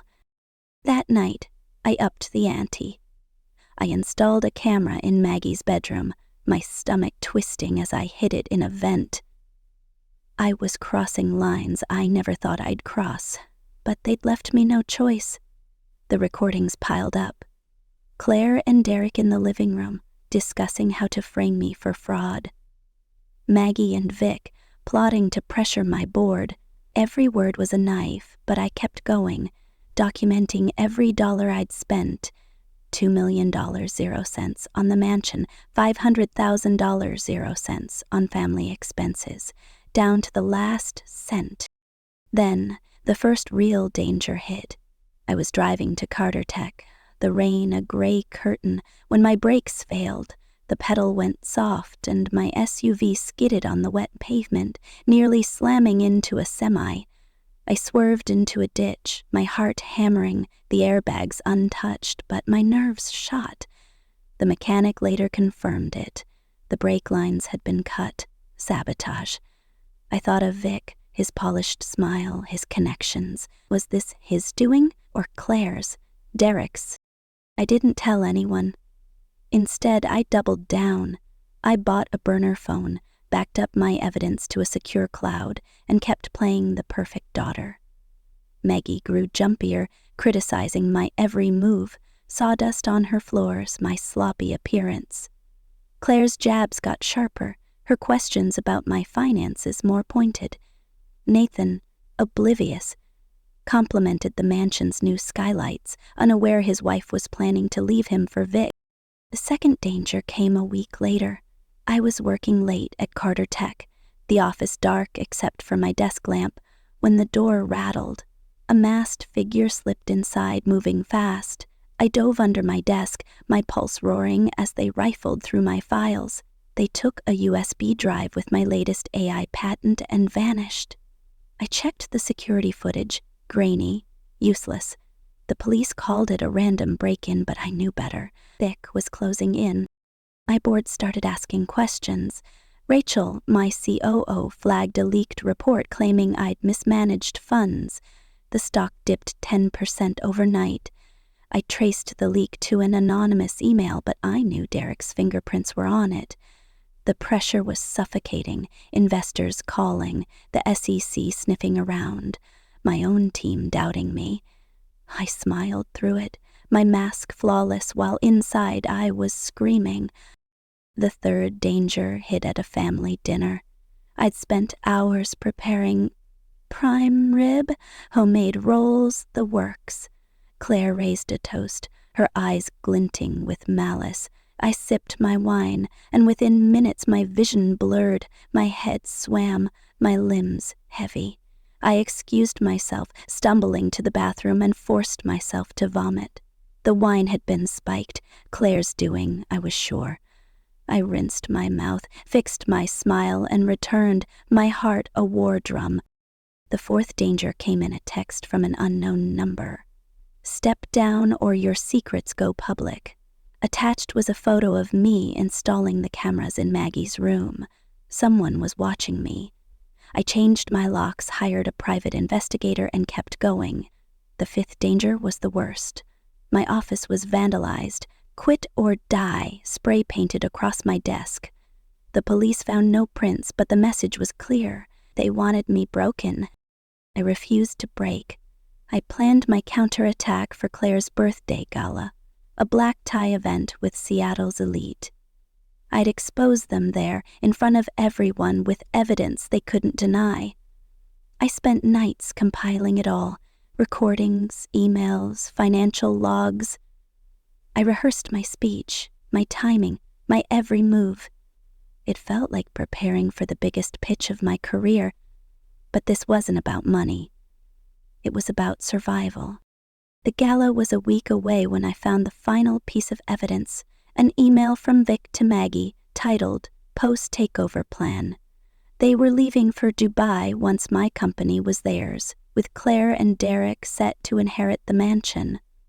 The betrayal was complete. I sat in my workshop, the rain drumming outside, and made my decision. They thought they'd won. They thought I was weak. They were about to learn how wrong they were. The rain hadn't stopped in days, a relentless Seattle deluge that mirrored the storm inside me. It was December 15th, 2025, 5 days since I'd overheard my mother Maggie and sister Claire plotting to strip me of everything. My tech startup, Carter Tech, the $2 million 0-cents mansion I'd renovated, my very place in this family.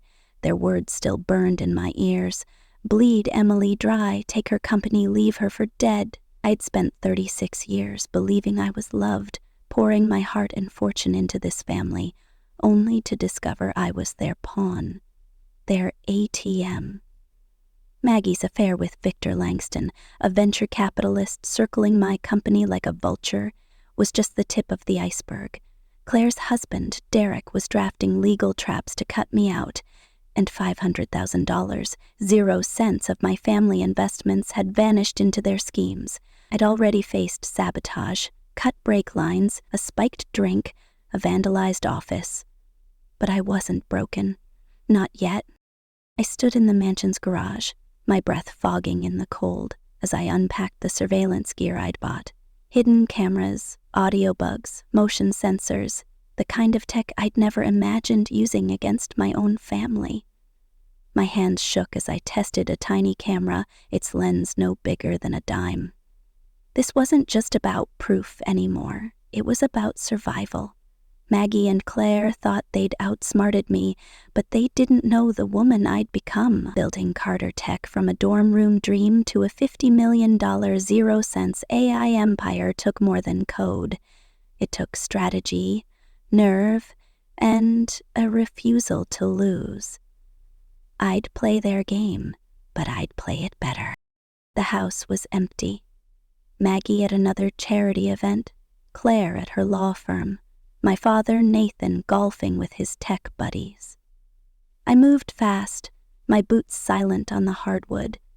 In the living room, I hid a camera in the chandelier, its crystal prisms masking the lens. The kitchen got an audio bug under the island, where Maggie and Claire liked to whisper. The study, where I'd first overheard their betrayal, got both. A camera in a bookshelf, an audio bug in a potted fern. My heart pounded as I worked, every creak of the house making me flinch. What if they came home early? What if they found the devices? I pushed the thought aside. Fear was a luxury I couldn't afford. The final camera went in Maggie's bedroom. I hesitated at the threshold, the scent of her lavender perfume twisting my stomach. This was her sanctuary, where she'd raised me, read me stories, kissed my forehead. Now it was a crime scene. I climbed a chair, tucked the camera into a vent, and tested the feed on my phone. Crystal clear. If she was meeting Vic here, I'd know. If she was planning her next move, I'd hear it. Was crossing a line, spying on my own mother.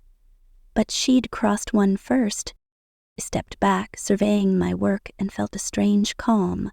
The mansion, with its marble counters and custom skylights, was my creation, but it wasn't my home anymore. It was a battlefield.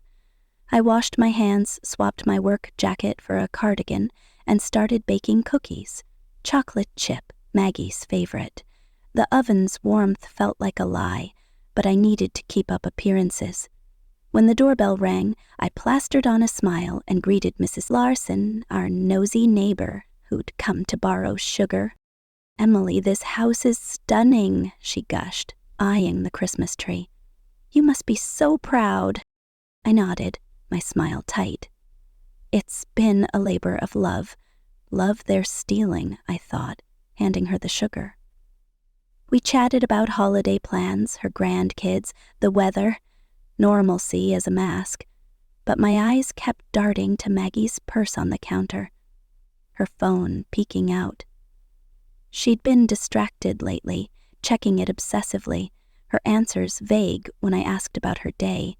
I knew why. Bic. When Mrs. Larson left, I grabbed Maggie's phone. Her passcode was still her birthday, predictable, like her. I scrolled through her texts, my pulse racing. A new message from VLL, board meetings set, push her to sell, we're close. I screenshotted it, my fingers trembling, and put the phone back. The board, my board, was being manipulated. Vic's influence was deeper than I'd feared. I needed more evidence, and I needed it fast. That night, I accessed Maggie's laptop, using the same passcode trick. Her email was a labyrinth of deceit, a decade-long plan unfolded in folders labeled Estate and Carter Tech. Emails to Derek outlined how to transfer the mansion's deed to Claire once my renovations were complete. Spreadsheet tracked my contributions.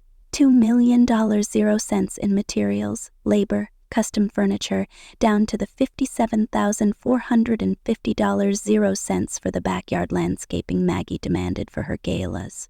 Another folder, Vic, revealed their affair in sickening detail. Plans to flee to Dubai, funded by my stolen money. The final blow was a draft contract, signed by Vic and Derek to force a hostile takeover of Carter Tech. They weren't just after my inheritance, they wanted my empire. I sat back, my vision blurring with tears I refused to let fall. 36 years, and I'd been their cash cow. Claire's law school, Maggie's luxury cars, Nathan's golf trips. I'd paid for it all, thinking it was love. They saw me as a resource, not a daughter, not a sister. Claire's sneers about my nerdy tech life, Maggie's disapproval of my single status, Nathan's condescending advice. It all made sense now. They'd never respected me. They'd only used me. I closed the laptop and made a decision. I'd confront them, but not in a screaming match. I'd do it strategically, at Claire's birthday gala, a high society event packed with Seattle's elite. I'd expose their betrayal in front of everyone, with evidence they couldn't deny. I started planning, my mind a steel trap. I'd need recordings, screenshots, financial logs, a presentation to rival any boardroom pitch. I spent hours in my workshop, the rain drumming outside, compiling it all. Every dollar, every lie, every whispered plan. This wasn't just about revenge. It was about reclaiming my life. The next day, danger struck again. I was driving to Carter Tech when my phone pinged with an alert from the mansion's security system. Someone had triggered the backdoor sensor. I pulled over, my heart in my throat, and checked the camera feed. A figure in a black hoodie was inside, moving through the living room. They didn't touch anything, just stood there, scanning the room, then left. The cameras caught their face for a split second. A man, mid-40s, with a scar on his jaw. I didn't recognize him, but I knew Vic's network was deep. Was this a warning? A scout? I called my private investigator, Mike, and sent him the footage. "Find out who this guy is," I said, "and hurry." At the office, the pressure mounted. My COO, Rachel, flagged another leak, a report claiming I'd funneled company funds into personal accounts. The stock dropped another 5%, and the board scheduled an emergency meeting. I knew Derek was behind it, planting lies to spook investors. I smiled through a call with my biggest client, assuring them everything was fine, while my mind raced. The SEC was circling, my board was wavering, and now someone was breaking into my home. I was fighting a war on 3 fronts, and I couldn't let them see me crack. Dinner that night was a tightrope walk. Maggie was distracted, her eyes glued to her phone. I asked about her day, my voice casual. "Busy," she said, her tone clipped. "Just work." Her phone buzzed again, and I glimpsed VL on the screen before she flipped it over. "Who's Vic been meeting with lately?" I asked, passing the potatoes. Her fork paused, her eyes narrowing. "Oh, just clients," she said, her smile forced. "Tax stuff." I nodded, my pulse hammering. She was lying, and she knew I knew. The air crackled with tension, but I kept my mask on, laughing at Nathan's tech anecdotes, complimenting Claire's new bracelet. Inside, I was screaming. The recordings later confirmed it. Maggie, on a call with Vic, whispering, "She's asking questions. We need to move faster." The gala was 3 days away, and I threw myself into preparations. I baked more cookies, helped Maggie pick centerpieces, played the perfect daughter while my evidence grew. The cameras caught Claire and Derek in the study, plotting to forge documents that would paint me as incompetent, unfit to lead Carter Tech. Maggie and Vic in her bedroom discussed bribing a board member. Every clip was a nail in their coffin, but it wasn't enough. I needed something undeniable, something that would shatter their lies in front of everyone. Then, the third danger hit. I was leaving the office late, the parking lot dark and empty, when a car roared out of nowhere. Its headlights blinded me, and I dove behind a dumpster as it swerved, missing me by inches. Tires screeched, and it sped off, leaving me shaking on the asphalt. I called Mike, my voice steady despite the adrenaline. "Someone just tried to run me over. Check the lot's cameras." He found nothing. The car had no plates, the driver a ghost, but I knew it was Vic, or someone he'd hired. The stakes were rising, and I was running out of time. The fourth danger came in an email, sent from a burner account. "We know what you're doing. Stop, or your father pays." Attached was a photo of Nathan golfing, oblivious, a red laser dot on his chest. My stomach dropped.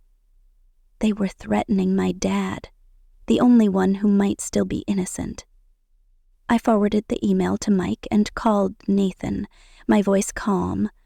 "Dad, maybe skip golf this week. Work's crazy and I need you around." He grumbled but agreed. I couldn't tell him the truth. Not yet. The fifth danger was the worst.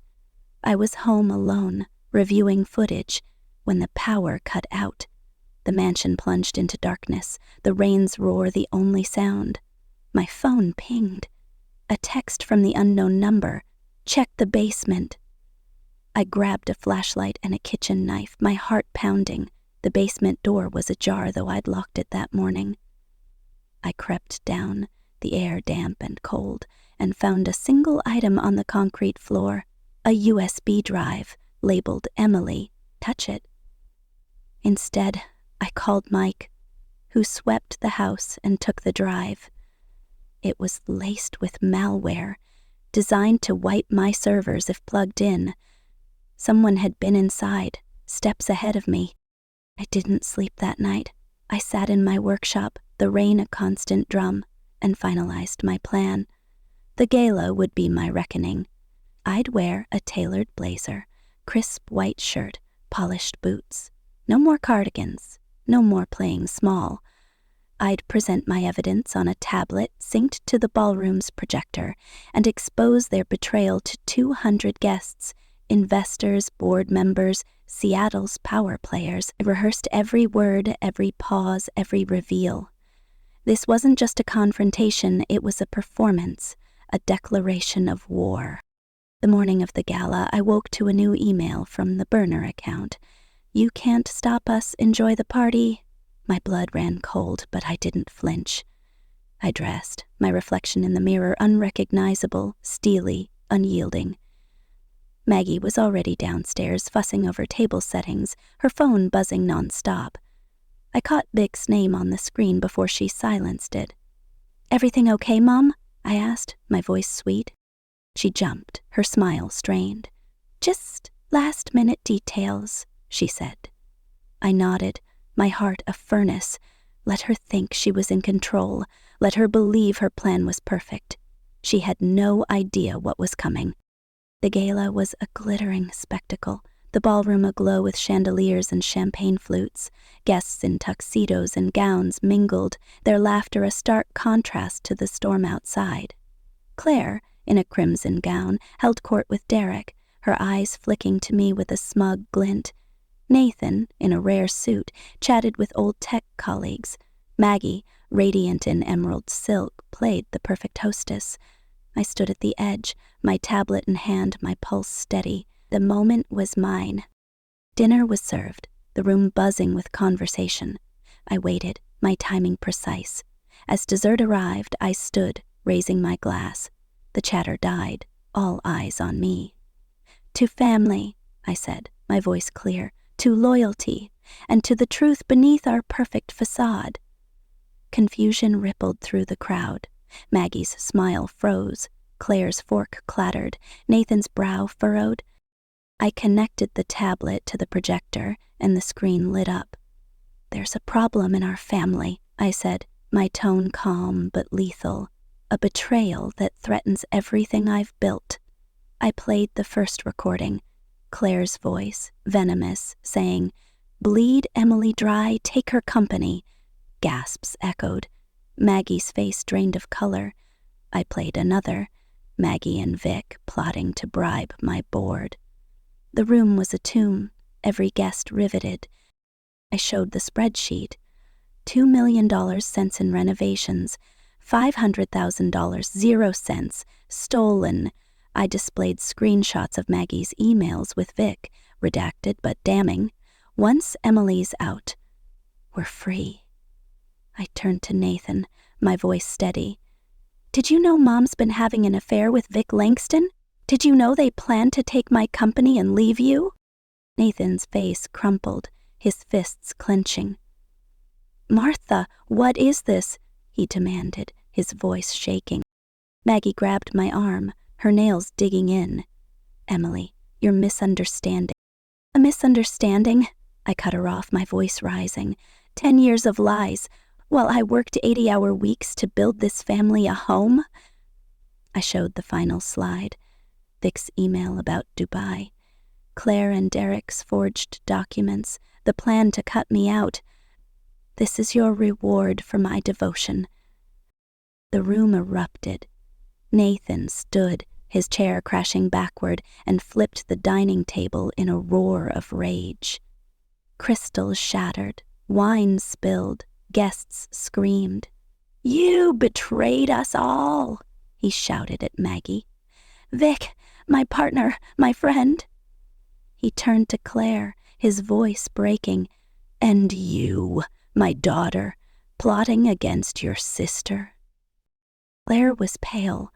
Derek fumbling with his phone, trying to delete evidence. I pointed at him. "It's backed up, Derek. Every email, every call." Maggie's tears were strategic, her voice pleading. "Emily, please, let's talk privately." I shook my head. "There's nothing left to say." I walked to the ballroom doors and flung them open, the rain howling outside. "This party is over. Get out." Guests fled, whispering, as Claire and Derek slunk out, Maggie trailing, her sobs theatrical. Nathan left alone, his face a mask of devastation. I stood in the empty ballroom, the wreckage of our family around me, and felt a strange peace. I'd done it. I'd exposed them. That night, I checked into a hotel suite, the city lights glittering through the rain. For the first time in weeks, I slept. The weight of their lies lifted. The next morning, I returned to the mansion, Maggie and Claire gone, Nathan at his club. I collected my tools, my files, my photos, the pieces of a life I'd rebuild. I left a spare key on the counter, a final goodbye, and drove to a penthouse I'd leased near Carter Tech. It was sleek, modern, mine. I set up my workspace, the lake visible through the window, and felt something new. Freedom. But the fight wasn't over. My phone buzzed with a text from Mike. "Scarred guy's a hired fixer, works for Vic. Watch your back." I stared at the message, my resolve hardening. They'd lost the battle, but the war was far from won. Vic was still out there, his claws in my company. Claire and Derek wouldn't stop, and Maggie, she'd never forgive me for tearing her world apart. I opened my laptop, the camera feed still active, and smiled. Let them come. I was ready. The Seattle skyline glittered through the floor-to-ceiling windows of my new penthouse, a fortress of glass and steel perched above Lake Washington. It was December 20, 2025, 5 days since I'd blown apart my family's lies at Claire's birthday gala, exposing my mother Maggie's affair with Victor Langston, my sister Claire's plot to steal my tech empire, Carter Tech, and their scheme to cut me out of the $15 million 0-cents estate I'd largely funded. The memory of that night, Nathan's rage as he smashed the chandelier, Claire's ashen face, Maggie's desperate pleas, played on a loop in my mind. I'd walked away, leaving them in the wreckage of their deceit, and checked into this penthouse, a sanctuary where I could rebuild. But the war wasn't over. Vic was still out there, his claws in my company. Claire and Derek were scheming, and Maggie's voicemails, oscillating from fury to groveling, hinted at something darker. I'd won a battle, but the cost was a family shattered, and a target on my back. I stood in my new workshop, a corner of the penthouse lined with monitors and blueprints for Carter Tech's next AI prototype. The lake shimmered below, its calm a stark contrast to the storm inside me. I'd cut non-essential contact, ignoring Maggie's increasingly desperate messages. "How could you humiliate me?" Followed by, "Please, Emily, let's talk." "Families fix things." Forwarded them to my lawyer, Sarah Klein, along with Claire's suspiciously contrite text. "I'm sorry, Em. I was wrong. Can we meet?" It reeked of a trap, and I wasn't falling for it. I'd filed restraining orders against Maggie, Claire, and Derek, but I knew they wouldn't stop. Not when $15 million 0 cents and my $50 million 0 cents company were at stake. The penthouse was my reset, a space to reclaim my life. I'd moved my tools, files, and a few photos, me at Carter Tech's launch, grinning with my first patent, leaving behind the mansion I'd poured $2 million 0 cents into. That house, with its marble counters and custom skylights, was a monument to my naivety. I'd believed in family, in love, only to learn I was their cash cow. Maggie's affair with Vic, a venture capitalist I'd trusted, spanned a decade, funded by $500,000, 0 cents siphoned from my family investments. Claire and Derek had orchestrated a legal plan to seize the mansion and frame me for fraud, while Vic manipulated my board to force a takeover. I'd faced cut brake lines, a spiked drink, a vandalized office, even a hired fixer breaking into my home, but I was still standing, and I'd fight to keep what was mine. My phone buzzed, snapping me out of my thoughts. A text from Mike, my private investigator. Scarred guy's name is Kessler, ex-mercenary, works for Vic. He's watching your building. Be careful. My stomach tightened. Kessler, the man with the scarred jaw who'd broken into the mansion, was tailing me. I checked the penthouse's security feed. Cameras I'd installed myself, top of the line. A black SUV idled across the street, its driver I zoomed in, my pulse quickening. Was it him? I texted Mike, "Get me everything on Kessler. And check Vic's recent moves. I wasn't just fighting my family anymore. I was up against a network, and Vic was its spider." I dressed for the day, swapping my usual hoodie for a tailored blazer and boots, a power suit, the same kind I'd worn to the gala when I shed the obedient daughter mask. That night, I'd raised a toast to family, loyalty, and truth, then played recordings of Claire and Maggie's betrayal, projected Vic's damning emails, and revealed Maggie's plan to flee to Dubai with him. The shock had rippled through 200 elite guests, Nathan's rage shattering a chandelier as he screamed, "You betrayed us all!" I dejected them into the rainy night, telling Maggie, "I'm done with you." Her accusation, "You orchestrated this ruin," still stung, but my retort, "I'd learned from you," was truer than I'd wanted to admit. I'd become a strategist, a warrior, because of her. Today was about Carter Tech. The board was meeting to discuss the mismanagement leaks Derek had planted, and I needed to counter Vic's influence. I drove to the office, the city blurred by rain, my eyes scanning for Kessler's SUV. The boardroom was a battlefield, 12 suits staring me down as I walked in, my tablet loaded with evidence. Rachel, my COO, gave me a nod, but the tension was palpable. Vic's ally, board member Paul Grayson, leaned forward, his smile oily. "Emily, these allegations are serious. Investors are spooked. Maybe it's time to consider selling." I kept my voice steady. "The leaks are fabricated. I have proof." I displayed a forensic report, courtesy of Mike, tracing the leaks to a server linked to Derek's law firm. Gasps rippled. Grayson's smile faltered. "This is a coordinated attack on Carter Tech," I said, "and I'm fighting it." I pitched a new AI prototype, a game changer that could triple our valuation. The board wavered, but I bought time. 48 hours to present a full defense. As I left, Grayson whispered to another member, his eyes on me. Vic's reach was deep, and I wasn't safe. Back at the penthouse, danger struck again. I was reviewing Kessler's file, ex-military linked to corporate espionage, when my security system screamed. The balcony camera showed a drone hovering outside, its red light blinking.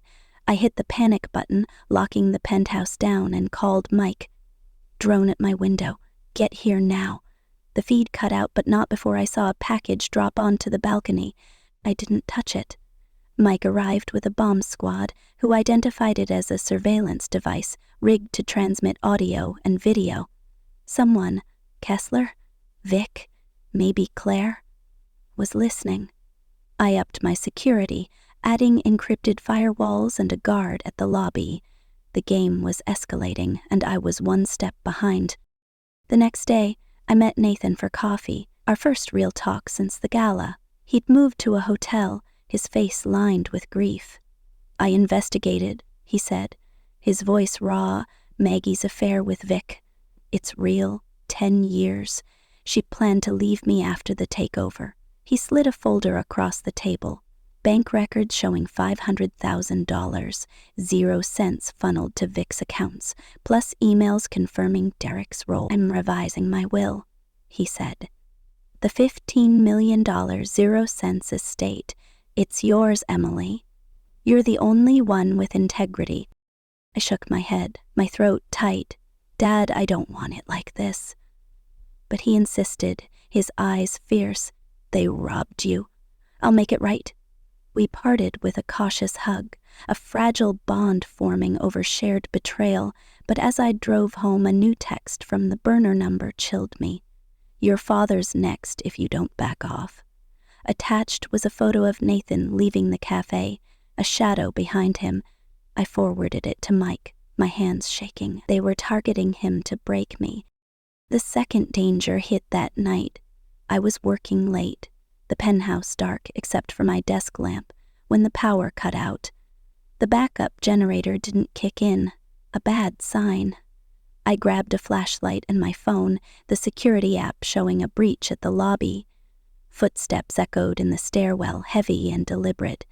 I barricaded the door, my heart pounding, and called 911. The police arrived in minutes, but the intruder was gone, leaving a single item. A knife, stabbed into my doormat, with a note. Last warning. Mike traced the breach to a hacked security system, likely Kessler's work. I slept with the knife under my pillow, my trust in safety gone. The third danger came at Carter Tech. I was pitching the prototype to investors, my last chance to save the company, when the projector flickered. A hacked video played, me, installing cameras in Maggie's room, with a voiceover calling me a paranoid traitor. The investors froze, their trust shaken. I shut it down, my voice calm. This is a smear campaign. Here's the truth. I showed the forensic report, the bank records, Vic's emails. Some investors stayed, others walked. I'd salvaged the pitch, but the damage was done. Vic was hitting me where it hurt. My reputation. The fourth danger was personal. I found a letter slipped under my door, handwritten, no signature. You met Vic's wife. Bad move. She's not the only one watching. I'd contacted Vic's wife, Laura, after the gala, tipping her off about the affair. She was suing him for fraud, but now I'd painted a target on her, too. I called Laura, warning her, and hired a bodyguard for myself. The web was tightening, and I was running out of allies. The fifth danger was the worst. Mike called at midnight, his voice urgent. Kessler's planning something big. He's meeting Vic tonight at a warehouse in Tacoma. I'm tailing them, but you need to lay low. I didn't. I drove to Tacoma, my burner phone recording, and hid outside the warehouse.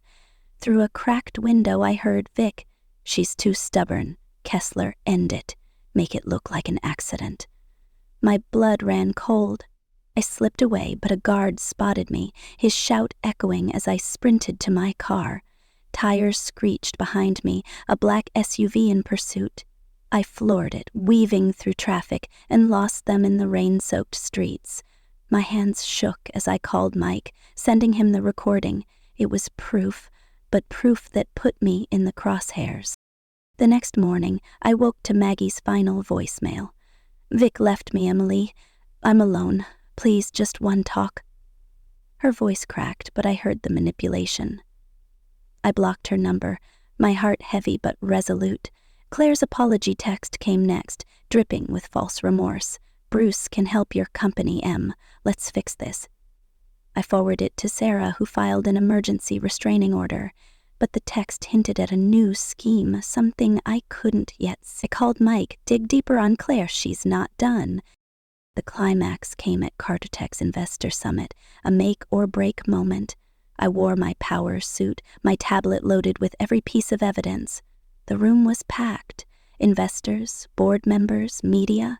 Grayson tried to derail me, questioning my leadership, but I was ready. I presented the prototype, its specs dazzling, then dropped the bomb. Carter Tech's under attack, but not from within. I played Vic's warehouse recording, showed the bank records, exposed Grayson's ties to Vic. The room erupted. Grayson escorted out, investors pledging support. I'd thwarted the takeover, my company safe, for now. That night I met Nathan at his hotel. He'd filed for divorce, his estate now in my name. "I was blind," he said, his voice breaking. "But you opened my eyes." We talked for hours, rebuilding trust, planning a future untainted by Maggie's lies. It wasn't perfect, but it was real. Back at the penthouse, I sat at my workbench, the lake aglow under moonlight. I sketched a new AI prototype, its lines bold and fearless. If you asked what I was measuring, I'd say this: not just code, but the dimensions of a life reclaimed. Vic was still out there, Kessler's shadow looming, Claire's schemes brewing. But I was no longer the obedient daughter. I was Emily Carter, survivor, warrior, creator. Let them come. I'd be ready. My parents declared they'd staying with me. After more. They're home to back my sister's latest startup, a scheme assuming I'd cover their expenses. Forever, they didn't know. I had already secured a lease on a small loft and was leaving. The next morning, the fire alarm screamed through the dining room, a piercing wail that shattered the brittle civility of our Thanksgiving dinner. I froze, fork halfway to my mouth, a lump of mashed potatoes trembling on the tines. My mother, Linda, gasped, her wine glass slipping from her fingers to splatter red across the pristine white tablecloth. My father, Robert, shoved back his chair, his face pale as he scanned the chandeliered ceiling of their Long Island colonial like it might burst into flames. My sister, Sophie, just laughed, that sharp, glittering laugh that could charm a snake or bankrupt a family. "Relax, it's probably just Mrs. Henderson burning her pecan pie again," she said, tossing her blonde curls, her diamond earrings catching the light. But I knew better. This wasn't a neighbor's kitchen mishap. This was the sound of my carefully controlled life collapsing. I'm Emma Carter, 35, a forensic accountant in New York City, the kind of person who finds truth in numbers when people lie. For years, I'd been the family's anchor, the one who balanced their checkbooks, paid their bills, and cleaned up their messes. But tonight, as the alarm wailed and my family's eyes darted between panic and denial, I felt the ground shift beneath me. This wasn't just a fire alarm. It was a warning, a signal that the other shoe I'd been dreading for decades was finally dropping. The dining room, with its polished mahogany table and framed photos of happier times, felt like a stage set for a tragedy. My parents' Long Island home, a sprawling relic of their once comfortable life, was the backdrop for every family drama. Tonight's script was no different, except the stakes were higher. My mother dabbed at the wine stain with a napkin, her hands shaking. "Emma, go check the alarm, would you?" she said, her voice tight, as if I could fix this like I'd fixed everything else.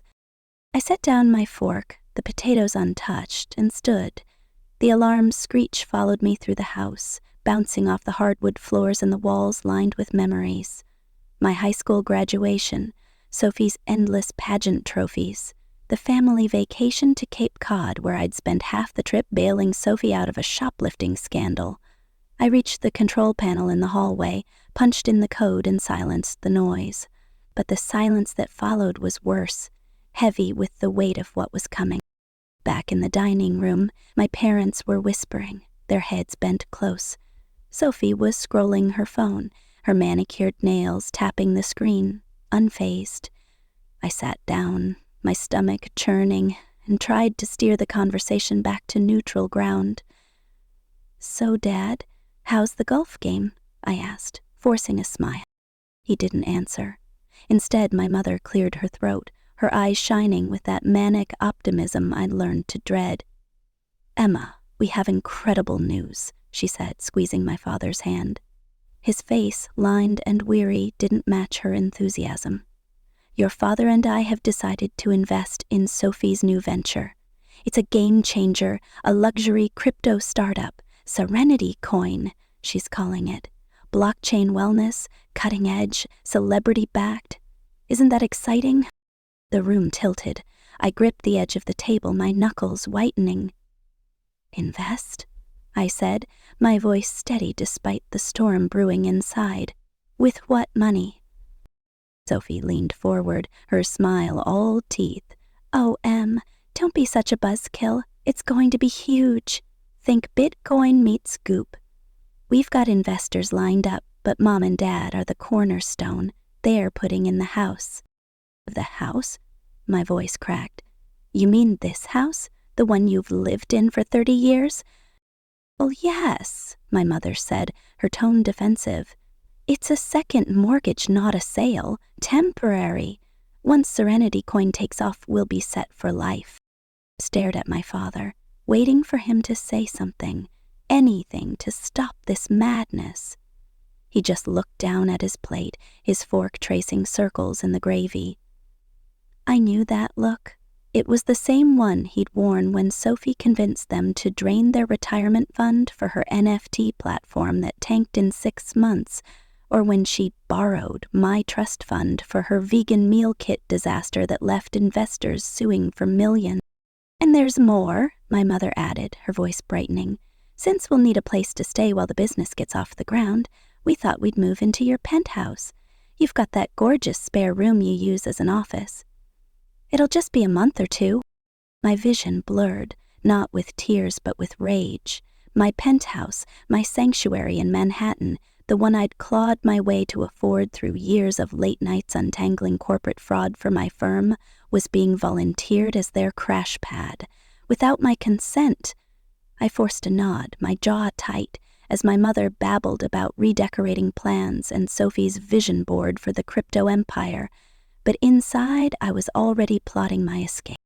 The next morning, I sat in my office on the 45th floor of a midtown skyscraper, the Manhattan skyline glinting through the floor-to-ceiling windows. My desk was a fortress of spreadsheets and case files, each one a puzzle I'd solved to expose embezzlement or fraud. But no amount of number crunching could solve my family. My phone buzzed with a text from Sophie. M, need your printer for investor packets. Also, sage green for the spare room? So zen. I deleted it without replying. My assistant Mia poked her head in. You okay? You look like you're plotting a heist. More like an escape, I muttered, pulling up the lease agreement for the Brooklyn loft I'd signed 2 weeks ago, a sleek Art Deco hideout in Dumbo, far from my family's reach. I'd move in next Saturday, before my parents could turn my penthouse into their personal Airbnb. Nia raised an eyebrow. You're really doing it? Ghosting your own family? They're not giving me a choice, I said, my fingers hovering over the keyboard. Sophie's latest scam is going to ruin them, and they expect me to be their safety net. Again. Before Mia could respond, the office door burst open. 2 men in tailored suits stormed in, their faces red with fury.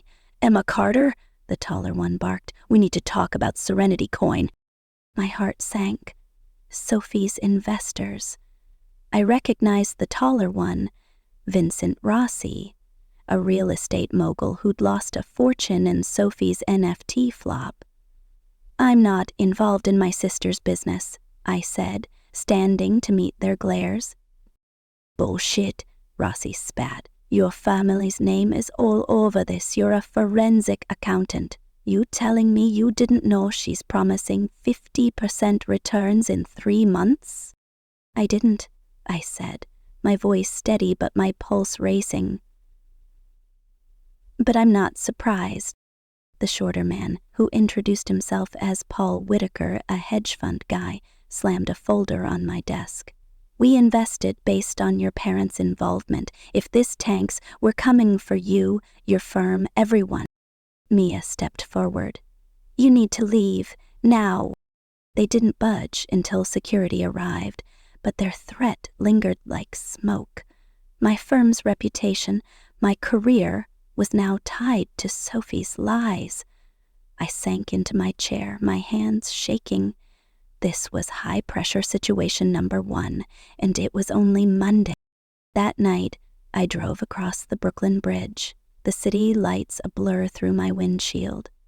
My phone rang and I hit speaker, expecting Mia. Instead, it was Jake, my ex-fiancé, his voice low and urgent. "Emma, you need to know something about Sophie's crypto thing. It's bad." I gripped the steering wheel. "How bad?" "He's got 2 sets of books, one for investors like Rossi, promising 10% returns over 2 years, another for your parents, claiming 50% in months. The blockchain tech, it doesn't exist. She's faking it all."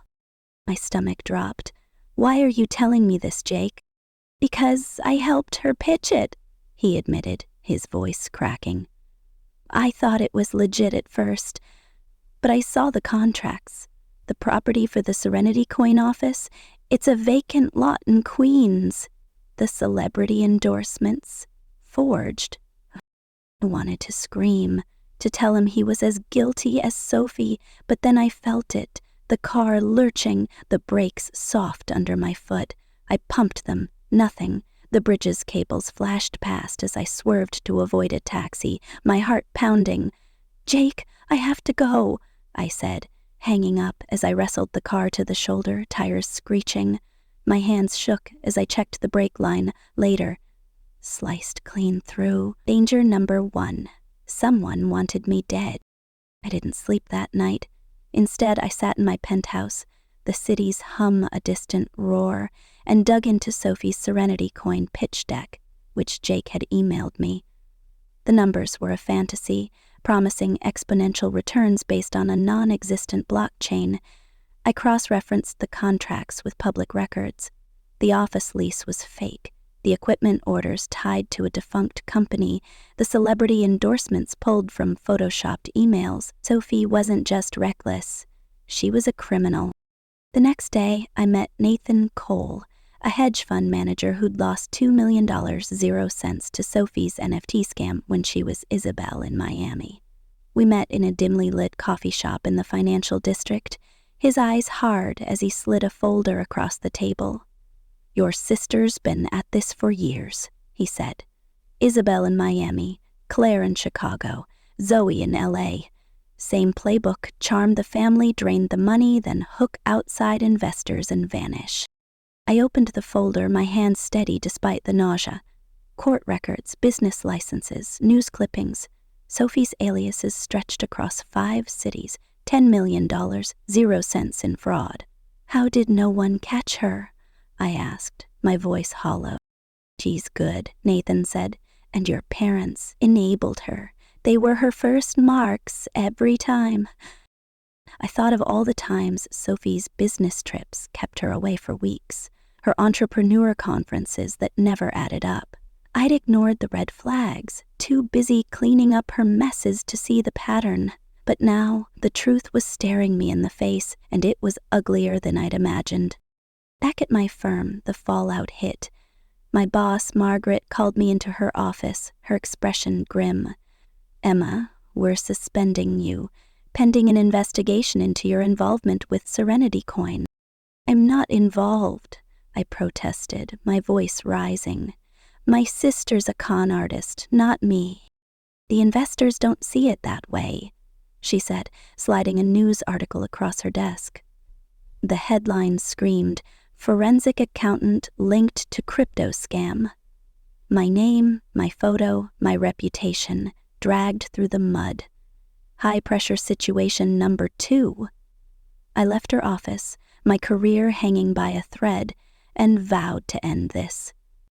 That night, I tracked Sophie to a swanky Manhattan hotel bar, the kind of place where Wall Street types mingled with wannabe influencers. She was in her element, sipping a martini, her laughter drawing eyes.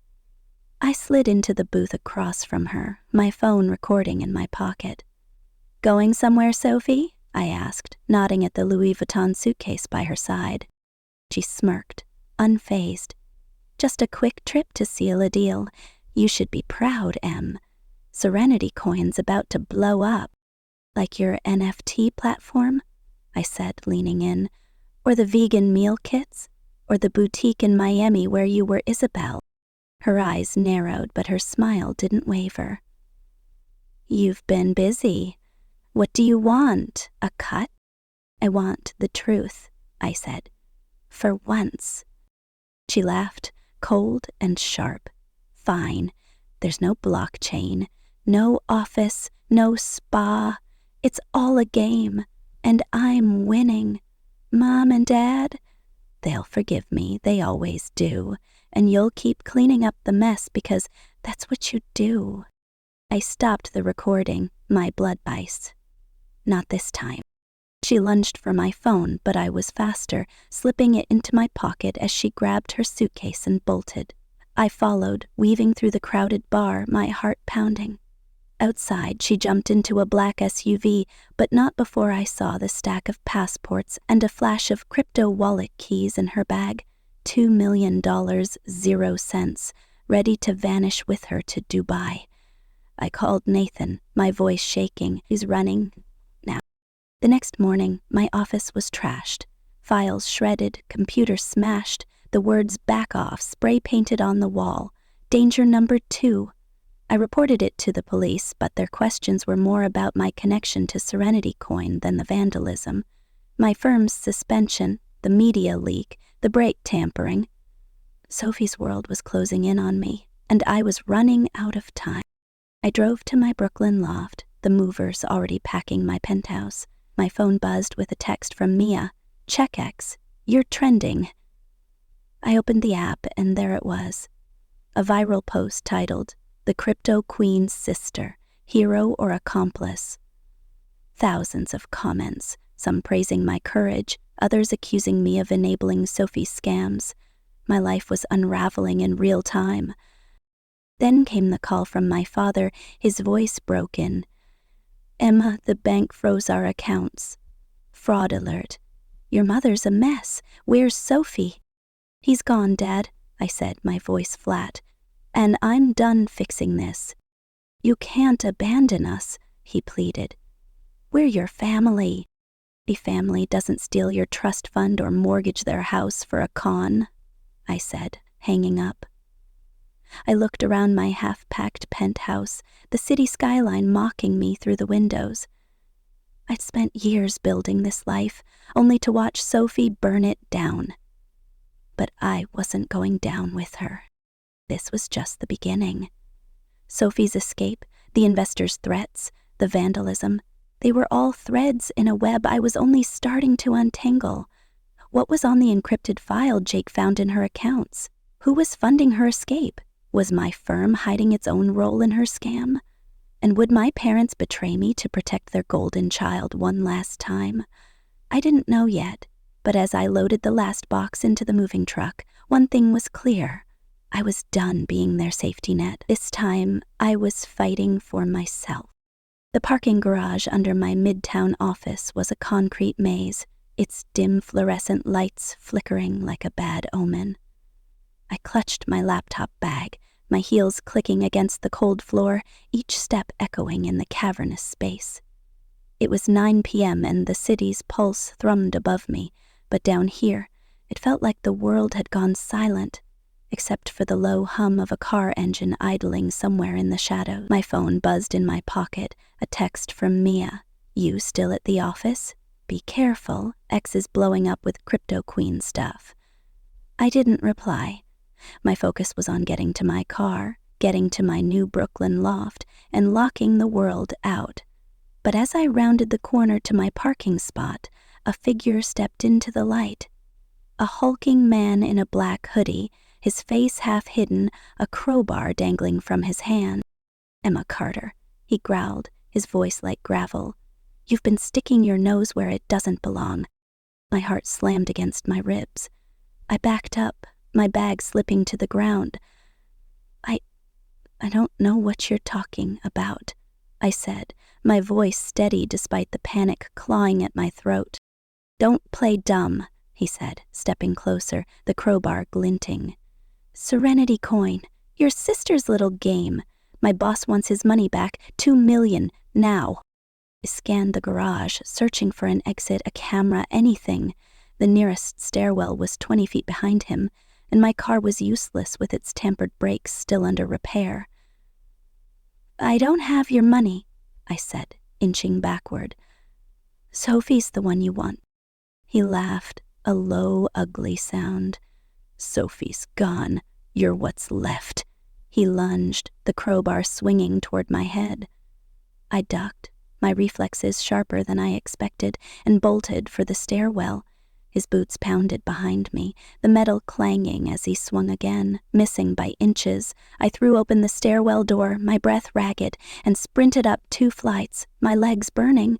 The door slammed shut behind me, but I didn't stop until I reached the street, the city's neon glow a lifeline. I flagged a cab, my hands shaking as I gave the driver my new address.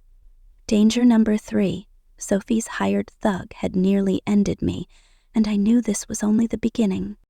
Back in my loft, the exposed brick walls and high ceilings felt less like freedom and more like a cage. I locked the door, slid the deadbolt, and checked the windows, my pulse still racing. The hard drive Jake had given me sat on the kitchen counter, a ticking bomb of encrypted secrets. I hadn't opened it yet, partly because I didn't trust Jake, partly because I wasn't sure I wanted to know how deep Sophie's lies went. My phone buzzed again, a voicemail from my father, his voice trembling. Emma, the bank's foreclosing on the house, your mother's not eating, Sophie's gone, and we don't know what to do. Please call. I deleted it, my chest tight. They'd lost everything, home, savings, pension, because they'd bet it all on Sophie's Ponzi scheme. And yet they still expected me to fix it. I opened my laptop, the ex-post about the crypto queen now trending with thousands of retweets. Comments ranged from sympathy for my family's ruin to accusations that I'd been in on Sophie's scam from the start. My firm's suspension had leaked to the press, and a new headline screamed, Forensic Accountant Suspended Amid Sister's $10.00 M Crypto Fraud. High-pressure situation number 3 was suffocating me. I was losing my career, my reputation, and nearly my life, all because I'd dared to stand up to Sophie. Then came a knock at my door, sharp and insistent. I froze, my hand hovering over the pepper spray on my counter. Emma, it's Nathan Cole, a voice called. We need to talk. I opened the door a crack, peering at the hedge fund manager who'd lost millions to Sophie's NFT scam. His tailored suit was rumpled, his eyes bloodshot. I heard about the garage, he said, stepping inside without waiting for an invitation. You're not safe. Sophie's backers aren't just investors. They're connected, organized. They think you've got their money. I don't, I snapped, locking the door behind him. And how do you know about the garage? X doesn't sleep, he said, pulling up a post on his phone. A grainy video, time-stamped an hour ago, showed me sprinting from the garage, the thug's shadow looming behind. Someone's watching you, closely. I sank onto the couch, my head spinning. Why are you here, Nathan? He sat across from me, his expression grim. Because I've been where you are. Sophie, or Isabel, as I knew her, ruined me. I lost my fund, my marriage, everything. But I've got resources, and I want to help you take her down. Permanently. He slid a business card across the coffee table. Cole & Associates, fraud investigation. Join my team, he said. You're a forensic accountant. You see patterns no one else does. Help me stop people like Sophie before they destroy more lives. I stared at the card, the weight of his offer sinking in. It was a lifeline, a chance to rebuild my reputation. But it meant diving deeper into Sophie's world, a world that had already tried to kill me twice. Before I could answer, my phone lit up with an email from an unknown sender. Back off, or you won't make it to Brooklyn tomorrow. Attached was a photo of me in my loft, taken through the window I'd just checked. Danger number 4. My blood ran cold. Sophie's crypto backers weren't just watching. They were closing in. The next morning, I sat in a precinct interview room, the fluorescent lights buzzing overhead. Detective Ramirez, a no-nonsense cop with a thick Brooklyn accent, flipped through my statement about the garage attack. "You're lucky you got out," he said, eyeing me. "But this Serenity coin mess? It's bigger than you think. Your sister was arrested last night at JFK, trying to board a flight to Dubai with forged passports and $2 million, 0 cents in crypto keys." I exhaled, relief mixing with dread. "So it's over?" he snorted. "Hardly. She escaped custody this morning during a prison transfer, slipped her cuffs, knocked out a guard, gone before anyone noticed. We've got a manhunt, but she's a ghost." My stomach dropped. Sophie, free again, with her lies and her charm and her endless supply of fake identities. I handed Ramirez the hard drive Jake had given me. "This has her offshore account details. Maybe it'll help." He took it, his eyes narrowing. "You're playing a dangerous game, Miss Carter. These accounts are tied to some nasty people. Stay out of it." But I couldn't. Not when my phone buzzed with another text from Mia. "FBI just called. They want you to testify against Sophie. Subpoena's coming. High-pressure situation number 4. Testifying meant facing Sophie in court, risking her wrath and my parents' betrayal. They'd already chosen her over me time and again. Would they turn on me now to protect their golden child? I drove to Long Island that afternoon, the familiar streets of my parents' neighborhood a painful reminder of what they'd lost. Their colonial was boarded up, a foreclosure notice taped to the door. I found them at my aunt's cramped apartment, my mother staring blankly at a stack of news articles about Sophie, my father hunched over a coffee mug. "Emma," my mother said, her voice breaking, "how could you do this to us? To your sister?" I slid a manila envelope across the table. "This is how," I said, my voice steady. Inside was a ledger, meticulously compiled, detailing every dollar they'd borrowed from me over the years. $350,000, 0 cents in total, from my trust fund to the loans I'd covered when Sophie's ventures failed. You enabled her. Every time she lied, you paid for it, with my money. My father's hands shook as he opened the envelope. "We thought we were helping her succeed." "You were helping her steal," I said, my voice rising. "And now you're homeless, broke, and you still think I'm the villain?" My mother sobbed, but I didn't soften. "I'm not taking you in," I said. "Not this time. You made your choice." As I left, my phone buzzed with a news alert. Crypto Queen escapes custody, linked to international crime syndicate. Sophie's web was bigger than I'd imagined, and I was caught in it. Back in Brooklyn, I met Jake at a dive bar in Williamsburg, the kind of place where nobody asked questions. He looked like he hadn't slept in days, his eyes darting nervously. "I found something else," he said, sliding a USB drive across the table. "More accounts, encrypted, but there's a file labeled family." I didn't open it. I'm scared to. I took the drive, my mind racing. What was Sophie hiding? A confession? A threat? Or something worse? Proof that my parents were more involved than they'd let on? "Why give this to me?" I asked. "Because I owe you," he said, his voice low. "I helped Sophie because I thought I could fix my own mistakes, but I made it worse. My aunt's bankrupt because of me. My best friend lost his savings. You're the only one who can stop her." I left the bar, the USB drive burning a hole in my pocket. That night, I opened my laptop, hesitating before plugging it in. What if the file implicated my parents? What if it exposed my firm's role in Sophie's scam? The questions gnawed at me. each one a hook pulling me deeper into her chaos. The next day, I met Nathan at his office, a sleek glass tower overlooking the Hudson. He'd already started digging into Sophie's accounts, using the hard drive I'd given Ramirez. "She's got ties to a syndicate in Eastern Europe," he said, showing me a spreadsheet of wire transfers. "They're not just investors, they're money launderers. And they're pissed she lost their $2 million 0 cents. My phone buzzed with another threat.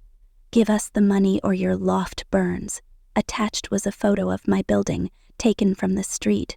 "Danger number 5, I showed Nathan, my hands trembling. "They're not bluffing," he said, "but we can use this. If you testify, we can trace their accounts, freeze their assets. You could bring them all down." The weight of his words hit me. Testifying wasn't just about Sophie. It was about dismantling an international crime ring. But it meant painting a target on my back, risking everything I'd fought for. I thought of my parents, their denial crumbling as the FBI showed them Sophie's rap sheet. I thought of the ex-post, now a viral phenomenon, with victims across the country sharing stories of family enablers and golden children. I thought of the anonymous email I'd received, "Your story saved me from my own Sophie," and I made my choice. The courtroom was a circus, cameras flashing as I took the stand. Sophie sat at the defense table, her eyes cold but her smile practiced, as if she could still charm her way out. The prosecutor played my recording from the hotel bar, her voice admitting the scam filling the room. Gasps rippled through the gallery. My parents, in the back, looked like they'd aged a decade, their faces crumpling as the truth sank in. But the real shock came when the prosecutor introduced the family file from Jake's USB drive. It wasn't just Sophie's confession.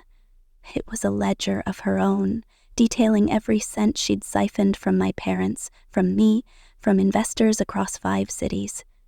She'd planned to frame my parents as her accomplices if the scam collapsed, using forged documents to make it look like they'd orchestrated the fraud. The betrayal cut deeper than I'd thought possible, but it also set me free.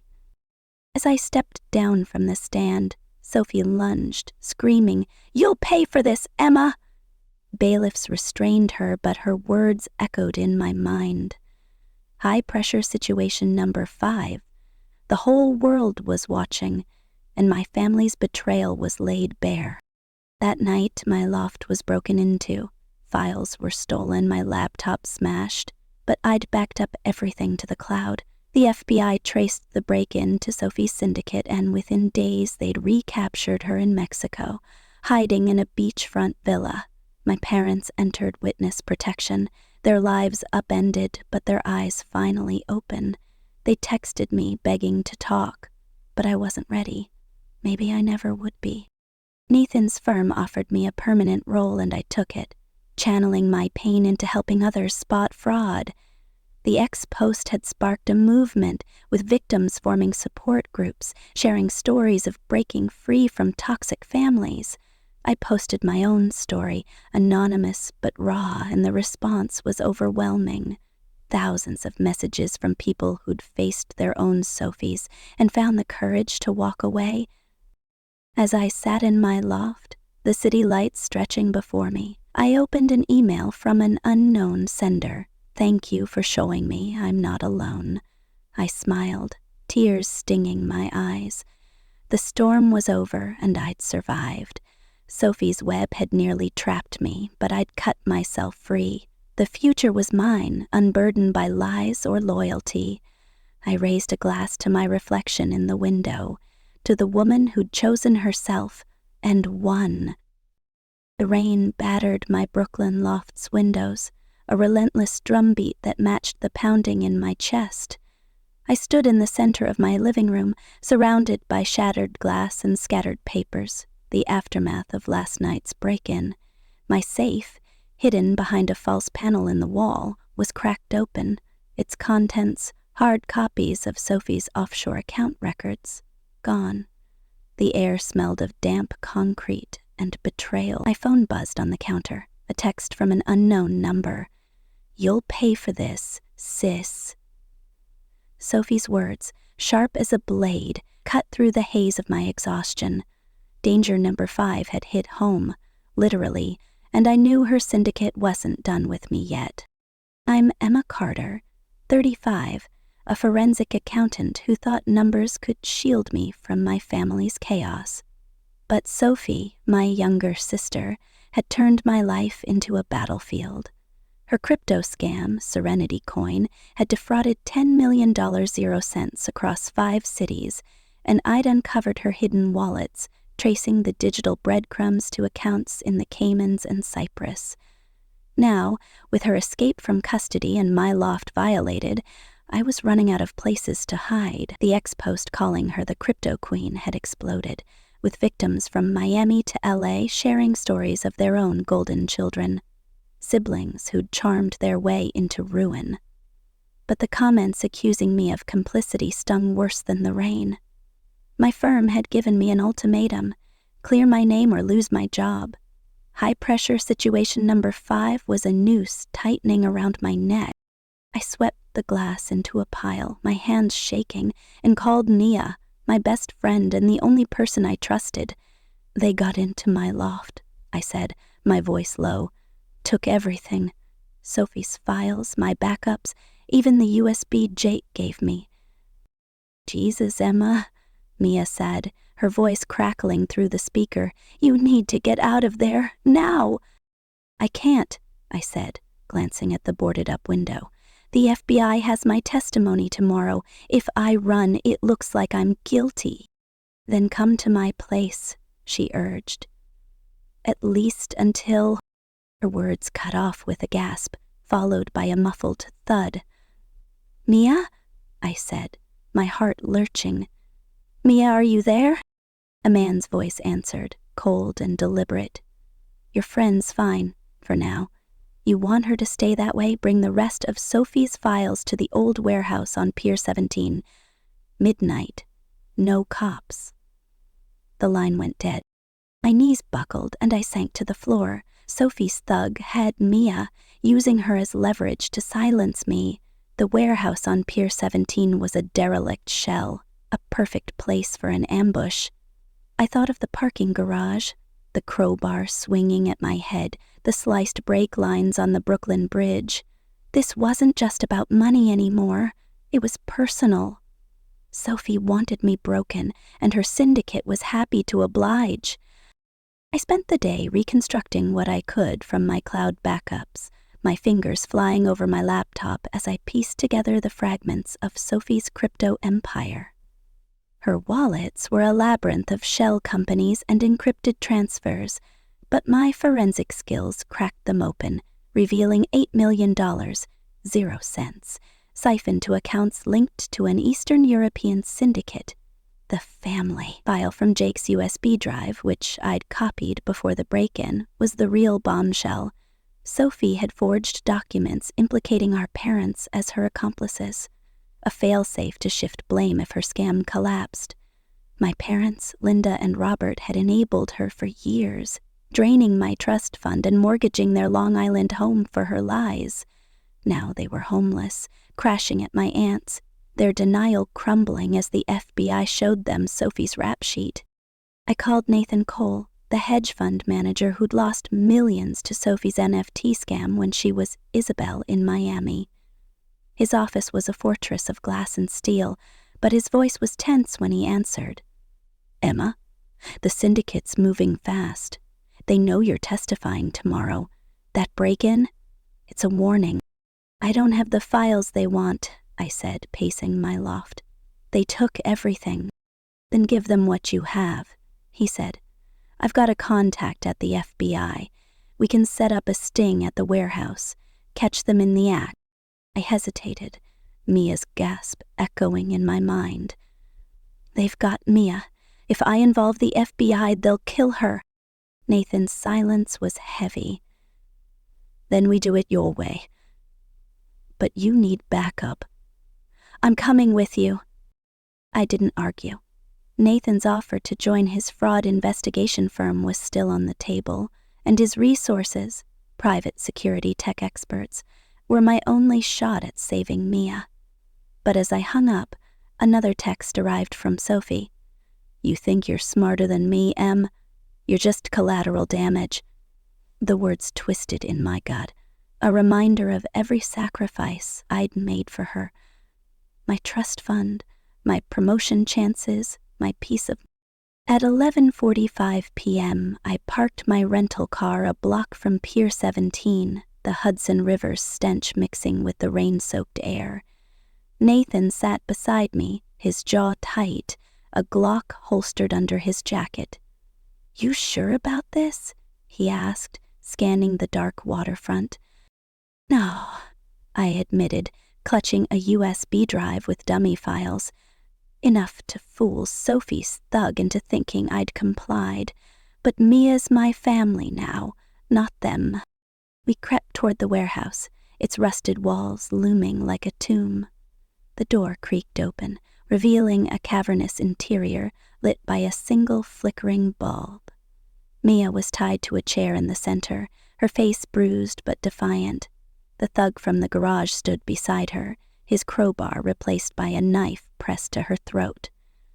"Drop the drive," he barked. I held it up, my heart pounding. "Let her go first."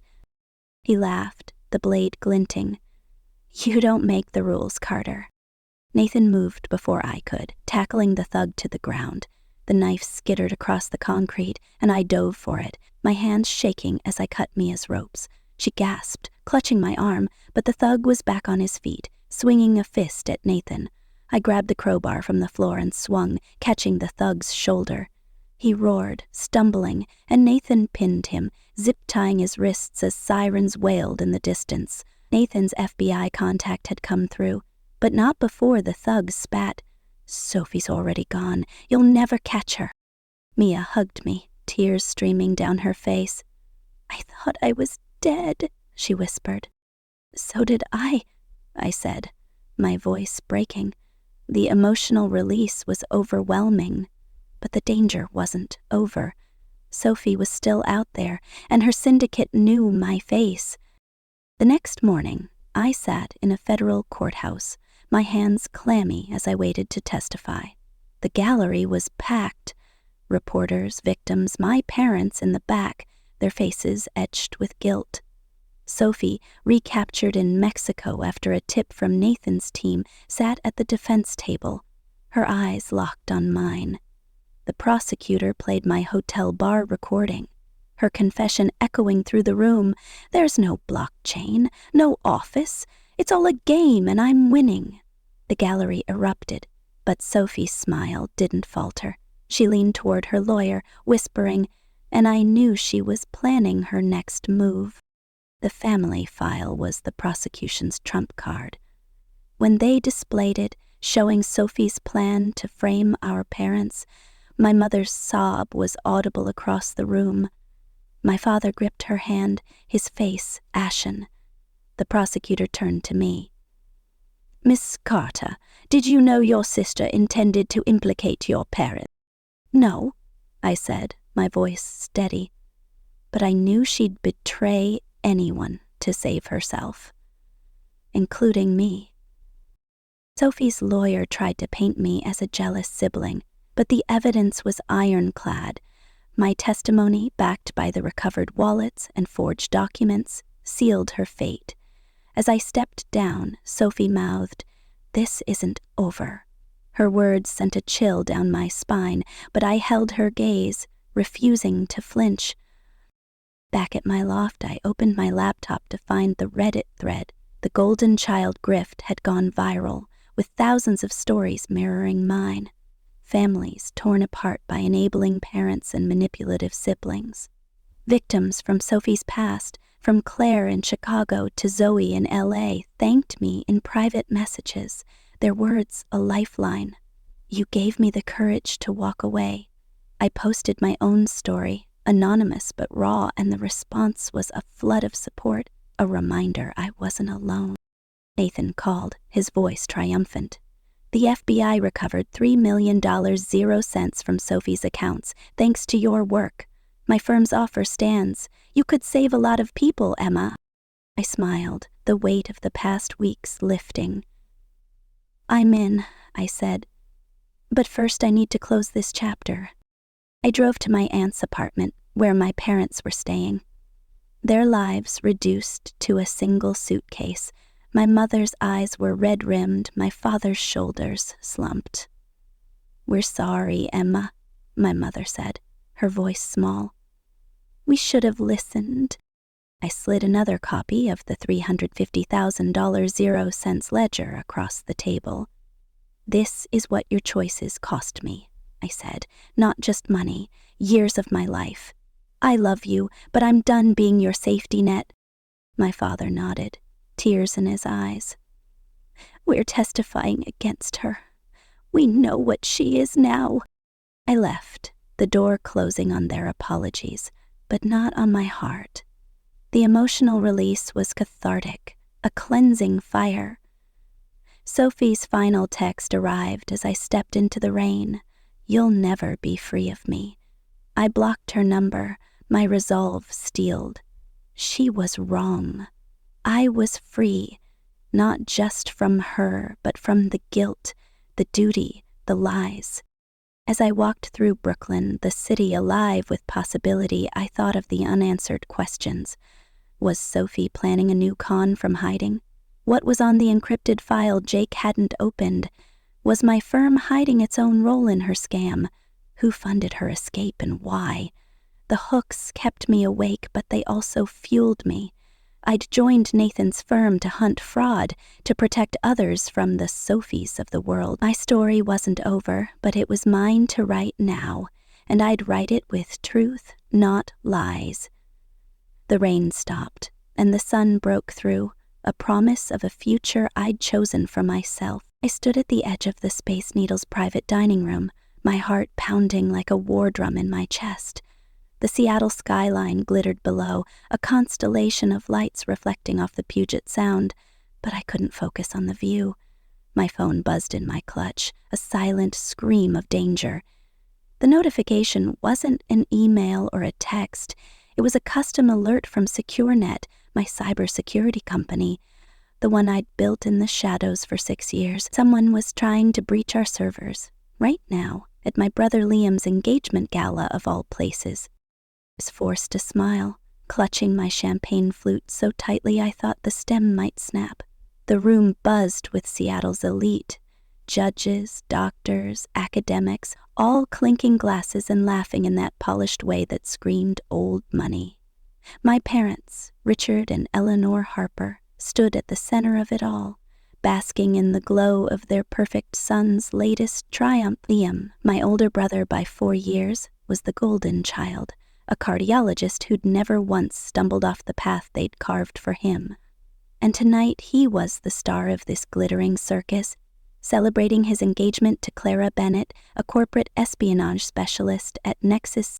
Clara, she was the wild card I hadn't anticipated.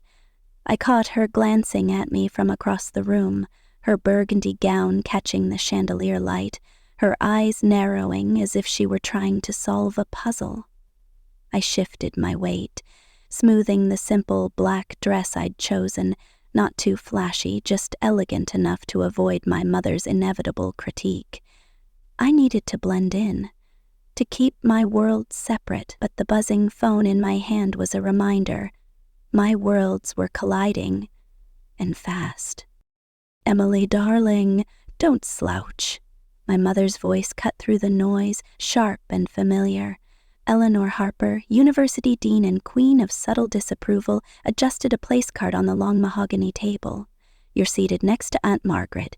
You two always get along." Translation, they'd banished me to the table's edge, far from the important guests. I nodded, my lips pressed into a tight smile, and slipped my phone out to check the alert. The screen glowed with red warnings. Unauthorized access attempt. Firewall breach detected. Source IP unknown. My stomach dropped. SecureNet's encryption was ironclad, military grade, tested against the best hackers in the world. I'd built it that way, line by line in the sleepless nights of my 20s. But someone was trying to crack it, and they were good. Too good. I tapped a quick command to lock down the servers, my fingers trembling. If they got through, they could leak our source code. 6 years of my life, the key to protecting hospitals from ransomware, gone in an instant. "Liv, you made it." Lame's voice boomed, pulling me back to the room. He crossed the floor in 3 long strides, his tailored tuxedo screaming success. He pulled me into a hug, his cologne sharp and expensive. "Come meet Clara. She's been dying to meet you." His tone carried that familiar hint of pity, the one he used when introducing his struggling little sister to his polished friends.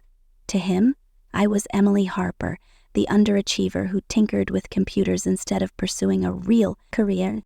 I followed him to the window where Clara stood, tall and poised, her dark hair swept into an elegant updo. I recognized her instantly from Nexus's executive page, though we'd never met in person. Our acquisition talks, $250 million 0 cents on the table, had been handled through intermediaries. Until now. "Clara, this is my sister Emily," Liam said, his voice tinged with that apologetic edge. "It's so nice to finally meet you," Clara said, her handshake firm, her eyes locking onto mine with an intensity that made my skin prickle. "Liam talks about you all the time." I doubted that, unless he was recounting my supposed failures. "Congratulations on your engagement," I said, keeping my voice steady. "I'm happy for you both." My phone buzzed again, another alert, second breach attempt, malware detected. I excused myself, stepping toward a quiet corner near the bar, my pulse racing. I opened my secure app, fingers flying across the screen to trace the attack. The IP was masked, bouncing through servers in Russia, China, then vanishing. A professional. My mind raced through possibilities, rival firms, foreign governments, or worse, someone inside SecureNet. I initiated a full lockdown, cutting off external access, but the damage was done. They'd gotten close. Too close. "Emily, you're missing the toasts," my mother called, her tone sharp enough to slice through the chatter. I slipped my phone back into my clutch and returned to the table, forcing myself to focus. My father, Richard Harper, federal judge and patriarch, raised his glass, his voice booming with pride. "To my son, who has made us proud every day of his life, and to Clara, a brilliant woman worthy of him." The room erupted in applause, glasses clinking. I joined in, but my mind was elsewhere, calculating the fallout of a potential data leak.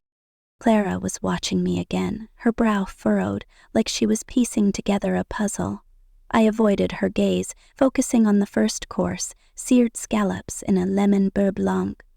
Aunt Margaret, seated beside me, leaned in, her voice dripping with concern. "Emily, how's your job situation? Still doing that computer thing?" I smiled tightly.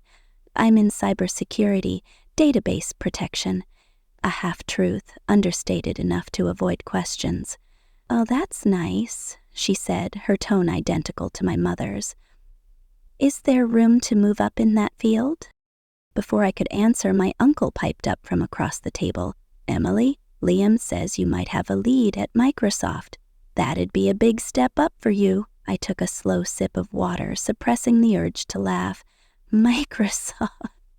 They thought I was scraping by, maybe answering tech support calls. Meanwhile, SecureNet was on the verge of a $250 million deal. "I'm happy where I am," I said, my voice calm but firm. My phone buzzed again, a third alert. Intrusion escalated. Rootkit detected. My blood ran cold. Her rootkit could burrow into our systems, invisible, stealing everything. I excused myself again, slipping into the hallway outside the dining room. The Space Needle's observation deck was deserted, the city sprawling below like a digital map. I opened my laptop, hidden in my bag for emergencies, and connected to SecureNet's servers. The attacker was relentless, probing for weaknesses. I deployed a countermeasure, a decoy server to trap them, but they were slippery, adapting faster than I'd expected.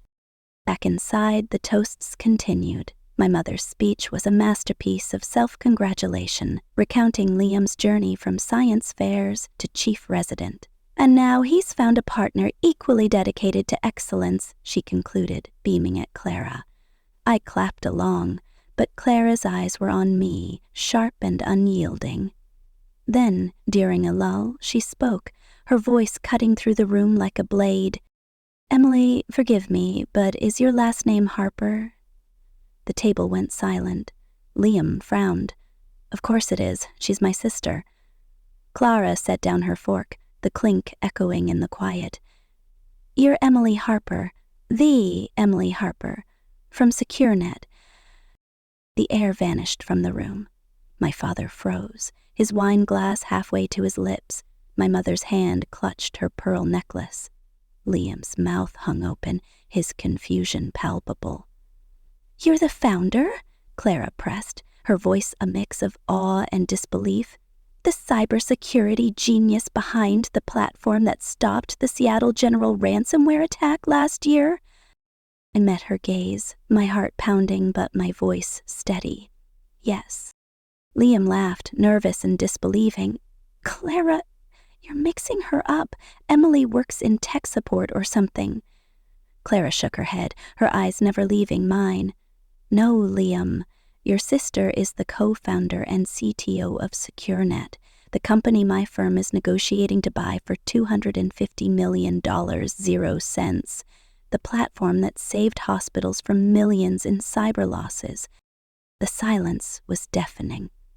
My father's glass trembled in his hand. My mother's face paled, her perfect composure cracking.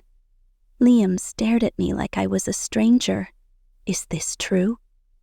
My father finally asked, his voice barely above a whisper. "Yes," I said, keeping my tone even. "Sophie Tran and I started SecureNet 6 years ago.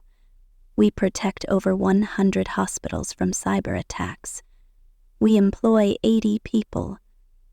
And yes, we're in acquisition talks with Nexus." Clara, oblivious to the family implosion she'd triggered, leaned forward, her enthusiasm uncontainable. "Your encryption protocols are legendary. Seattle General reported a 62% drop in data breaches after implementing SecureNet. We've been trying to replicate your tech for years, but you're untouchable. That's why we're offering $250 million, 0 cents. My mother's voice was faint. $250 million, 0 cents. My father echoed her, his judicial composure gone. "Why didn't you tell us?" Before I could answer, my phone buzzed again, the screen flashing a final, chilling alert. Breach successful. Code accessed. My world tilted. I stood, excusing myself, and bolted to the observation deck, my laptop open before I even reached the railing. The attacker had slipped through, downloading a fragment of our core encryption algorithm, not enough to destroy us, but enough to cause chaos if it leaked. I traced the breach to a local device. Someone in this building. My eyes scanned the gala through the glass, landing on a waiter lingering near the bar, his phone glowing in his hand, too focused, too out of place. I slipped back inside, my pulse hammering, and approached the bar, keeping my movements casual. "Excuse me," I said, leaning close to the waiter. "Can you help with a tech issue?" He flinched, his eyes darting to his phone before he nodded and followed me to the hallway. Once out of sight, I grabbed his wrist, twisting it just enough to make him drop the device. "Who are you working for?" I hissed, my voice low and dangerous. "I don't know what you're talking about," he stammered, but his eyes betrayed him. Fearful, guilty. I picked up his phone, its screen open to a dark web chat. The username, Shadow Viper, blinked, confirming my worst fears. This wasn't a random hack. This was targeted. I locked his phone and handed it to security, my mind racing. Someone wanted SecureNet's code, and they were willing to infiltrate a gala to get it. As I returned to the dining room, Clara was still talking, oblivious to my absence, regaling the table with SecureNet's stats. My family stared at me, their expressions a mix of shock, shame, and something else. Pride, maybe, but tainted with resentment. "Emily," my mother said, her voice tight, "why would you keep this from us? We're your family." I wanted to laugh, to scream, to tell them about the years of dismissal, the dinner table interrogations where my coding was called a hobby, the way they'd pushed me toward law school while celebrating Liam's every step. But I didn't. Not yet. "I had my reasons," I said, my voice calm but firm. "We'll talk later." As dessert arrived, my phone buzzed again. A message from Sophie, my co-founder. "Breach contained. Suspect device offline. We're safe, but we need to meet. Now." I glanced at the waiter, now being escorted out by security, and then at Clara, who was watching me with a mix of admiration and curiosity. She knew more than she was letting on, and I needed to find out what. Growing up in Capitol Hill, Seattle, was like living under a microscope. Our house, a restored Victorian with views of the Cascades, was a showcase of achievement. My father, Richard Harper, wasn't just a federal judge. He was the one called to mediate high-profile cases, his name in the papers alongside senators and CEOs. My mother, Eleanor, ran the University of Washington's Humanities Department, her office lined with awards and photos of her shaking hands with governors. And then there was Liam, the perfect son, who sailed through medical school and into cardiology without a single misstep. Dinner at our house wasn't just a meal. It was a performance review. "What did you accomplish today?" my mother would ask, her fork poised like a gavel. Liam always had an answer. Perfect MCAT scores, a research grant, a glowing letter from a professor. When it was my turn, I'd mumble about building a website or cracking a coding challenge, only to be met with tight smiles and redirects. "That's nice, Emily," my mother would say, her tone dripping with patience. "But shouldn't you be focusing on your debate team? Colleges want commitment, not distractions." My father would nod, already turning to Liam to discuss his latest hospital rotation. The message was clear. Tech was a toy, not a future. My bedroom became my fortress, its walls plastered with code printouts and server schematics. I'd stay up until 3 a.m. learning Python, C++, anything I could get my hands on. My eyes burning, but my heart alive. I wasn't just coding. I was building a world where I wasn't invisible. At 16, I hacked into our high school's grading system, not to cheat, but to fix a glitch that had tanked half the senior class's GPAs. The principal was floored, calling me a prodigy. My parents? They called it a childish prank and grounded me for a month, insisting I focus on AP history for my law school applications. I didn't bother telling them about the thank you letter from the school board. The real turning point came at 17 when I entered a national cybersecurity contest. I spent months building a program to detect ransomware, testing it against simulated attacks. I qualified for the finals in San Francisco the same weekend as Liam's acceptance ceremony for Johns Hopkins. "We're so sorry, Emily," my mother said, not looking sorry at all. "But your brother's worked his whole life for this. You understand." I went alone, the only finalist without a cheering section, and won first place. The judges, ex-NSA coders, said I had a mind for the future. I came home with a trophy and found our house packed with relatives toasting Liam. My father gave me a distracted, "That's nice, dear," before raising a glass to his son. That night, I made a vow. I'd build something so big, so undeniable they couldn't ignore me. I'd prove them wrong, not for their approval, but for myself. When college applications came, my parents pushed Harvard Law, Yale, anything with prestige. I applied to the University of Washington's cybersecurity program, one of the best in the country, and got a full scholarship. They reacted like I'd announced I was dropping out, You're throwing away your potential, my father said, his voice heavy with disappointment. Your SATs could get you into an Ivy, my mother added, her tone sharp. Cybersecurity isn't a career for someone like you. What they meant was it wasn't a career for a Harper. Liam, home from med school, tried to play peacemaker. Maybe it's a phase, Mom. Let her get it out of her system. I left for college with their expectations like a weight on my chest, but also with a spark of freedom. For the first time, I could be Emily, not the Harper who didn't measure up. The rising stakes. University of Washington was my liberation.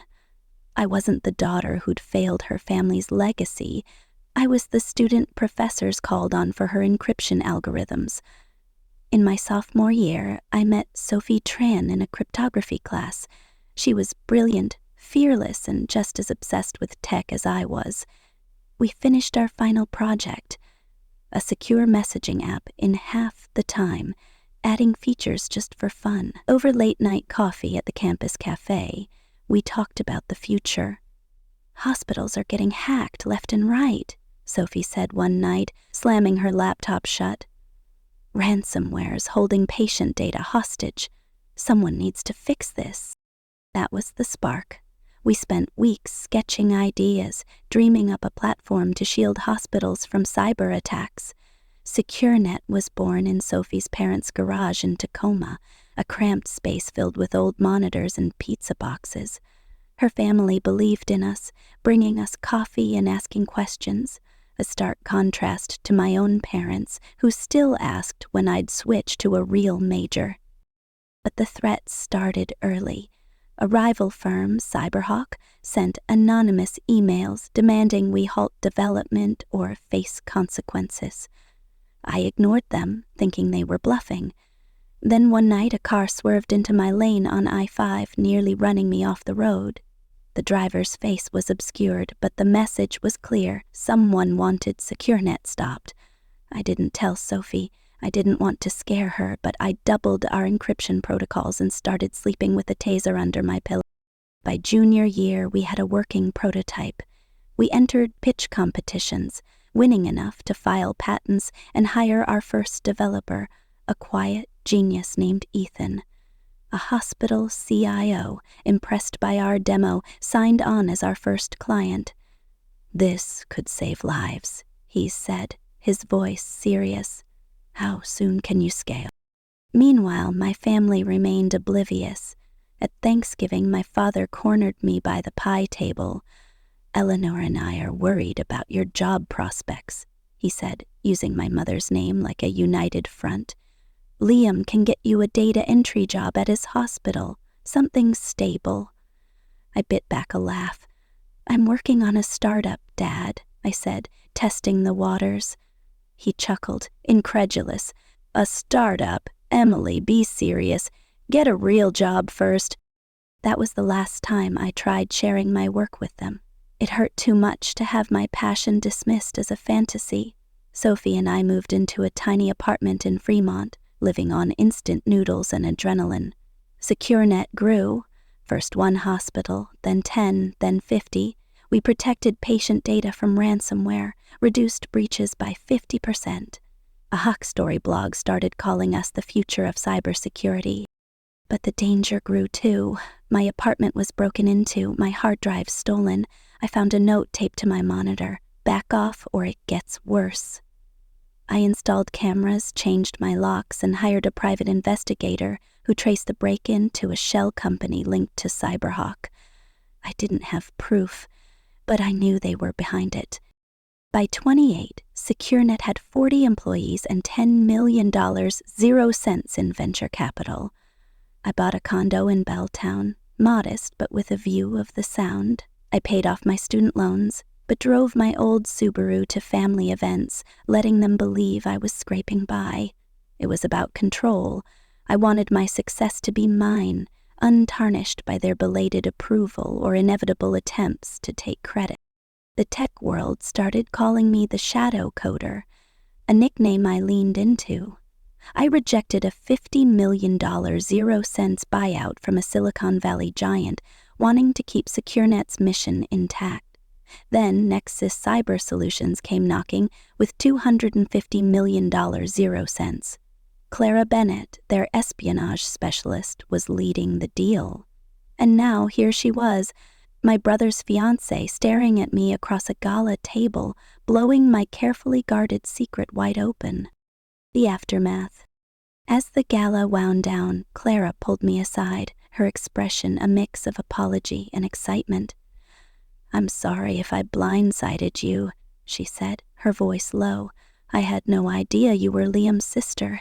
Your profile is so low we thought Emily was a code name." "It's fine," I said, though it wasn't. "I like my privacy." "For what it's worth," she added. "You're a legend at Nexus. They call you the Shadow Coder for a reason. But I have to ask, why hide? You've built an empire." I smiled, deflecting, just not a fan of the spotlight. But the truth was more complicated. I wasn't ready for my family to claim my success as their own, to rewrite history and say they'd always believed in me. I needed it to be mine, at least for a little longer. My phone buzzed again. Sophie, confirming the breach was contained, but urging me to meet her at our office. I glanced at the waiter, now gone, and at my family, still reeling from Clara's revelation. My mother approached, her eyes searching. "Emily, we need to talk. Properly. Brunch tomorrow, the Fairmont, 10 a.m. I nodded, knowing the conversation would be brutal but unavoidable. "Sure, Mom." As I left the Space Needle, the city lights blurring below, I felt a strange mix of relief and dread. My secret was out, but the real battle was just beginning. Someone had tried to sabotage SecureNet tonight, and they were still out there. Clara knew more than she was saying. I could feel it. And my family, for the first time, was seeing me. But would they ever understand? I drove to our office, the streets of Seattle quiet under the spring rain. Sophie was waiting, her face grim. "We caught the breach, but they got a fragment of the code," she said. "And Emily?" "There's something else. I found a file on the server, encrypted, not ours. Someone's been inside for weeks." My heart sank. A mole. Inside SecureNet. Inside my life. The gala was just the beginning. The rain-slicked streets of Seattle blurred past my windshield as I sped towards SecureNet's office in Pioneer Square, the city's pulse thrumming in time with my own. It was 1 a.m. hours after the Space Needle Gala, where my carefully guarded secret, my role as the co-founder and CTO of SecureNet, had been blown wide open by Clara Bennett, my brother's fiancée. Her words still echoed in my head. "You're Emily Harper, the Emily Harper, from SecureNet." My family's stunned faces flashed before me. My father's wineglass frozen midair, my mother's pearl necklace clutched like a lifeline, Liam's jaw unhinged in disbelief. But it wasn't their shock that had me gripping the steering wheel until my knuckles whitened. It was Sophie's text. "We caught the breach, but they got a fragment of the code, and Emily. There's something else. I found a file on the server, encrypted, not ours. Someone's been inside for weeks. A mole inside SecureNet. The company I'd poured 6 years of my life into, the one I'd built in the shadows to prove I was more than the Harper family's disappointment." My mind raced, replaying the gala, the waiter with the glowing phone, the username Shadow Viper on his screen, the chilling realization that someone had targeted us in a room full of Seattle's elite. This wasn't just a hack. This was personal. I pulled into the alley behind our office, a converted warehouse with brick walls and frosted glass that hid the chaos inside. Sophie was waiting at the back door, her hoodie soaked, her dark eyes wide with urgency. "You look like hell," she said, holding the door open. "Thanks," I muttered, brushing past her, my laptop bag slung over my shoulder. "What's the damage?" Inside, the office was a war zone of blinking monitors and scattered energy drink cans. Our team of 10, our core coders, the ones who'd been with us since the Tacoma garage days, huddled around a central server rack, their faces lit by the glow of diagnostic screens. Ethan, our first hire, was typing furiously, his glasses slipping down his nose. The air smelled of burnt coffee and panic. Sophie led me to her desk, where a second laptop displayed a decrypted file. "They got a fragment of our core encryption algorithm," she said, her voice low but sharp. "Not enough to rebuild it, but enough to reverse engineer our key exchange protocol if they're smart. And this," she pointed to a string of code on the screen, alien and malicious. "This was buried in our backup server. It's a rootkit, designed to siphon data slowly. It's been there for weeks, maybe months." My stomach churned. How did we miss this? Sophie hesitated, her fingers twitching on the keyboard. "I don't know. I should have caught it. I was running diagnostics last month, but—" Her voice trailed off, and I caught a flicker of something in her eyes. Guilt, maybe? Or something deeper? "Sophie," I said, my voice steady despite the storm in my chest. "What aren't you telling me?" She looked away, her jaw tight. "Nothing, just, we need to focus. The breach came from a local device at the gala. We traced it to a burner phone, but it's offline now." I wanted to press her, but Ethan called out, "Emily, you need to see this." I crossed the room, my boots echoing on the concrete floor. He pointed to a log file on his screen. The attacker used a custom exploit tailored to our system. They knew our architecture inside out. This wasn't a random hit. It's someone who studied us. A chill ran down my spine. "An inside job?" Ethan nodded, his voice grim. "Or someone who got access to our internal specs. Either way, they're close. Too close." I glanced at Sophie, who was staring at her laptop, her fingers still. What secret project is she hiding? The question gnawed at me, a seed of doubt planted by her hesitation. Sophie, Tran, and I had built SecureNet from nothing, our trust forged in late-night coding sessions and shared dreams of protecting hospitals from ransomware. But now, with a mole in our ranks and a breach threatening everything, I couldn't shake the feeling that she was holding something back. "Lock it down," I said, my voice cutting through the tension. "Full audit, every line of code, every access log. No one leaves until we find the source." As the team scrambled, I stepped into my office, a glass-walled cube with a view of the Seattle skyline, and opened my laptop. The gala breach was just the start. Someone wanted SecureNet's code, and they'd gone to dangerous lengths to get it. I pulled up the dark web chat I'd glimpsed on the waiter's phone. Shadow Viper instructing an unknown contact to secure the fragment tonight. I cross-referenced the username, my fingers flying across. It led to a forum notorious for black market deals where Shadow Viper had posted about acquiring hospital-grade encryption. My heart sank. This wasn't just about money. This was about weaponizing our tech. The college years, a spark ignites. 6 years ago, the University of Washington was my escape from the suffocating expectations of Capitol Hill. Growing up in that pristine Seattle neighborhood, with its tree-lined streets and million-dollar homes, meant living under a microscope. My father, Richard Harper, a federal judge, commanded respect with a single glance. My mother, Eleanor, a university dean, could silence a room with her perfectly modulated voice. And Liam, my cardiologist brother, was their masterpiece. Straight-A student, medical prodigy, the son who never faltered. Family dinners were interrogations, not meals. "What did you accomplish today?" my mother would ask, her eyes scanning us like a prosecutor. Liam's answers were always flawless. A perfect MCAT score, a published paper, a glowing recommendation from a surgeon. When it was my turn, I'd mention a new coding project or a website I'd built, only to be met with tight smiles. "That's nice, Emily," my mother would say, her tone implying it wasn't nice at all. "But shouldn't you be focusing on your AP classes? Law schools want discipline, not hobbies."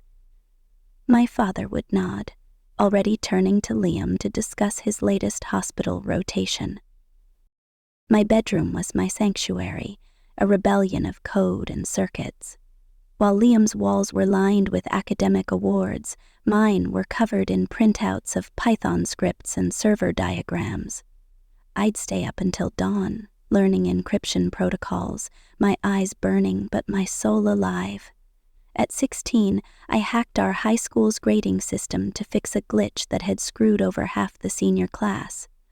The principal called me a genius. My parents called it a stunt and pushed me harder toward law school. The turning point came at 17 when I won a national cybersecurity contest with a ransomware detection program. The finals were in San Francisco, the same weekend as Liam's Johns Hopkins acceptance ceremony. "We're so sorry, Emily," my mother said, her voice devoid of regret. "But your brother's worked his whole life for this. I went alone, stood on a stage with no one cheering, and took first place. The judges, ex-NSA coders, said I had a rare gift. I came home to a house full of relatives toasting Liam, my trophy barely earning a 'that's nice' from my father. That night, I swore I'd build something they couldn't ignore. Not for their approval, but for me. College was my liberation. At UW, I wasn't the Harper who'd failed to measure up. I was Emily, the student whose encryption algorithms left professors speechless. In my sophomore year, I met Sophie Tran in a cryptography class. She was sharp, fearless, with a laugh that could light up a room. We finished our final project, a secure messaging app, in half the time, adding features just for fun. Over coffee at the campus cafe, we dreamed big. "Hospitals are getting slaughtered by ransomware," Sophie said one night, her eyes blazing. "Patient data's held hostage, surgeries delayed. We could stop that." That was the genesis of SecureNet. We sketched ideas on napkins, envisioning a platform to shield hospitals from cyber attacks. Summer breaks were torture back in Capitol Hill, dodging my family's questions about my hobby major. "When are you switching to pre-law?" my uncle would ask, waving off my vague answers about tech stuff. Meanwhile, Sophie and I were building SecureNet's prototype in her parents' garage in Tacoma, a cramped space filled with hope and soldering irons. Her family believed in us, bringing us sandwiches and asking about our progress, a stark contrast to my parents, who suggested I take a clerk job at Liam's hospital, assuming I was floundering. By junior year, SecureNet was real. We entered pitch competitions, winning $100,000 0 cents, and filing patents. A professor connected us with the hospital CIO, who became our first client after seeing our demo. "This could save lives," he said, his voice heavy with conviction. We scaled fast, protecting 50 hospitals from ransomware, reducing breaches by 50%. Industry blogs called us the future of cybersecurity. But the threats escalated. Cyberhawk, a rival firm, sent anonymous emails demanding we shut down or regret it. I ignored them until my apartment in Fremont was broken into. My hard drives were stolen, a note left on my desk, "Back off, or it gets worse." I installed cameras, changed my locks, and hired a private investigator who traced the break-in to a shell company linked to Cyberhawk. I had no proof, but I knew they were watching. At 28, SecureNet had 40 employees and $10 million 0 cents in venture capital. I bought a modest condo in Belltown with a view of the Puget Sound, but kept my old Subaru for family visits, letting them believe I was scraping by. I wasn't hiding out of shame. It was about control. I wanted my success to be mine, untouched by their inevitable attempts to rewrite history. The tech world dubbed me the Shadow Coder, a nickname I embraced. I rejected a $50 million 0 cents buyout from a Silicon Valley giant, determined to keep SecureNet's mission pure. Then came the Gala breach. And now, Sophie's bombshell about a mole. Back in the office, I paced my glass-walled cube, the Seattle skyline a blur of lights and rain. Sophie was still at her desk, her face unreadable. I wanted to trust her. She'd been my partner through every sleepless night, every breakthrough. But that flicker of guilt in her eyes haunted me. What secret project is she hiding? I couldn't ask. Not yet, not with the team watching, not with a mole in our ranks. "Ethan," I called, striding back to the server room. "Any leads on the rootkit's origin?" He pushed his glasses up, his face pale. "It's sophisticated, custom-built, like the Gala attack." I found a signature in the code, a string that matches a known Cyberhawk exploit. My blood ran cold. Cyberhawk again. "There's more," Ethan said, his voice low. "The rootkit was uploaded from an internal account, one of ours." The room spun. I glanced at our team, 10 people, all trusted, all vetted. "Who?" I demanded. Ethan hesitated. "The logs point to Sophie's credentials." My heart stopped. Sophie? My best friend, my co-fender, the one who'd believed in me when my family hadn't? "That's impossible," I said, but my voice wavered. I turned to Sophie, who was staring at her screen, oblivious to our conversation, or pretending to be. "Run the logs again," I said, my voice sharp. "Triple check." As Ethan nodded, my phone buzzed, a new email from an anonymous sender. "You can't hide forever, Shadow Coder. Hand over the code or we take everything." Attached was a photo of me, taken tonight at the gala, standing alone on the observation deck. My skin crawled. They'd been watching me, closer than I'd realized. I forwarded the email to my private investigator, then called our head of security, Mia. "I need a sweep of the office," I said. "Cameras, bugs, everything, and pull the gala's guest list." Someone there was working with Shadow Viper. Mia's voice was calm but firm. "On it. But Emily, you need protection. This is escalating." "I can handle it," I said, though I wasn't sure I believed it. The next morning, I dragged myself to the Fairmont for brunch with my parents, my eyes gritty from a sleepless night. The hotel's dining room was all crystal chandeliers and starched linens, a perfect stage for the Harper family's next act. My father stood as I approached, his judicial demeanor faltering as he offered an awkward hug. "You look tired," he said, his tone a mix of concern and judgment. My mother, impeccable in a tailored blazer, launched in before I could sit. "Emily, I've been reading about SecureNet. The awards, the funding, the impact. Why would you keep this from us? We're your family." I took a deep breath, the weight of years pressing down. "You know why?"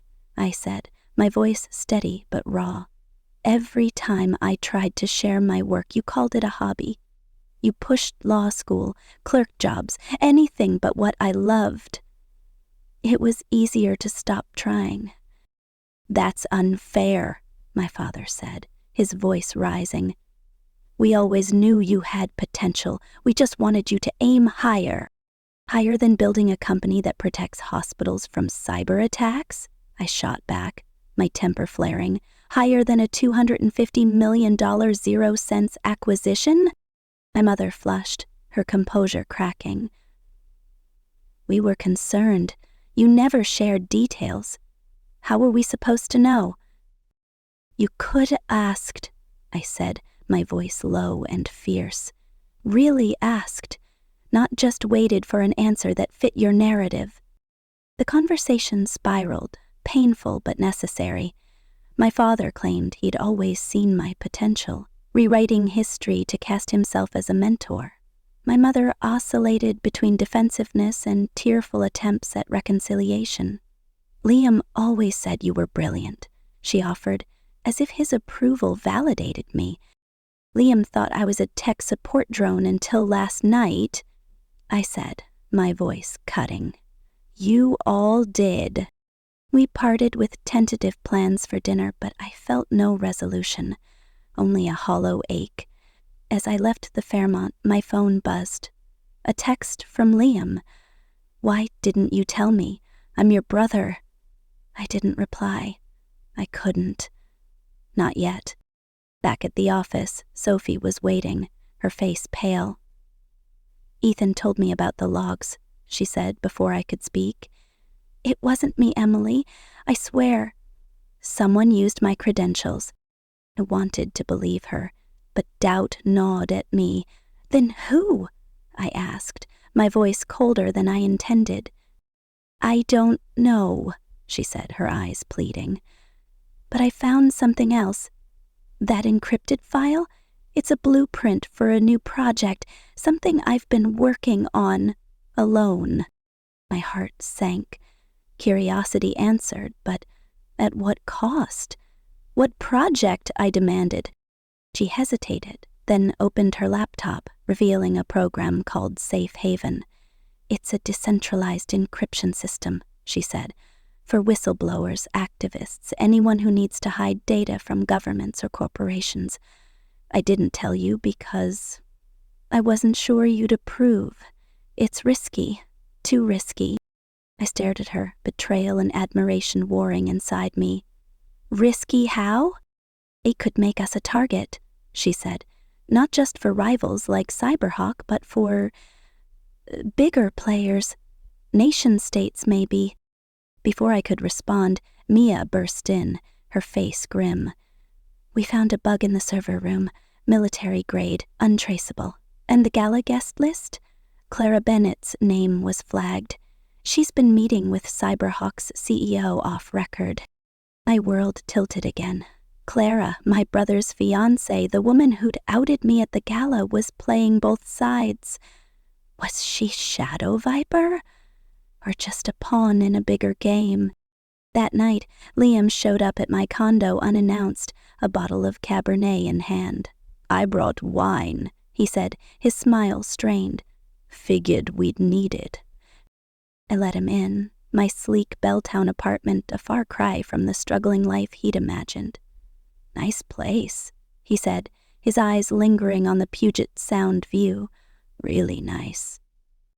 We settled in the living room, the city glittering beyond the windows. I've been an ass, he said, his bluntness catching me off guard. I bought into Mom and Dad's story about you struggling. I never asked what you were really doing. No, you didn't, I said, my voice softer than I expected. I'm sorry, he continued, swirling his wine. And I'm proud. Sophia can't stop talking about SecureNet, says you're a genius. I laughed, the sound brittle. A genius who's been dodging a mole, a breach, and a rival firm trying to bury me. His eyes widened. What? I told him everything. The gala attack, the rootkit, the threats. His doctor's calm cracked, replaced by a brother's concern. You need to go to the police, Emily. This is dangerous. I can't, I said, not until I know who's behind it. And Clara, she's involved, Liam. She's been meeting with Cyberhawk. His face paled. No, she wouldn't. He trailed off, doubt creeping in. I don't know what she's playing at, I said, but I'll find out. We talked for hours, the first real conversation we'd had in years. He asked about SecureNet, about the hospitals we'd saved, the lives we'd protected. I asked about his work, his patients, and found myself caring in a way I hadn't before. As he left, he paused at the door. Clara likes you, Emily. She was mortified about outing you. She wants to be friends. I'll think about it, I said, but my mind was on Sophie, Clara, and the mole. The next day, I confronted Sophie. No more secrets, I said, my voice firm. If we're going to survive this, I need the truth. She nodded, tears in her eyes. Safe Haven was my way of pushing us forward. I thought it could change the world, but I should have told you. I'm sorry. I forgave her, not because it was easy, but because we were stronger together. We traced the mole to a junior developer bribed by Cyberhawk. He confessed, terrified, and we turned him over to the authorities. The bug was removed, the servers scrubbed. Clara, it turned out, wasn't Shadow Viper. She'd been investigating Cyberhawk for Nexus, playing a dangerous double game. She apologized, offering to help us take them down.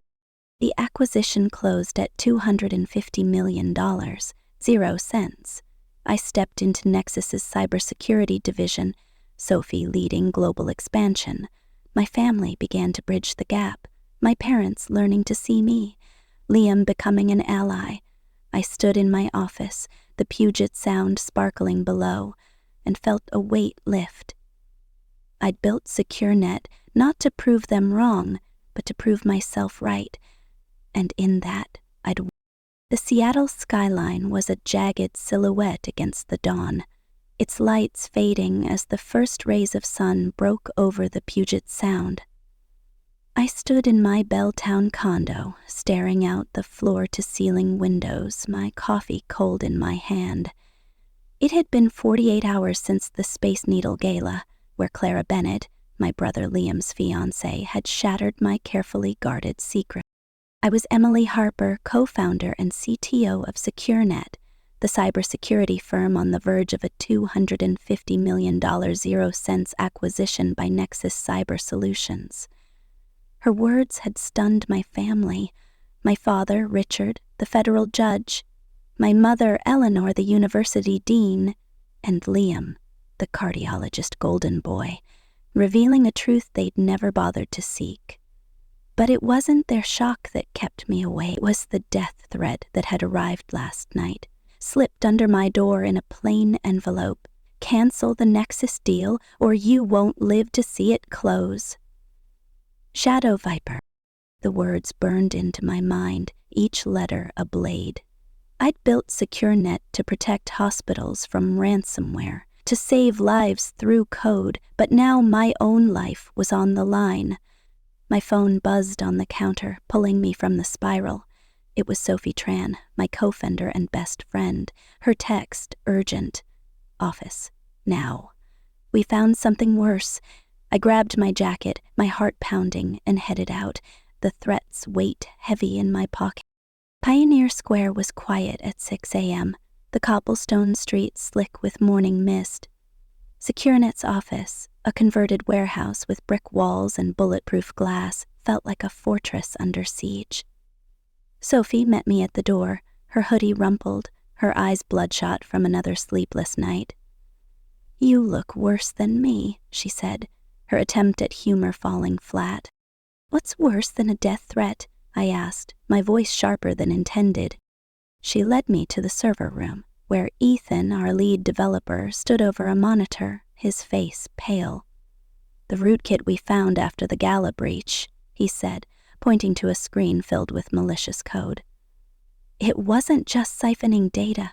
It's a Trojan designed to weaponize our encryption.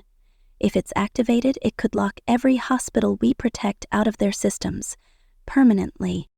My knees buckled. SecureNet protected 100 hospitals, millions of patients. A weaponized Trojan could cripple healthcare across the West Coast, hold lives for ransom. "How did this get in?" I demanded, my voice trembling with fury and fear. Ethan hesitated, glancing at Sophie. "The logs still point to Sophie's credentials, but there's more. The Trojan's signature matches Cyberhawk's code, and—" He swallowed hard. "We found a payment trail. Someone on our team was paid $500,000, 0 cents, to plant it." Sophie's face drained of color.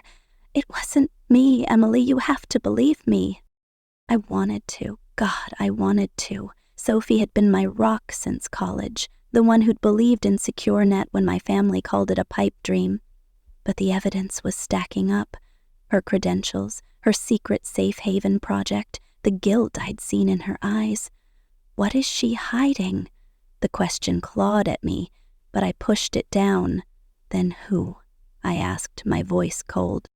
We're narrowing it down, Ethan said. But we need to isolate the Trojan before it activates. And Emily? There's a timer. It's set to go off in 72 hours. A timer? 3 days to stop a catastrophe. I nodded, my mind racing. Lock the servers, full quarantine, and get me every employee's access logs. Now. As Ethan scrambled, Sophie grabbed my arm. I know how this looks, she said, her voice low and urgent, but I'd never betray you. Safe haven was a mistake. I should have told you, but I'm not the mole. I pulled away, my trust fraying. Prove it, I said, hating the words as they left my mouth. The Fairmont's dining room was a study in elegance. Crystal chandeliers, linen tablecloths, the clink of fine china. My parents were already seated when I arrived, their faces a mix of pride and discomfort. My father stood, his judicial gravitas faltering as he offered a stiff hug. You look exhausted, he said, his tone hovering between concern and critique. My mother, Eleanor, didn't wait for pleasantries. Emily, I've been reading about SecureNet, the innovation awards, the venture capital, the impact. Why would you hide this from us? We're your family. Her voice was sharp, but there was a tremor beneath it, a crack in her perfect dean's facade. I sat, my hands clenched under the table. You know why, I said, my voice steady but raw. Every time I tried to share my work, you called it a hobby. You pushed law school, clerk jobs, anything but what I loved. You never asked what I was doing, not really. That's not fair, my father said, his voice rising. We always knew you had potential. We were pushing you to excel. Excel at what you wanted, I corrected, my temper flaring. Not what I chose. When I won that national cybersecurity contest at 17, you didn't even show up. You were too busy toasting Liam's med school acceptance. My mother flushed, her composure cracking. We were concerned, Emily. You never shared details. How were we supposed to know you were building this empire? You could have asked, I said, my voice low and fierce. You could have listened when I was 16 and hacked the school's grading system to fix a glitch. Instead, you grounded me. You could have asked when I chose UW over Harvard Law, but you called it a betrayal. You never saw me. My father leaned forward, his judicial mask slipping. We always saw your potential, Emily. Perhaps our pushing motivated you to this success. The audacity hit me like a slap. Motivated me? I laughed, bitter and sharp. You suggested a data entry job at Liam's hospital 3 years ago. You told me to get a real job at Thanksgiving. And last week, Mom, you arranged a pity interview at Microsoft because you thought I was unemployed. My mother's eyes glistened, but she held her ground. We were trying to help. You were so secretive, always dodging questions. Because you never listened, I snapped, louder than I intended. Heads turned at nearby tables. I lowered my voice, but the fire remained. I built SecureNet to prove I didn't need your approval. And now that you know, you're trying to claim credit, like you inspired me. You didn't. I did this despite you. The silence was heavy, broken only by the clink of a waiter's tray. My father's face was a storm of emotions, shame, pride, defensiveness. We're proud of you, Emily, he said finally, his voice softer. We didn't understand. I wanted to believe him, but years of dismissal made it hard. We'll talk more, I said, standing, but I have a company to save. As I left, my phone buzzed. A voicemail from Liam, his voice thick with anger. Emily, you hid this to humiliate me, didn't you? You let me think you were struggling, let Mom and Dad think it, just to steal my night. Call me back. I deleted it, my chest tight. Liam's accusations stung, but I had bigger problems. A Trojan, a mole, a death threat. And Clara, who'd leaked my identity to the press. By noon, my anonymity was gone. TechCrunch had published a follow-up to their silhouette profile, now with my full name and a photo from the gala, courtesy of an anonymous source, Clara. I knew it was her. The headline screamed, "Shadow Coder Unmasked. Emily Harper, SecureNet's genius behind $250 0 M Nexus deal." My phone was flooded with notifications. Reporters, industry peers, distant cousins suddenly proud of me. I turned it off, my blood boiling. Clara's leak had painted a target on my back, and Shadow Viper was still out there. I drove to Nexus's downtown office, a sleek glass tower overlooking Elliott Bay. Clara was waiting in a conference room, her burgundy blazer as polished as her demeanor. "Emily, I'm so sorry," she said, her eyes wide with feigned innocence. "I didn't mean for the press to get involved. Someone must have overheard me at the gala." "Don't," I said, my voice ice. "You leaked it. I want to know why." Her smile faltered, but she recovered quickly. "I swear, it wasn't intentional. But your story, it's inspiring. The world deserves to know the Shadow Coder." I leaned forward, my voice low. "What do you know about me, Clara? About my past?" Her eyes flickered, a hint of something. Guilt? Knowledge? Before she masked it. "Nothing more than what's public now," she said, "but as Nexus's espionage specialist, I can help with your security issues. I know about the breach." My skin prickled. What does she know about my past? I'd grown up under scrutiny, but I'd buried my tracks well.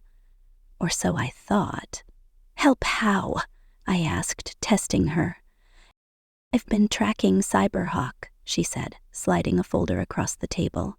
"They've been linked to black market deals, including a hacker called Shadow Viper.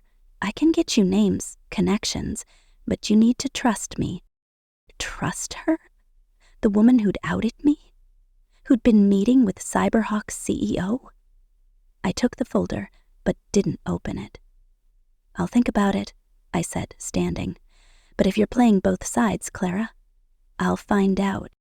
As I left, my phone buzzed. A new email from Shadow Viper. 72 hours. Cancel the deal or your family pays too. Attached was a photo of my parents' Capitol Hill house, taken from their front porch. My heart stopped. This wasn't just about me anymore. The seeds of SecureNet were planted at the University of Washington, where I finally escaped the Harper family's shadow. College was freedom. Professors praised my encryption algorithms. Classmates saw me as Emily, not the underachieving daughter. In my sophomore year, I met Sophie Tran in a cryptography class. She was a force, sharp, fearless, with a knack for spotting weaknesses in code. We bonded over late-night coffee, dreaming of tech that could change the world. "Hospitals are bleeding data," Sophie said one night, slamming an article about ransomware attacks. "We could build something to stop it." We sketched SecureNet's blueprint on napkins, envisioning a platform to shield hospitals from cyber attacks. Summer breaks were torture. Back in Capitol Hill, dodging my family's questions about my hobby major. "Tech's a fad," my uncle would say, waving me off. "Get a law degree, Emily." Meanwhile, Sophie and I worked in her parents' Tacoma garage, their support a lifeline my own family never offered. We built a prototype, $100,000 0 in pitch competitions, and filed patents. But the threats started early. Cyberhawk sent anonymous emails demanding we halt development. Then my apartment was broken into, my hard drives stolen, a note left, "Back off." I told no one, not even Sophie, but I tightened our security, coding defenses into SecureNet's core. A professor connected us with a hospital CIO who signed on after our demo. "This could save lives," he said. We scaled fast, protecting 50 hospitals, reducing breaches by 50%. Industry praise rolled in, but I stayed in the shadows, the shadow coder, rejecting a $50 million 0 cents buyout to keep our mission pure. Back at SecureNet, the office was a pressure cooker. Ethan's audit pinpointed the mole. A junior developer, Ryan, hired 6 months ago. He confessed, sobbing, that Cyberhawk had paid him $500,000, 0 cents, to plant the Trojan. They threatened my family, he said, his voice breaking. I believed him, but it didn't soften my anger. We handed him to the authorities, but the Trojan's timer was still ticking. 48 hours left. Sophie and I worked around the clock, isolating the Trojan. At 2 a.m., she collapsed in her chair, tears streaming. I should have told you about Safe Haven, she said. It's a decentralized encryption system for whistleblowers. I thought it could protect people, but it made us a target. I'm sorry, Emily. I took her hand, my anger dissolving. We're stronger together, I said. No more secrets. Mia, our head of security, burst in. The bug in the server room? It's linked to a private contractor Nexus uses, and Clara's name is all over their invoices. My heart sank. Clara wasn't just playing both sides. She was orchestrating this. But why? What does she know? I called Clara, my voice calm but lethal. Meet me, Pier 57, 1 hour. The pier was deserted, the Ferris wheel dark against the night sky. Clara arrived, her composure unshaken. You're in deep, Emily, she said. Cyberhawk's just the start. There's a bigger player, someone with government ties. I've been trying to protect you. Protect me? I laughed, bitter. You leak my identity. You're tied to the bugs, the breaches. Give me one reason to trust you. She handed me a USB drive. Proof. Cyberhawk's working with a rogue NSA operative. They want your code to weaponize it. I've been undercover, feeding Nexus intel to stop them, but you need to cancel the acquisition. It's the only way to keep your family safe. I stared at her, the USB heavy in my hand. Was she telling the truth, or was this another trap? That night, Liam showed up at my condo, his face a storm of hurt and anger. You hid this to humiliate me, he said, his voice raw. You let me think you were failing. Let Mom and Dad pity you just to steal my night. I flinched, his words cutting deep. I hid it because you never saw me, I said, my voice breaking. You all wrote me off. My coding, my dreams. I built SecureNet to spite you, not to hurt you. He sank onto my couch, his anger deflating. I was jealous, he admitted, his voice barely audible. You're changing the world, and I'm just a doctor. I'm sorry, Emily. We talked until dawn, rebuilding a bridge I'd thought was burned. He promised to help with Clara, to dig into her Nexus connections. She loves you, he said, but she's complicated. Be careful. The next day, I decrypted the USB. Clara was telling the truth. Documents linked Cyberhawk to an NSA operative, Shadow Viper, planning to use SecureNet's code for mass surveillance. But there was more. A file on me, detailing my high school hacks, my contest win, even my therapy sessions with Dr. Moore. Clara knew everything. I confronted her at Nexus, the USB in my hand. You've been watching me, I said. Why? She sighed, her mask slipping. I grew up like you, Emily. Parents who didn't get it. I saw your contest win at 17, online. Anonymous. I knew you were special. When Nexus targeted SecureNet, I pushed for the deal to protect you. But I messed up with the leak. I'm sorry. Her honesty disarmed me. I didn't trust her fully, but I needed her. "Help me stop Shadow Viper," I said. We worked together, tracing the operative to a Seattle safe house. With me as team, we raided it, recovering the stolen code fragment and disabling the Trojan with hours to spare. The acquisition closed at $250 million, 0 cents. I took the role of Nexus's cybersecurity chief, Sophie leading global expansion. My family began to see me. Liam as an ally, my parents learning to listen. Standing in my office, the Puget Sound sparkling below, I felt a weight lift. I'd faced death threats, betrayal, and my own doubts. But I'd won. Not just for SecureNet, but for myself. The shadow coder was no longer hiding. And that was my greatest victory.